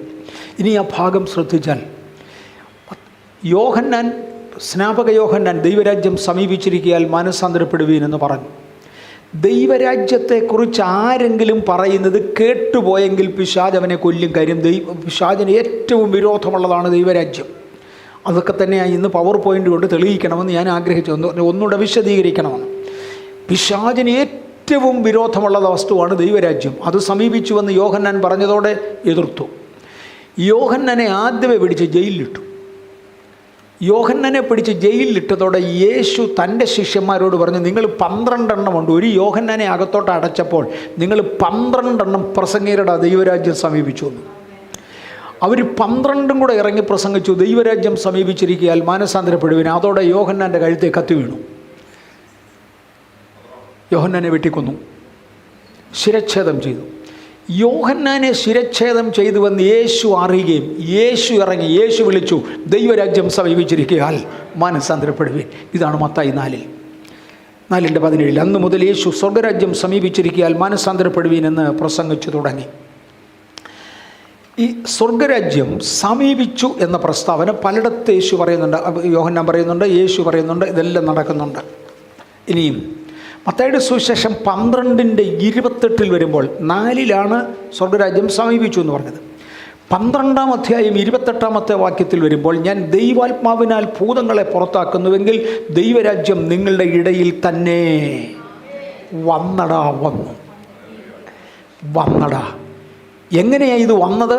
ഞാൻ ദൈവാത്മാവിനാൽ ഭൂതങ്ങളെ പുറത്താക്കുന്നുവെങ്കിൽ എന്ന് പറഞ്ഞാൽ, ദൈവരാജ്യം എന്ന് പറഞ്ഞാൽ പരിശുദ്ധാത്മാവിൻ്റെ ഡെമോൺസ്ട്രേഷനാണ്. ഞാൻ ദൈവാത്മാവിനാൽ ഭൂതങ്ങളെ പുറത്താക്കുന്നുവെങ്കിൽ ദൈവരാജ്യം നിങ്ങളുടെ ഇടയിൽ ഉണ്ട്, ഇതാ വന്നു കഴിഞ്ഞു. മത്തായിയുടെ സുവിശേഷം 10-ാം അധ്യായം 7-8 വാക്യങ്ങളിൽ, നിങ്ങൾ പോകുമ്പോൾ സ്വർഗരാജ്യം സമീപിച്ചിരിക്കുന്നു എന്ന് ഘോഷിപ്പീൻ, രോഗികളെ സൗഖ്യമാക്കുവീൻ. നിങ്ങൾ പോകുമ്പോഴൊരു കാര്യം ചെയ്യണം, സമീപിച്ചുവെന്ന് ഘോഷിച്ചുകൊണ്ട് രോഗികളെ സൗഖ്യമാക്കണം. രോഗി സൗഖ്യമായാൽ ആ ഇടത്തേക്ക് ദൈവരാജ്യം വന്നു. ഓരോ ഇടത്തേക്ക് ദൈവരാജ്യം വരണമെങ്കിൽ അവിടെ ദൈവപ്രവർത്തികൾ നടക്കണം. മരിച്ചവരെ ഉയർപ്പിപ്പീൻ, കുഷ്ഠരോഗികളെ ശുദ്ധമാക്കുവീൻ, ഭൂതങ്ങളെ പുറത്താക്കുവീൻ. സൗജന്യമായി നിങ്ങൾക്ക് ലഭിച്ചു, സൗജന്യമായി കൊടുപ്പീൻ. ഇതാ വന്നു കഴിഞ്ഞു, നിങ്ങളിത് കൊടുക്കണം. ഇതിനെ ഇമ്പാർട്ടേഷൻ എന്നൊക്കെ പറയും. നിങ്ങളുടെ മേൽ ലഭിച്ചതിനെ നിങ്ങൾ പകർന്നു കൊടുക്കേണ്ടതിനായി, കൈവെപ്പിനാൽ ഒരു ഇമ്പാർട്ടേഷൻ നടക്കേണ്ടതിനായി നിങ്ങളുടെ മേൽ നടക്കുന്ന ആ പ്രക്രിയ മറ്റുള്ളവർക്ക് വേണ്ടി നിങ്ങൾ പകർന്നു കൊടുക്കണം എന്ന് യേശു പറഞ്ഞു. ലൂക്കോസിൻ്റെ സുവിശേഷം 11:20 ഇതേ വാക്യം പറഞ്ഞു. എന്നാൽ ദൈവത്തിൻ്റെ ശക്തി കൊണ്ട്, അവിടെ ദൈവത്തിൻ്റെ ശക്തി കൊണ്ടെന്ന് പറയുന്നത് by the finger of God എന്നാണ് ഇംഗ്ലീഷിൽ കൊടുത്തിരിക്കുന്നത്. ദൈവത്തിൻ്റെ വിരലുകളാൽ, by the finger of God ഞാൻ ഭൂതങ്ങളെ പുറത്താക്കുന്നുവെങ്കിൽ ദൈവരാജ്യം നിങ്ങളുടെ അടുക്കൽ വന്നിരിക്കുന്നു, സ്പഷ്ടം വന്നു കഴിഞ്ഞു. നമുക്കൊന്ന് പ്രാർത്ഥിച്ചുകൂടെ? കർത്താവേ, അങ്ങയുടെ രാജ്യത്തിൽ എന്നെ ആക്കി, എൻ്റെ കൈ കൊണ്ട് അത്ഭുതം നടക്കണം. പത്രോസിൻ്റെ നിഴൽ വീഴുന്ന രോഗികൾ സൗഖ്യമായി. ഞാൻ എത്രയോ പ്രാവശ്യം കണ്ടിട്ടുണ്ട്, എത്രയോ പ്രാവശ്യം നിഴൽ വീഴുന്ന രോഗികൾ സൗഖ്യമാകുന്നത്. എൻ്റെ ജീവിതത്തിൽ ആദ്യമായി ഞാൻ നിഴൽ വീഴുന്ന രോഗികൾ സൗഖ്യമാകുന്നത് ഒന്ന് വിശദീകരിക്കാം. പത്തനാപുരം എന്ന് പറയുന്ന സ്ഥലത്ത്, അതെ, പുനലൂക്ക് പോകുന്ന വഴിയിൽ പത്തനാപുരം എന്ന് പറയുന്ന സ്ഥലത്ത് ഒരു കൺവെൻഷൻ ഒരിക്കൽ നടന്നു, കുറേ വർഷങ്ങൾക്ക് മുമ്പ്. ഒരു രാത്രിയിൽ നല്ല ശക്തിയിൽ ദൈവവചനം ശുശ്രൂഷിപ്പാൻ എനിക്ക് ആരോഗ്യമുണ്ടായിരുന്ന ഒരു പ്രായമായി, ഇന്നേക്കൊരു 30 വർഷം പുറകില, നല്ല ശക്തമായി ദൈവവചനം ശുശ്രൂഷിപ്പാൻ കർത്താവ് ഇടയാക്കി. അന്ന് രാത്രിയിൽ അവിടെ 2-3 പിള്ളേർ, മലയാളം ശരിക്കും മനസ്സിലാകാത്ത പിള്ളേരുണ്ടായിരുന്നു. 2 പേരുടെ പേര് ടൈറ്റസ് എന്നാണ്. 2 പിള്ളേർ ടൈറ്റസ്. ഒന്നൊരു ടൈറ്റസിൻ്റെ പെങ്ങളാണ്. ഈ 3 പിള്ളേർക്ക് മലയാളം ശരിക്കറിയത്തില്ല, കഷ്ടിച്ചൊക്കെ പറയും. അയ്യോ, അതിലൊരാൾ കോട്ടയംകാരനാണ്. അതിലൊരു എബിറ്റൈറ്റസ് ഉണ്ട്. പാസ്റ്റർക്ക് അറിയാമോ എബിറ്റൈറ്റസ്? എബിറ്റൈറ്റസ് കോട്ടയംകാരനാണ്. ഏതോ ഒരു ആഫ്രിക്കൻ രാജാവിൻ്റെ അംബാസഡറാണ് പുള്ളി, നിസ്സാരനൊന്നുമല്ല. His excellency എബിറ്റൈറ്റസ്. എബിക്കന്ന് ഒരു 16 വയസ്സ് കാണും, അത്രേ ഉള്ളൂ. മറ്റേ എബിക്ക് 10-18 വയസ്സ് കാണും. ഈ 3 പിള്ളേരും ഒരു കാറിൽ കയറി, അതേ കാറിൽ ഞാനും കയറി. പോകുന്ന വഴിക്ക്, ഈ മീറ്റിംഗ് കഴിഞ്ഞ് പോകുന്ന വഴിക്ക് പിള്ളേരിനോട് പറഞ്ഞു, ഞങ്ങൾ ഭയങ്കര ഓവർ സ്പീഡിലാണ് പ്രസംഗിച്ചത്, അതുകൊണ്ട് ഞങ്ങൾക്ക് മലയാളം അത്രയും കിട്ടത്തില്ല, മനസ്സിലായില്ല, എന്നാലും ഭയങ്കര ആത്മീയ അന്തരീക്ഷമായിരുന്നു, ഒന്ന് പറയാമോ എന്തുമായിരുന്നു ഇന്ന് പ്രസംഗിച്ചത്? ഞാനാണെങ്കിൽ പ്രസംഗിച്ച് തളർന്നാണ് പോകുന്നത്. ഞാൻ പറഞ്ഞു, നീയൊക്കെ ചൊവ്വ ജീവിക്കണമെന്നല്ല എന്നാ പ്രസംഗിക്കുക എന്ന് പറഞ്ഞ് ഞങ്ങൾ നിർത്തിയാൽ. അത് കഴിഞ്ഞിട്ട് എബിറ്റൈറ്റസ് എന്നോടൊരു ചോദ്യം ചോദിച്ചു. അങ്കിൾ, പണ്ട് കാലത്തൊക്കെ നിഴൽ വീഴുന്ന രോഗികൾ സൗഖ്യമായി എന്നൊക്കെ ബൈബിളിൽ കണ്ടിട്ടുണ്ട്, ഇപ്പം എന്തേ നിഴൽ വീഴുന്ന രോഗികൾ സൗഖ്യമായി കാണുന്നില്ലല്ലോ? ഞാൻ പറഞ്ഞു, നിഴലില്ലല്ലോ, പിന്നെ എന്നാ ചെയ്യാൻ? അവൻ്റെ അടുക്കൽ നിന്ന് രക്ഷപ്പെടാൻ വേണ്ടി മാത്രം ഞാൻ പറഞ്ഞതാണ്. ഞാൻ പറഞ്ഞിട്ട് പണ്ടൊക്കെ വെയിലത്തൊക്കെ ആയിരുന്ന കൺവെൻഷൻ, ഇന്നെല്ലാം ട്യൂബ് ലൈറ്റിൻ്റെ വെളിച്ചത്തിലല്ലേ, എവിടെ നിഴൽ? അതുകൊണ്ടാണ്. അപ്പോൾ ഇന്നിനി എന്നാ ചെയ്യണം? അവനെ ആത്മാർത്ഥത എന്ന് ചോദിച്ചതാണ്. എന്ത് വേണേൽ ചെയ്യാൻ റെഡിയാണ്, ഇന്നിനി എന്തോ വേണം? ഞാൻ പറഞ്ഞു, മോനെ, ഈ നിഴൽ വീഴുക എന്നുള്ള ടേം വിട്ടേച്ച് അടുത്തൂടെ പോയാൽ രോഗി സൗഖ്യമാകണമെന്ന് പറ. You call it proximity healing, you call it proximity. അടുത്തൂടെ പോയാൽ രോഗി സൗഖ്യമാകണം, അത് പറ. നടക്കുമോ അങ്ങളെ? നമ്മൾ നടക്കാതിരിക്കാൻ എന്താ, പ്രാർത്ഥിച്ചാൽ നടക്കും. പിറ്റേ ദിവസം രാവിലെ സഭായോഗത്തിന് പോകാൻ ഞങ്ങൾ ഈ പിള്ളേർ 3 കൊണ്ട് എൻ്റെ കൂടെ വണ്ടിയിൽ കയറി കഴിഞ്ഞപ്പോൾ പിള്ളേർ പറഞ്ഞു, ഞങ്ങളെ കഴിഞ്ഞ രാത്രി ഞങ്ങൾ 1 സെക്കൻഡ് ഉറങ്ങിയിട്ടില്ല, 1 സെക്കൻഡ് പ്രോക്സിമിറ്റി ഹീലിങ്ങിന് പ്രാർത്ഥിക്കുകയായിരുന്നു. ഞാനാകെപ്പാടെ ഫിക്സിലായി. ഞാൻ അന്നേരത്തെ സാഹചര്യത്തിൽ രക്ഷപ്പെടാൻ വേണ്ടി പറഞ്ഞതാ, അല്ലാതെ ഇത് ഒക്കുമെന്നും കണ്ട് പറഞ്ഞതല്ല. ഈ പിള്ളേര വില മുടക്കി ഒരു രാത്രി മുഴുവനും ഈ 3 പേരിരുന്ന് പ്രോക്സിമിറ്റി ഹീലിങ്ങിന് വേണ്ടി പ്രാർത്ഥിച്ചു. പിറ്റേ ദിവസം പത്തനാപുരത്ത് ഒരു ഓഡിറ്റോറിയമുണ്ട്, ഓഡിറ്റോറിയത്തിനകത്ത് വെച്ചാണ് സഭായോഗം. 1 മണിക്കൂർ പ്രസംഗിക്കാൻ എന്നോട് ആവശ്യപ്പെട്ടു. അത് കഴിഞ്ഞ് 1/2 മണിക്കൂർ രോഗശാന്തിക്ക് പ്രാർത്ഥിക്കാൻ പറഞ്ഞു. 1/2 മണിക്കൂർ പ്രസംഗിച്ച് കഴിഞ്ഞപ്പോഴത്തേക്ക് എൻ്റെ മെസ്സേജ് അങ്ങ് നിന്നു. മെസ്സേജ് ഇല്ലാതെ ഞാൻ ഒരിക്കലും ട്രാക്ക് ചെയ്യത്തില്ല. ഞാൻ അവിടെ പാസ്റ്ററോട് ജോയ് പി ഉമ്മനായിരുന്ന സഭായോഗം നടത്തുന്ന ജോയ് പി ഉമ്മനോട് ഞാൻ പറഞ്ഞു, പാസ്റ്ററെ, മെസ്സേജിൻ്റെ ഫ്ലോ അങ്ങ് കഴിഞ്ഞു, ഞാൻ രോഗികൾക്ക് വേണ്ടി പ്രാർത്ഥിച്ചു തുടങ്ങട്ടെ എന്ന് ചോദിച്ചു. പ്രാർത്ഥിച്ചോളാൻ പറഞ്ഞു. പെട്ടെന്ന് എൻ്റെ അകത്ത് പരിശുദ്ധാത്മാവ് പറഞ്ഞു, പ്രോക്സിമിറ്റി ഹീലിംഗ് സ്റ്റാർട്ട് ചെയ്തോളാൻ പറഞ്ഞു. ഞാൻ പറഞ്ഞു, പ്രോക്സിമിറ്റി ഹീലിങ്ങിന് വേണ്ടി വില മുടക്കി പ്രാർത്ഥിച്ച 3 പിള്ളേർ ഇവിടെ ഇരിപ്പുണ്ട്. 2 ആൺപിള്ളേരും ഒരു പെങ്കൊച്ചുമാണ്. ഞാൻ 2 ആൺപിള്ളേരെ മുന്നോട്ട് വിളിക്കും. കാര്യം പെങ്കൊച്ചിൻ്റെ വസ്ത്രധാരണം ഇന്ത്യൻ അല്ല, അമേരിക്കനാണ്, നമ്മുടെ നാട്ടിൽ ചിലവാകുകയില്ല. അതുകൊണ്ട് അതിനെ വിളിക്കുന്നത് ബുദ്ധിമുട്ടായതുകൊണ്ട് ഞാൻ പറഞ്ഞു, ആൺപിള്ളേർ 2 ഇനി വരാൻ പറഞ്ഞു. ആൺപിള്ളേരെ 2 പേരെയും വിളിച്ചേച്ച് ഞാൻ പറഞ്ഞു, ഓഡിറ്റോറിയത്തിൻ്റെ ഒത്ത നടുക്കൂടെ മുന്നൽ മുതൽ പുറകിൽ വരെ നടന്നു പോകാവുന്ന ഒരു ഗ്യാപ്പ് ഉണ്ടാക്കി ആളുകൾ ഇടവും വരവുമായി മാറി നിന്നു. ഞാൻ പറഞ്ഞു, കണ്ണ് കാണാൻ വയ്യാത്തവരെ, ചെവി കേൾക്കാൻ വയ്യാത്തവർ, ശരീര അവയവങ്ങൾ അനങ്ങാത്തവരെ, തളർന്നവർ, അങ്ങനെയൊക്കെയുള്ള രോഗികളെ ഈ സൈഡിലോട്ട് അടുപ്പിച്ച് നിർത്തും. പിള്ളേരോട് 2 പേരോടും ഞാൻ പറഞ്ഞു, ഒരുത്തൻ മുന്നിലും മറ്റവൻ പുറകിലുമായി, മോനെ ഇതിൻ്റെ നടുക്കൂടെ അങ്ങേയറ്റം വരെ നടക്ക്, ഒരു മനുഷ്യനെ തൊടരുത്, ഒറ്റ മനുഷ്യനെ തൊടരുത്, നിങ്ങൾ അങ്ങോട്ട് നടക്ക്. പിള്ളേർ നടക്കുകയും കൂട്ടത്തിൽ നിന്ന് ഇടയ്ക്കിടയ്ക്ക് ആളുകൾ തെറിച്ച് വീഴുന്ന കാണാം. പിള്ളേർ അങ്ങേ അറ്റത്ത് നിന്ന് ഞാൻ പറഞ്ഞു, ഇനി തിരിച്ച് ഇങ്ങോട്ട് നടക്ക്.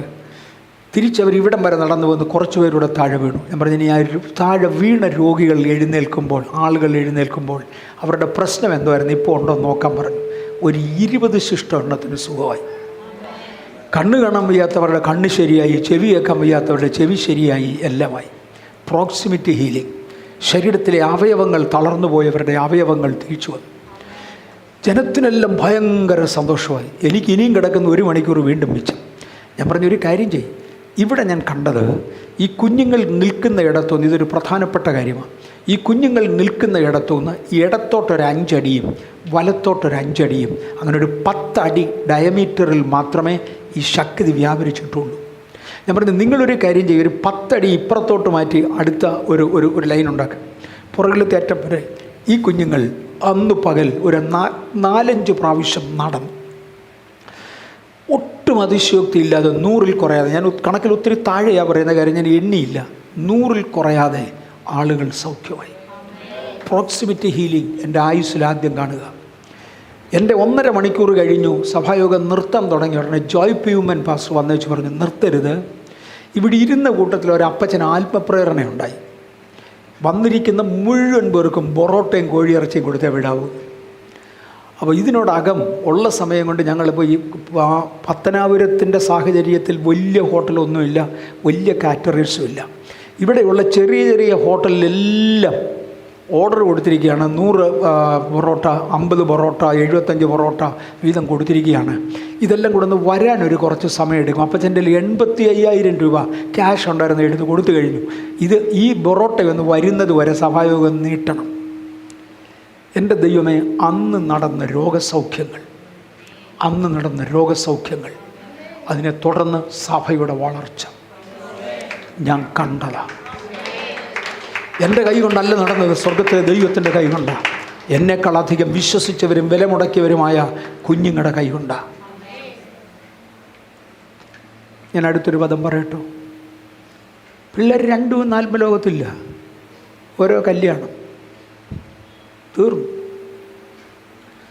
പിള്ളേർ 2 ആത്മലോകത്തില്ല, 3 ബോധിച്ചതുപോലെ ഓരോ കല്യാണം കഴിഞ്ഞു. ആരെ ഏത് കുറ്റിയിൽ പിടിച്ചു കെട്ടണമെന്ന് പിശാചിന് നന്നായി അറിയാം. കാശിൻ്റെ മുമ്പിൽ വീഴുന്നവൻ്റെ കയ്യിൽ കാശിട്ട് കൊടുക്കും, ചോറിൻ്റെ മുമ്പിൽ വീഴുന്നവൻ്റെ മുമ്പിൽ ചോറ് വെച്ച് കൊടുക്കും, വിവാഹത്തിൻ്റെ മുമ്പിൽ തകരുന്നവൻ്റെ മുമ്പിൽ വിവാഹം വെച്ച് കൊടുക്കും. കഴിഞ്ഞു. ഞാൻ വിവാഹം തെറ്റെന്നോ കുടുംബജീവിതം വേണ്ടെന്നോ അല്ല പറഞ്ഞത്, നിർബന്ധമായും വേണം. യോഗ്യവും മാന്യവും ദൈവത്തിൻ്റെ വചനം അംഗീകരിക്കുന്നത് പോലെയും വേണം, തകരരുത് എന്ന് മാത്രമേ പറഞ്ഞുള്ളൂ. ദൈവം നമ്മളെ അനുഗ്രഹിക്കട്ടെ, കൊണ്ടുപോകട്ടെ. രോഗികളെ വിരിപ്പുകളിൽ കൊണ്ട് കിടത്തുകയും പത്രോസിൻ്റെ നിഴൽ വീഴുന്ന രോഗികൾ സൗഖ്യമാകുകയും ചെയ്ത ചരിത്രമാണ് നമ്മളിവിടെ വായിച്ചത്. എൻ്റെ കണ്ണുകൊണ്ട് കണ്ടതാണ് ഞാൻ വിശദീകരിച്ചത്. അതിനുശേഷം പല ആവർത്തി ബഥേൽ ചർച്ചിൽ ഞങ്ങൾ ചെയ്തിട്ടുണ്ട്. ബഥേൽ ചർച്ചിൽ ഞങ്ങൾ ചെയ്തിട്ടുണ്ട്. ഈ കഴിഞ്ഞ വർഷവും ഒരു ദിവസം ചെയ്തിരുന്നു. 2022 ഒരു പ്രാവശ്യം ഞങ്ങൾ ചെയ്തിരുന്നു. 23 കർത്താവ് തരികയാണെങ്കിൽ ചെയ്യണം എന്നാഗ്രഹിക്കുന്നു. ഇതെല്ലാം ദൈവത്തിന് ചെയ്യാവുന്നതേ ഉള്ളൂ.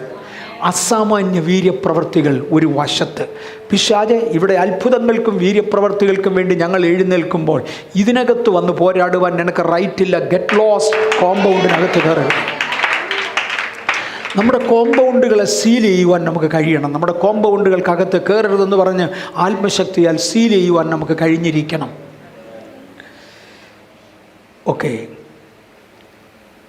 ലൂക്കോസിൻ്റെ സുവിശേഷം 4-ാം അധ്യായം 31 മുതൽ 37 വരെയുള്ള വാക്യങ്ങളിൽ യേശു ദുരാത്മാവിനെ പുറത്താക്കിയ ചരിത്രം കാണാം. ലൂക്കോസിൻ്റെ സുവിശേഷം 13:32 പറഞ്ഞു, ചെറിയ ആട്ടിൻകൂട്ടമേ ഭയപ്പെടരുത്, നിങ്ങളുടെ പിതാവ് രാജ്യം നിങ്ങൾക്ക് തരുവാൻ പ്രസാദിച്ചിരിക്കുന്നു. ഞാൻ ആ പദം ഒന്ന് ചുരുക്കി വിശദീകരിക്കാം. പിതാവ് പുത്രൻ്റെ കയ്യിൽ ദൈവരാജ്യം കൈമാറിയതുപോലെ, സ്വർഗരാജ്യത്തിൻ്റെ അവകാശങ്ങൾ കൈമാറിയതുപോലെ, ഇന്ന് പകൽ യേശുവിൻ്റെ സന്തതിയായി ജനിച്ച ദൈവമക്കളോട്, എന്നോടും നിങ്ങളോടും യേശുവിന് പറവാനുള്ളത്, ചെറിയ ആട്ടിൻകൂട്ടമേ ഭയപ്പെടരുത്, പിതാവ് നിങ്ങളുടെ കയ്യിൽ രാജ്യം കൈമാറാൻ തീരുമാനിച്ചു. പിതാവ് എൻ്റെ കയ്യിൽ കൈമാറാൻ തീരുമാനിച്ചെങ്കിൽ, ഇന്ന് വൈകിട്ട് വരുമ്പോൾ ഒത്തിരിയും കൂടെ വ്യക്തതയിൽ നമ്മൾ അവിടെ പോകും. പിതാവ് എൻ്റെ കയ്യിൽ കൈമാറാൻ തീരുമാനിച്ചെങ്കിൽ ചോദ്യം ചെയ്യുന്നവൻ ആരാ? ആര് ചോദ്യം ചെയ്താലും അർത്ഥമില്ല. നിങ്ങളിൽ ചിലരിലേക്ക് ദൈവരാജ്യത്തിൻ്റെ പകർച്ച നടക്കട്ടെ. ഞാൻ വീണ്ടും പറയുക, ഇത് അറിയാൻ വയ്യാത്ത വാക്യങ്ങളല്ല. ഞാൻ അറിയാവുന്ന വാക്യങ്ങളൊന്ന് അറേഞ്ച് ചെയ്ത് നമ്മുടെ അകത്തേക്ക് വിശ്വാസം ഒന്ന് കയറേണ്ടതിന്, വിശ്വാസത്തിൻ്റെ ഗൗരവത്തിൽ അത് ഏറ്റെടുക്കേണ്ടതിന് നിങ്ങളുടെ മുമ്പിലോട്ട് ഇട്ട് തരിക. ഇതൊന്ന് എടുക്കാൻ ശ്രമിക്കുക. ഈ അപ്പോസ്തലപ്രവൃത്തികളുടെ പുസ്തകം 10-ാമത്തെ അധ്യായത്തിൽ യേശു വേറെ ഒരു 70 പേരെ സുവിശേഷത്തിലേക്ക് വേണ്ടി അയച്ചു. അതിന് മുമ്പുണ്ടായിരുന്ന 12 പേരുടെ കയ്യിൽ ഒരു ചെറിയ പെശക്, അത് വലിയ കാര്യമാണ്. ലൂക്കോസിൻ്റെ സുവിശേഷം 9-ാമത്തെ അധ്യായത്തിലേക്ക് വരുമ്പോൾ 12 ശിഷ്യന്മാരെ യേശു അയച്ചു. ഈ ശിഷ്യന്മാരുടെ ഇടയിൽ പിശാച് കയറി. അവിടെ കല്യാണം കഴിപ്പിക്കുക അല്ലായിരുന്നു ചെയ്തത്, അവിടെ വേറൊരു പരിപാടിയായിരുന്നു. അവർക്കൊരു സംശയം, നമ്മിൽ വലിയവൻ ആരുടാന്ന് പറ. തങ്ങളിൽ വലിയവൻ ആര്? അവരുടെ ഇടയിലെ 1-ാമത്തെ ചോദ്യം. 2, ഞങ്ങൾ സകലതും വിട്ട് യേശുവിനെ അംഗീകരിക്കുന്നു, അനുസരിക്കുന്നു, ഞങ്ങൾക്ക് എന്നെ കിട്ടും? 2 ചോദ്യം. ഈ 2 ചോദ്യം വന്നപ്പോൾ യേശു പറഞ്ഞു, പിള്ളേരെ ഒന്ന് നിൽക്ക്, ഒന്ന് പോസ് ചെയ്ത്, നിങ്ങളെ തള്ളിയതല്ല, വിട്ടതല്ല, നിങ്ങളൊന്ന് നിൽക്ക്, ഞാൻ വേറൊരു ഗ്രൂപ്പിനെ ഒന്ന് അയക്കട്ടെ. കാര്യം ഈ 2 പ്രശ്നം നിങ്ങളുടെ ഇടയിൽ നിൽക്കുന്നിടത്തോളം കാലം ഇനി നിങ്ങൾ പ്രയോജനപ്പെടുകയില്ല.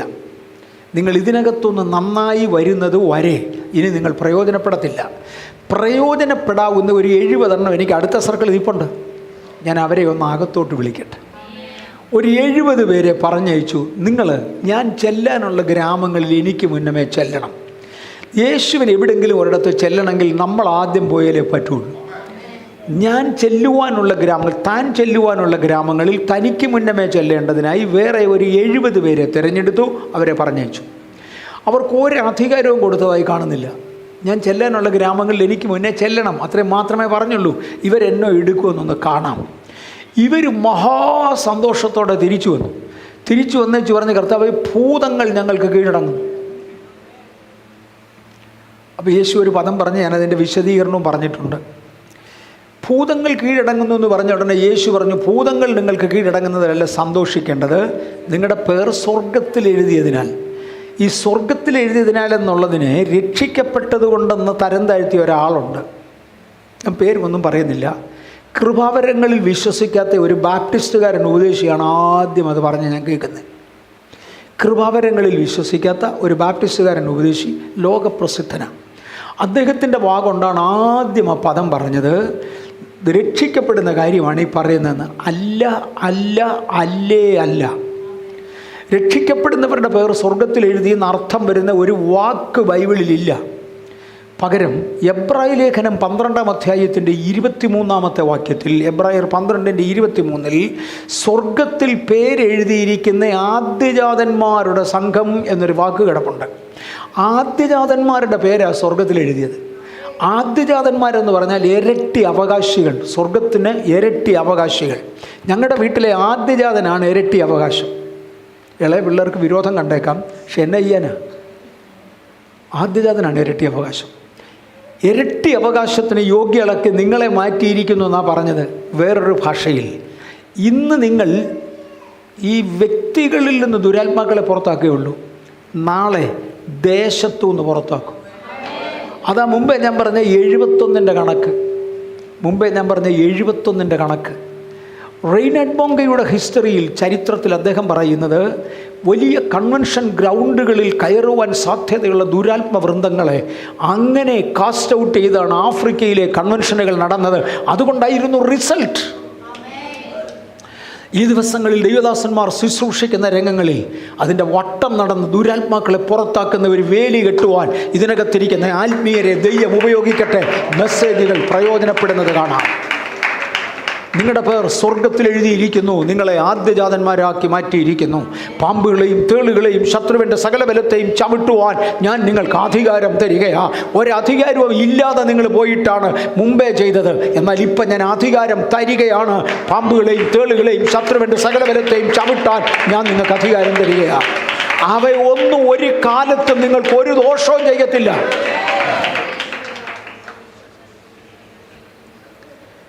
ഇന്ന് പകൽ ദൈവകരങ്ങളിൽ നമ്മെ ഒന്ന് ഏൽപ്പിക്കുവാൻ സ്വർഗത്തിലെ ദൈവം നമുക്ക് കൃപ തരട്ടെ.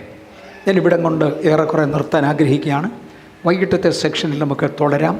കർത്താവായ യേശു ക്രിസ്തു നമ്മെ ഏൽപ്പിച്ച ദൈവരാജ്യത്തിൻ്റെ വക്താക്കളായി കർത്താവിന് വേണ്ടി പോകുവാൻ സ്വർഗം നമുക്ക് കൃപ തരട്ടെ എന്ന് പ്രാർത്ഥിക്കുന്നു.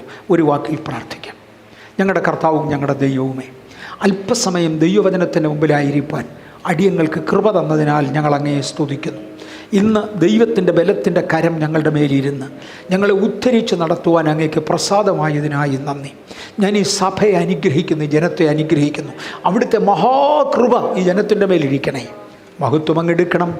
യേശുവിൻ്റെ നാമത്തിൽ തന്നെ ആമേൻ.